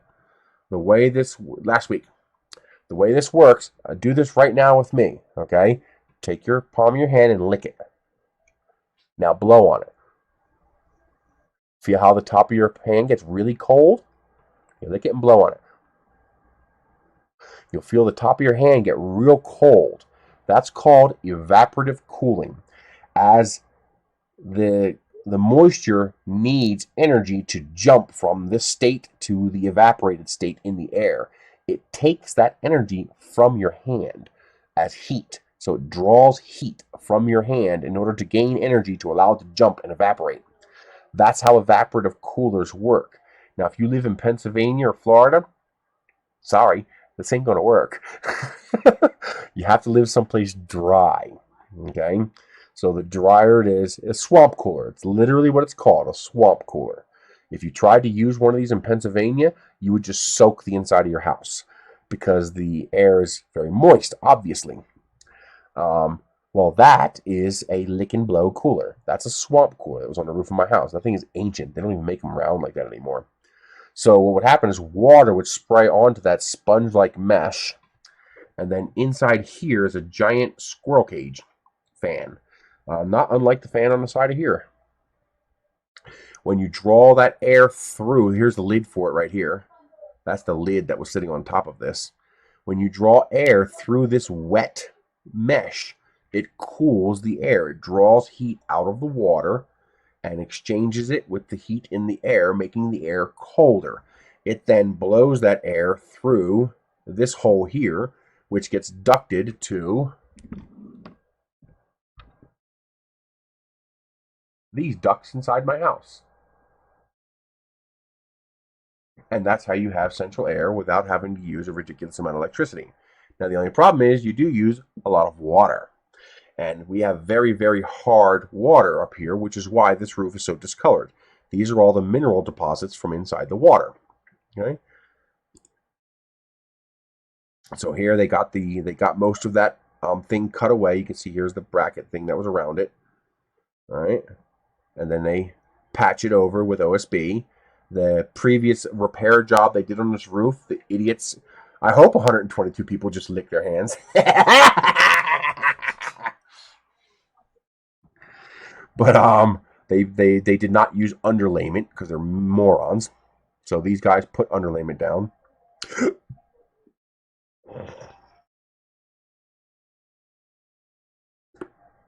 This is all shot from the drone. Oh. Yep. Definitely needed that. Hey, you can see the drone in the picture. See the drone? And here we go. They actually had to run to the store and grab a little more tile because more of it was discolored, so they replaced more of it, which I appreciate. And so now I have a nice clean roof up there. He's saying hello. He knows I record for YouTube. So now I have no more freaking swamp cooler up on my ceiling anymore. And I have a nice clean roof with proper tiles. So hopefully that takes care of all my leaks. This was obviously also replaced. I got to repaint this house. I hate this color so much.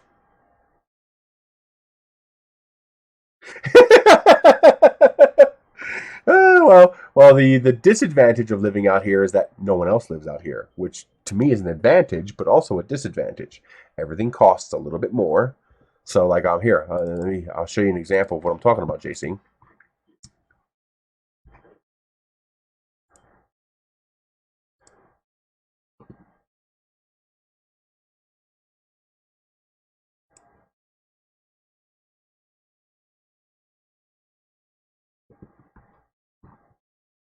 I will show you what I am talking about.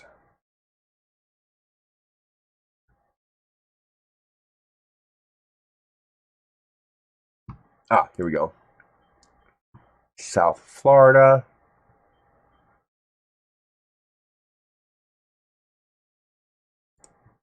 Where's Miami? Miami. So here's South Florida. Here's Albuquerque. Looks the same, right? No. So if you go to free in Albuquerque, a John boat for free? Really?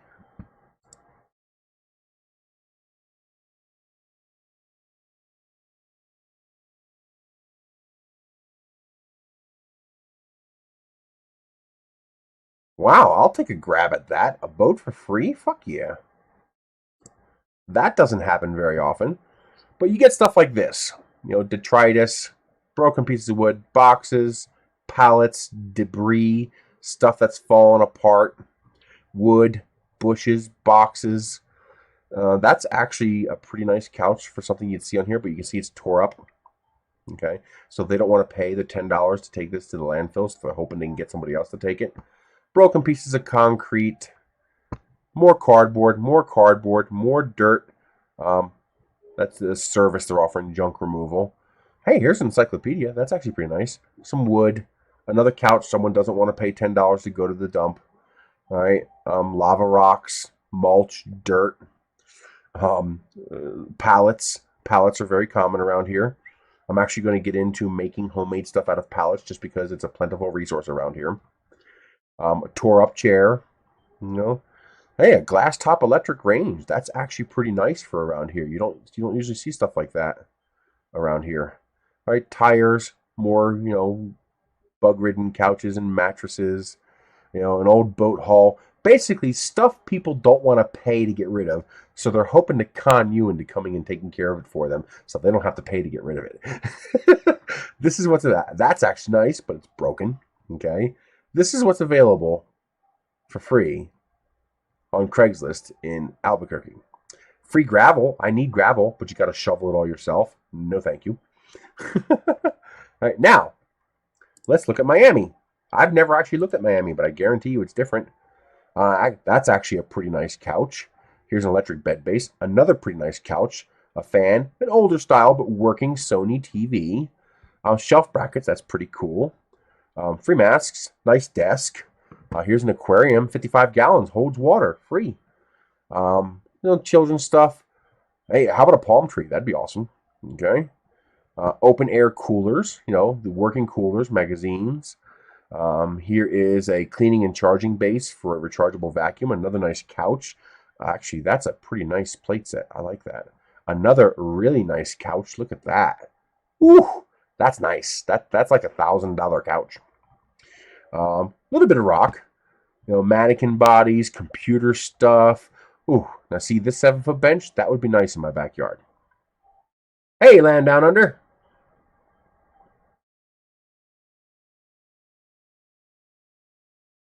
That's because there's a thing called bed bugs. Look at this beautiful table. Look at this animal cage. You get some pallets too, and a couple more nice couches. Debris. You always see debris. That's always common. Oh, look at this grill. 5-burner plus warmer grill. A nice one. Copper finish. $0. Okay, that'd be $200 here in Edgewood. And those hutches, you never get a free one here. They're always $100 to $200, sometimes more. In places like Philadelphia and Miami, they're free. Look how much free stuff. Look at this. Look at all this stuff for free. Look at this beautiful Armour cabinet. Look at that. That'd be $300 here in Edgewood. Okay, glass tabletops. Oh, I could use that. Definitely could use that. Roof tiles, glasses, high chairs, a mahogany tree. Oh, that'd be nice. A cheaper cabinet, but still a usable cabinet. Scrap metal where it's probably useful because you can actually scrap in Miami. But as you can see, you can actually get genuinely useful stuff. Now let me show you Philadelphia, where I lived. Wait until you see what you can get here. You get your standard rock and boxes, but you also have this outdoor planter.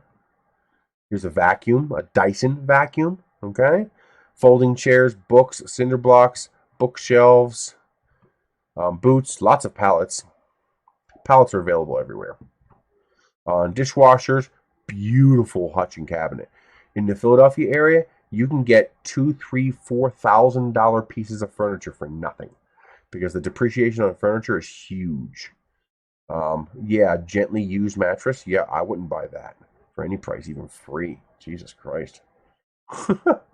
Another beautiful armoire, free. Beautiful leather couch, no rips or tears, free. All right. That's because you have so many people on the East Coast. Your density and your income level are very high. Then you come out here where the median income is 1/2 the amount and the population density is 1/20th the amount. And you get this. That's actually pretty nice. A fireplace screen for no dollars, that's not bad.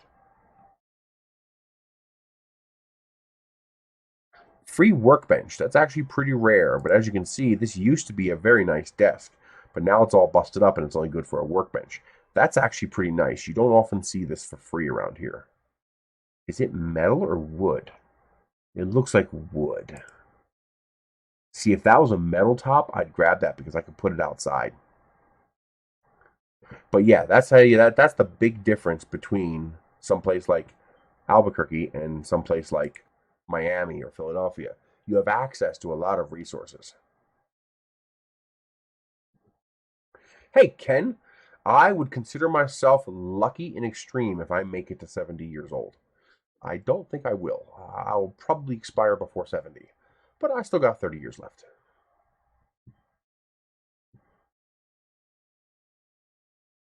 And when stuff does appear on Craigslist, it disappears like that. In Philadelphia, I have found stuff that has been on Craigslist for a month and it was still available, and I'd go get it. Here, I have found stuff 10 minutes after posting. Gone.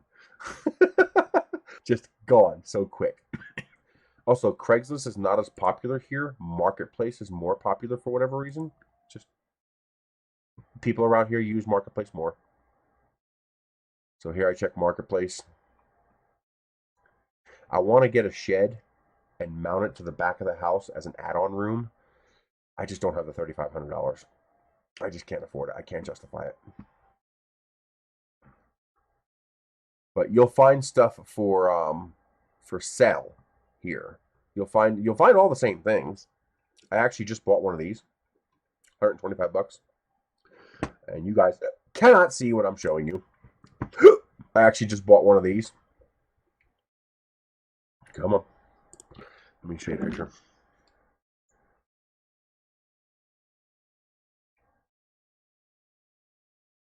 So that is now where I keep all my recycling cans.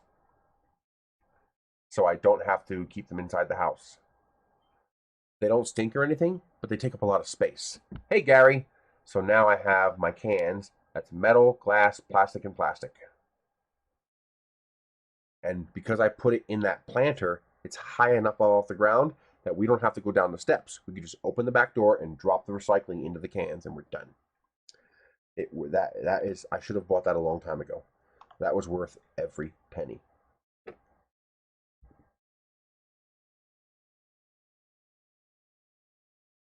Well, I have of this particular kind, I have 9 Ender 2s, so that's 9. I have, I believe, 3 Ender 3s. and I have 3 under 5s, so that's 6 more. I have 4 CR10s, so that's 4 more. I also have a CR10 Mini. So I probably have 30 of these, of this exact kind from Creality. Because I probably have about 30 Creality printers. There are a couple other manufacturers that also use this kind of snip, and this is the better kind. The reason I like these better is that they open wider. See how wide the teeth open? See how wide the teeth open? A lot of them only open to about that wide. But these open that wide, which is very handy because you can use this for removing tiny prints from the print bed. So if you watch on this camera here, if I have a really small print, I can just come down like this, lay the snips flat on the bed and go snick and pop that little print right off. Works very well if you're careful. What do you mean they kicked you out of Mark? Oh, because of the COVID thing. Yeah, you got to avoid the COVID thing for now.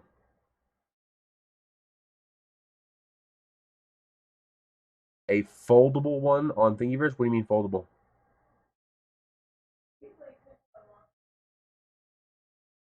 Well, that's why they're going to be in an enclosure. Okay? So they'll be very well protected. To give you an idea.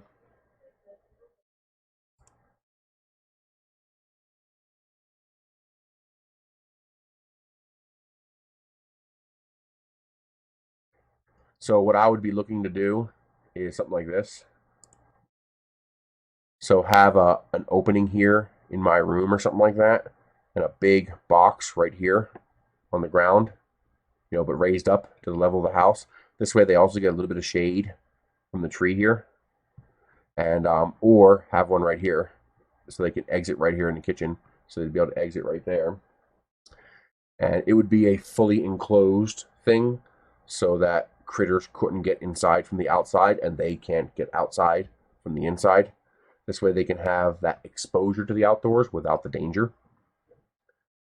Thing number. Let's load that thing number. I'm going to take a risk here and load this without checking it first.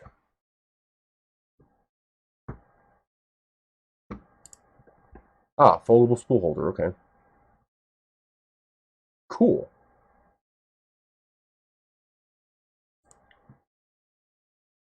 I see how they're doing that.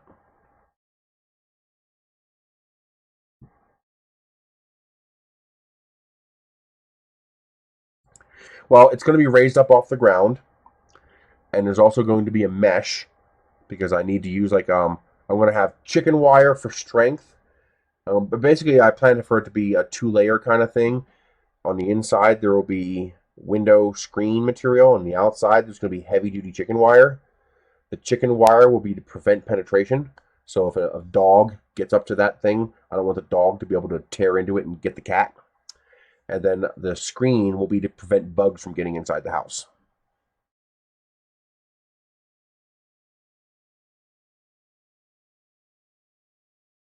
Keep wood and piles away from the foundation so they don't get inside.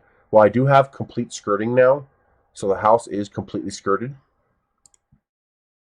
So this here, the skirting that you see around the house, it is complete and intact now. So I am fully sealed up in that regard. All this is all done. This is going to be my propane cabinet. So inside of here is 200-pound propane tanks, and that is what I will be using to power my. Yeah, we do have coyotes from what I hear. That will be what will power my stove, which I'm hoping to get that running this weekend.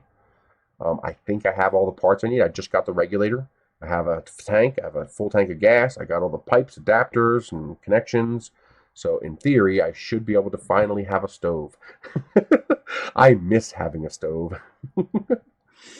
But I still got to clean up all this.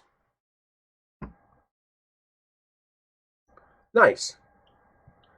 I assume we have scorpions around here. I know scorpions are a thing in the Midwest. I don't know if we actually have any. I hope we do, because I'd like to see some. Now, I wonder why the grass grows so green here, but not here. Wonder what the difference is. I'm eventually going to put concrete all around the house so that I can walk around the entirety of the house on concrete. Yeah, it dries them out and crunches their chitin skeleton.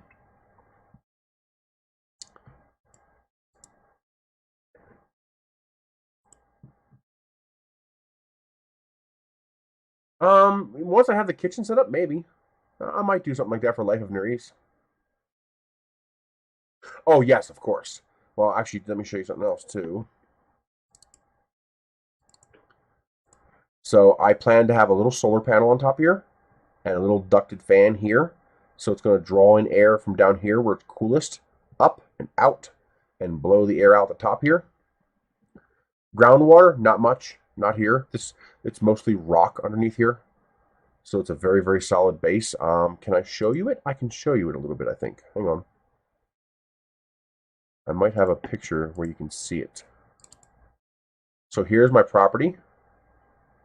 So you can see the staining and the swamp cooler that used to be on the roof. Okay. So now I have this here with asphalt, this here with millings, and all this with millings.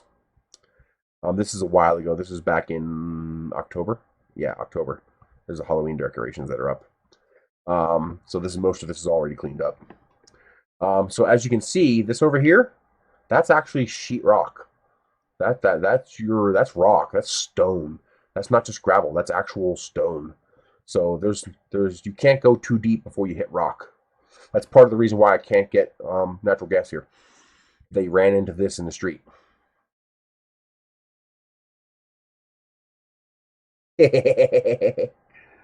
So one thing I do need to do is I need to push these two containers further left. I need to push them back to about here because I realized this forms a triangle that constricts. See how this forms a triangle here? And this makes it hard for me to turn around. So by pushing these two back, I'll increase my turning radius here. This is the little tiny deck that used to be right on the back of the house here. It was so bad, I just tore it out. And now I have concrete. But eventually I'd like to have pavers around the entire house. That would be really nice. I'd like to pave the rest of this, so all of this here and the rest of this road going all the way up, I'd like to have that all done. If I have enough money, I might pay another $1,800 to have them come out and do the rest of this and the rest of this. Let me show you what that looks like. But first, let me switch off so I can preserve the integrity of what we're looking at here. Actually, I'll just use one of my pictures. Can I access my pictures? I might not be able to. I cleared off my hard drive in order to make room for the Thingiverse download. So I might not have access to that. Oh, I got my pedestals. The guys who did the roof for me, I was like, if I give you an extra $20, can you help me with some manual labor work? So two things they did for me. They got my snowblower out of the trailer with my help. All three of us, we were able to get the snowblower out, thank God. So my trailer is finally empty. And also, I got this done. My utility closet, my utility room is done. I got my pedestals under my washer and dryer. So now, not only do I have storage here for all of my detergent and whatnot, but now these are at waist level. So now we don't have to bend over all the way to the ground to do the wash. I also reversed the door on the dryer. I realized the dryer door was reversible. So now the dryer opens away from the washer, so we can very easily transfer clothes from washer to dryer. Oh, it's wonderful. It's so wonderful having that set up like that. And it barely fit. When I say it barely fit, we had to jam the dryer underneath that shelf. I got to move that shelf up a couple inches. But yeah, this is all the grease from our hands. But yeah, my dryer now is mounted on my pedestals, which is wonderful. Sadly, I'm not going to get the tile floor done in the kitchen anytime soon. He wanted $1,200, and that's if I supply the tile. I can't afford that. I can't justify that for something that's cosmetic most of the part. So I might just wait and learn how to do it myself. Just do it a little bit by little bit. So there they are working on the roof. Here's close-up of the unit that sits on top. This is my new air conditioner. I'm also going to put this inside of a deck box and put ventilation in it so that this will be hidden, less visible.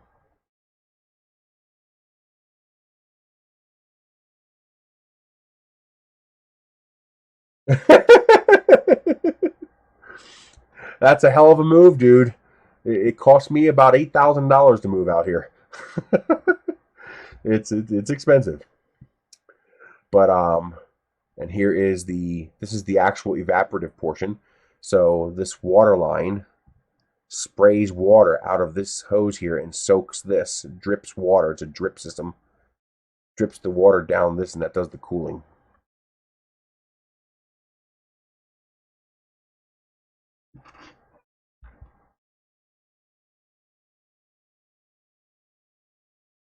No, because propane's very expensive.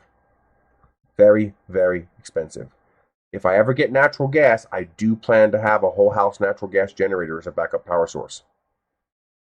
But until that happens, there's dinner that one day.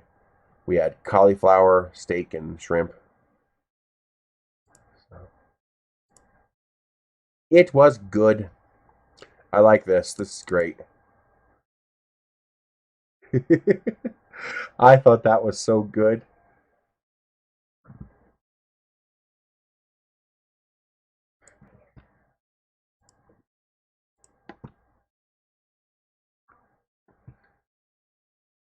Look how beautiful. This is what I love about this place. Look at that view. And then you just turn 45 degrees to the right and it changes to this. The wrong way. And it changes to that. It is just so beautiful out here. This is Quail Trail Road at the end of my street. God, I love it out here.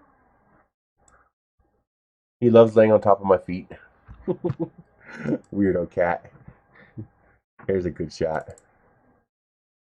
Him sleeping. He's a beautiful cat. Yes, he is. He's my baby. Yes. He's a good boy.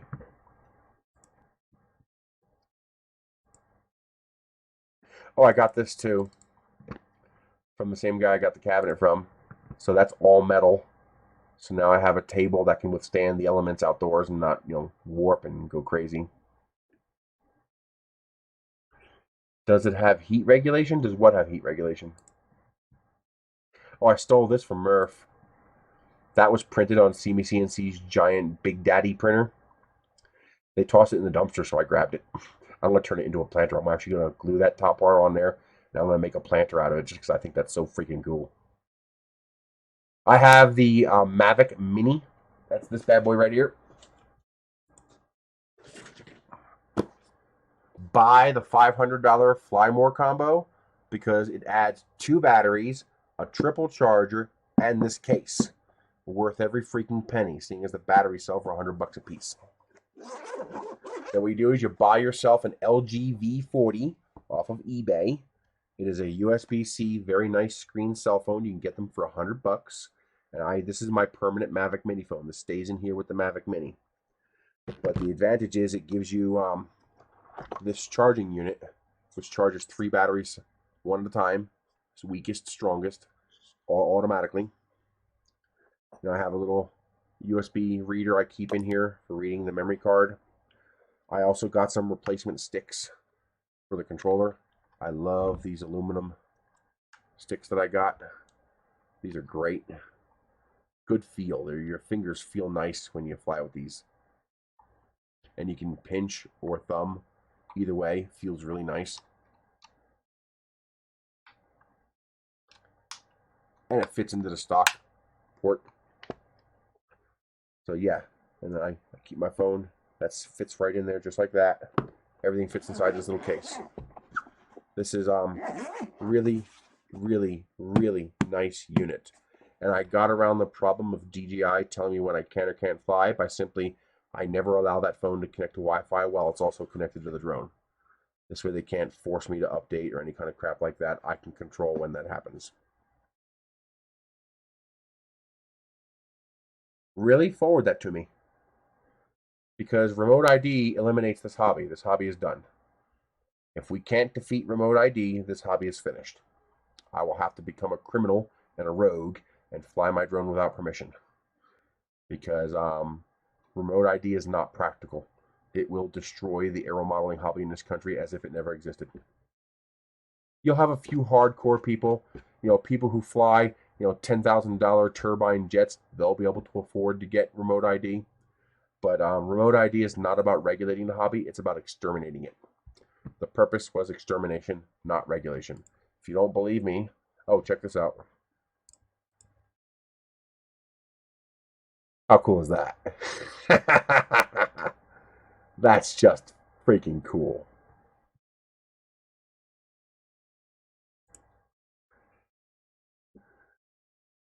It's elimination of the hobby, because now $100 RC airplane is a $500 RC airplane, plus a cell phone, plus 2 service plans. No, it'll have no effect on long distance FPV. It'll kill the hobby, period. The hobby's done. I can't afford this hobby with remote ID. I can't afford it. I don't got $700 to put into a drone. You know, this $500 drone would have been $1,400 with remote ID. It's just not practical. The sole purpose was to kill the hobby. They have, I say, well, you can fly at a fixed site. Yes, they have a 1-year sunset on fixed sites. After 1 year, you can never add another fixed site. The purpose is eradication.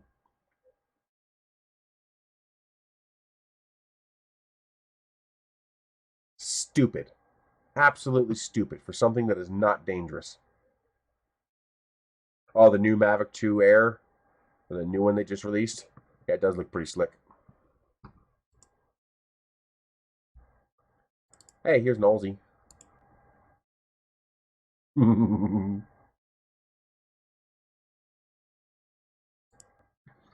I finally figured out how to cut their nails. I got to burrito wrap them. Yeah, here's the breaker.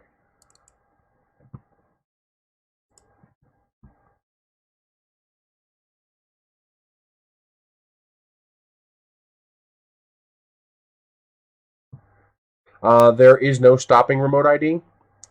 This is not an FAA thing. This is a corporate America thing. The corporate companies want to own the 400-foot airspace, and they don't want to deal with private flyers. They just don't want to have to deal with it. If one of their drones hits one of our airplanes and we sue them, or it damages one of their things, the supremacy clause would come into effect. The states couldn't ignore it, and the states don't want to ignore it because that's where the businesses are. The only way to fix this is a congressional law. The Congress would have to intervene. That's the only way to fix it. So here's the breaker for the house, 50 amps. Apparently, there's a separate 20 amp breaker here, and the wire runs underground. He thinks where the garage used to be in front of my house, there used to be a little garage or a shed or something up there. He thinks that's a dedicated breaker going to that. So that's kind of cool. But yeah, so that's 2 gauge copper. So I can put 100 amps in here. Here's the guy who's going to work on it for me.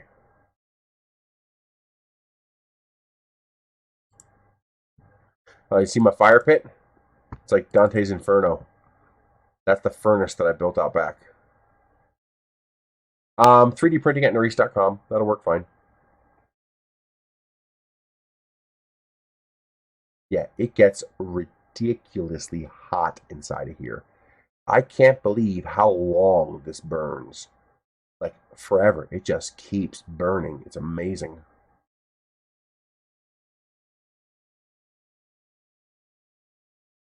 Oh, this is that car I found behind the stove. When I pulled the stove out and there was all that nasty shit there, this car was in there. Somebody wanted to see it. So it's in pretty good condition.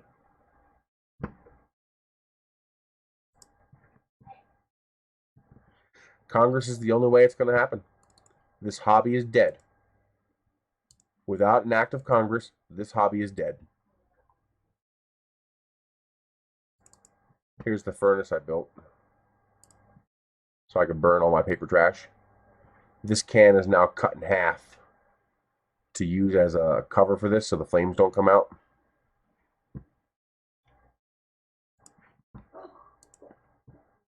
This hobby as we know it cannot survive with remote ID.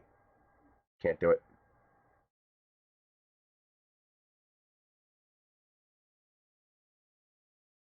And this is crazy. This is the last snowstorm we got mid-April. This picture was taken April 13th. Okay? April 13th. We got one last snowstorm. It was 70 degrees out the day before. How crazy is that?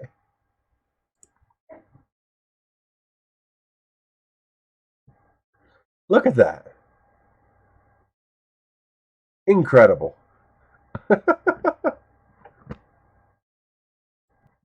Talk about a late snow. Jeez. That's an understatement.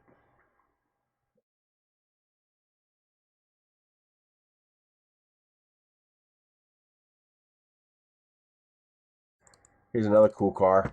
This guy drives around a lot.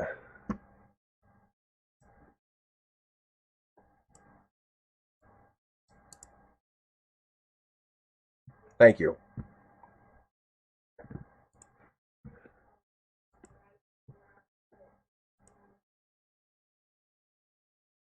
And of course, I don't know if you guys saw this, but I got to experience the manifestation of pure evil. Yeah, these things are so freaking good. Can anybody figure out what these are? Here's a little tip.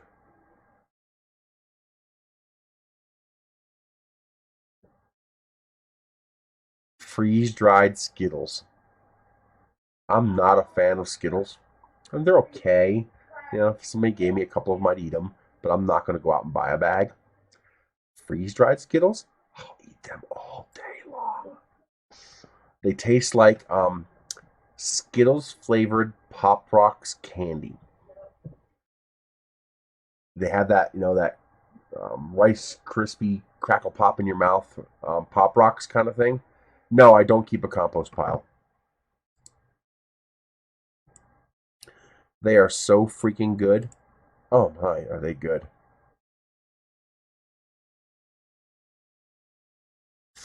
Ooh, that was delicious. Chicken, eggs, and green beans. I love frying up green beans. I actually got 2 pounds of green beans I just bought, so yeah, we're having green beans tonight. Yum. What was this? That was baked beans, cheese dogs, and Alfredo noodles.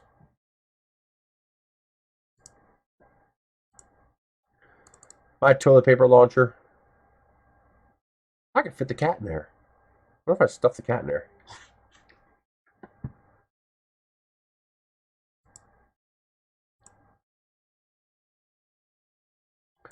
What is this? That's noodles and broccoli with some steak.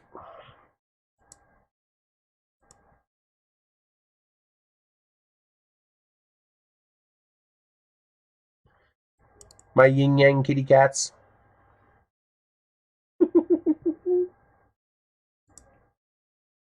I do eventually want to make a hoop house. I want to put a hoop house out back because I would like to you can't quite see it here. Where would that be? Oh, there's the lid cut in half. But I'd like to right over here put a hoop house. One of those little PVC wood frame greenhouses. I would like to try to grow stuff. I think that would be a lot of fun. And I love the idea of having fresh vegetables, even if it's only a couple times a year. But because of our seasons out here and how cold it gets at night, you need a greenhouse. Otherwise, you have a very, very short growing season. All my grills. I have a stupid number of grills. But that's how we get rid of waste food. We just toss it out back in the grass. It desiccates and the animals eat it.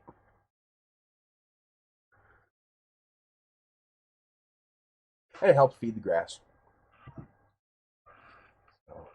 It will be fun. Little by little, getting things done. If I can get the yard all finished up, the heater hooked up, the get all of this stuff done, get my lab set up here. If I can have this all set up before the end of summer, I'll be in good shape. Just gotta work through it. I got $7,000 more in debt to pay off. So I'm hoping to have that paid off in the next few months. I want to put every penny I get toward paying it off. I want to make myself as close to debt-free as possible.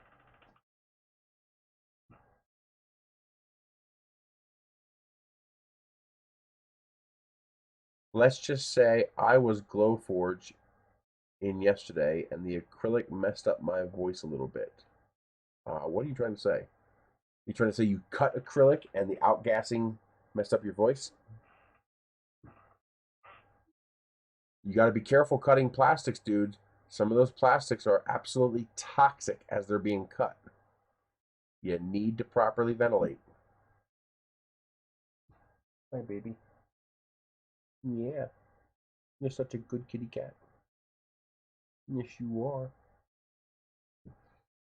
Mm-hmm. You're a good cat. Yes, you are. Noel almost got out yesterday. He did get out. He was outside on the step, and he did not want to come back in.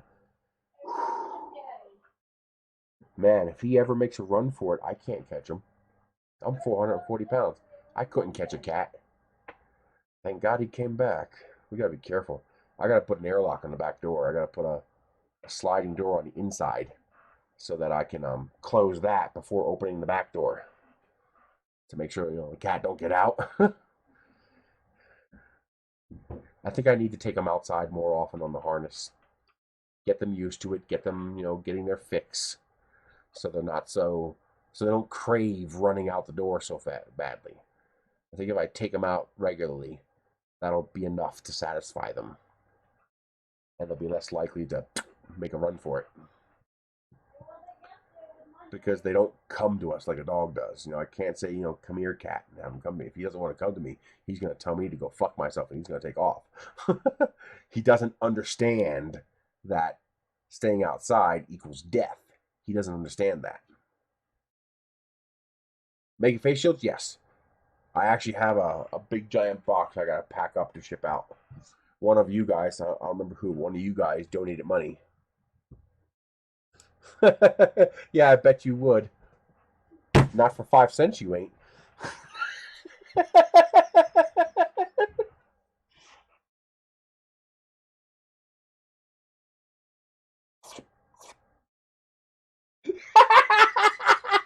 It works.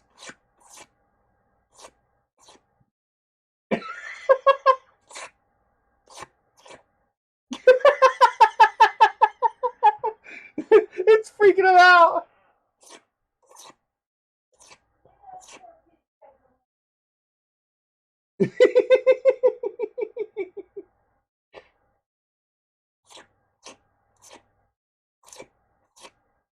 Oh, he's bored with it now.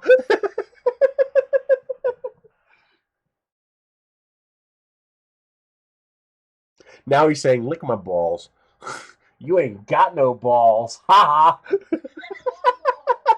No, he doesn't. The sack is still there, but there's no balls inside. No, they can't, because then he can still make kittens. Yes, Michelle, one ball and you can still make kittens. Huh? No. There's so many cats out there. You said that already 4 times. I didn't keep saying anything. I said it 1 time. No, I didn't. Hi, kitty. You want to come over and get some petting too? Huh? Yeah?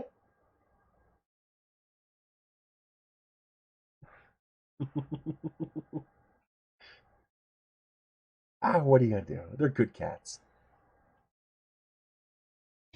And plus, I don't want you getting fleas. You would not be happy with fleas. No, you wouldn't.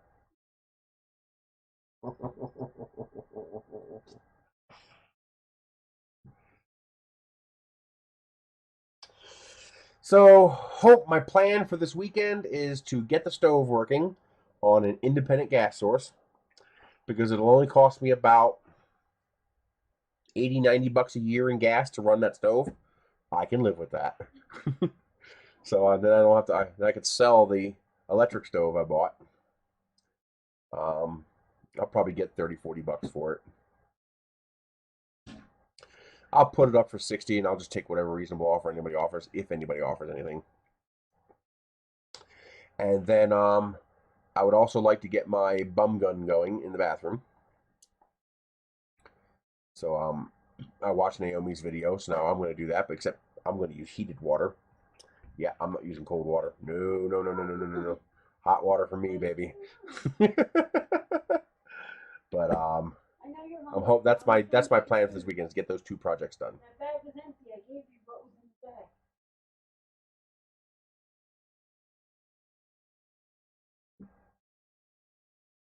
First, you got in the mail today?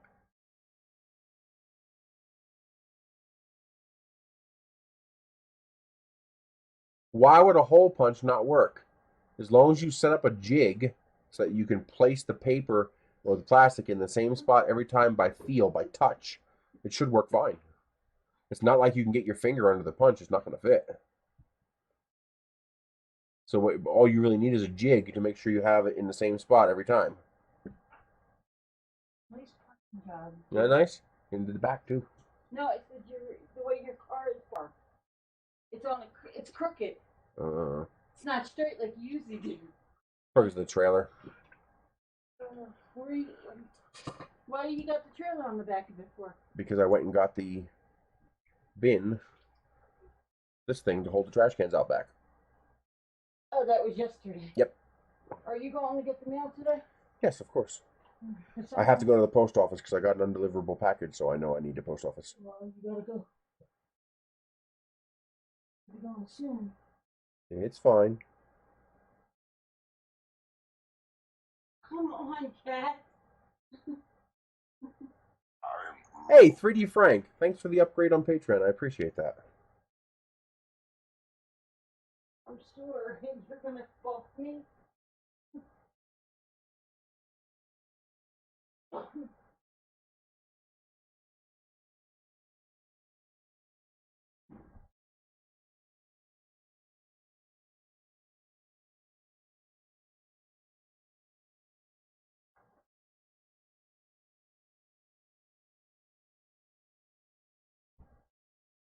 Yeah, this remote ID thing is such bullshit.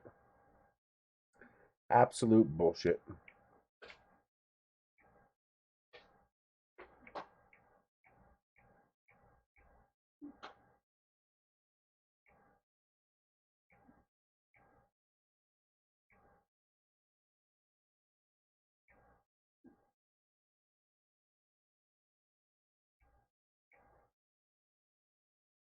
What are you going to do? Just remember, ETP. Eat the politicians. Oh, turn off. Thank you. Just got to remember, the only solution to that kind of a problem is cannibalism. Trust me, it'll work. It sounds weird, but it'll work. Yeah, I just sliced up a bunch for JC here so he could produce stacks.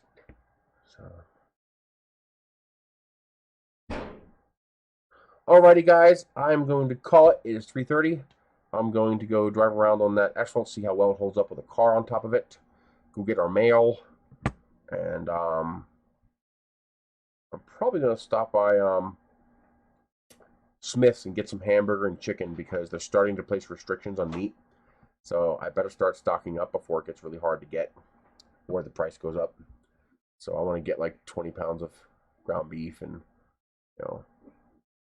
10 pounds or so of chicken, vac bag it, seal it up in the freezer. And I won't be able to get enough meat to hold us for months, but I can get enough meat to so like twice a week we can have a nice meal with it and go from there. But yeah, with the with half the meat packing plants closing down because of infections, it's gonna be interesting to see what happens. So that's it. I will see you guys later. Thank you very much for the assistance. I appreciate it. All those links down below, most of those links help me out, and I appreciate you guys using them. Thank you to the people who donated. Thank you to the people on Patreon. I appreciate you. I will see you guys next week. As far as what is coming up, I have the new CR6 SE coming. I don't know when. I also have a new printer from, I think I have a new printer from Ortour coming in. I think they have a new printer coming out, so that might be on the way to me soon. I do have another laser cutter coming in from GearBest, actually. It's like that one, but bigger cut area. I think it's 300 by 400. And in theory, I might eventually have the new TiVo coming in, the new Tarantula Pro, I hope. It's all orange, so I'm hopeful for that. And that's about it for now. So I will see you guys later. You guys have a great day. I do have more videos coming to Life of Nerys, so you will be able to see. You're going to catch up from the past 4 months over the next 3 weeks.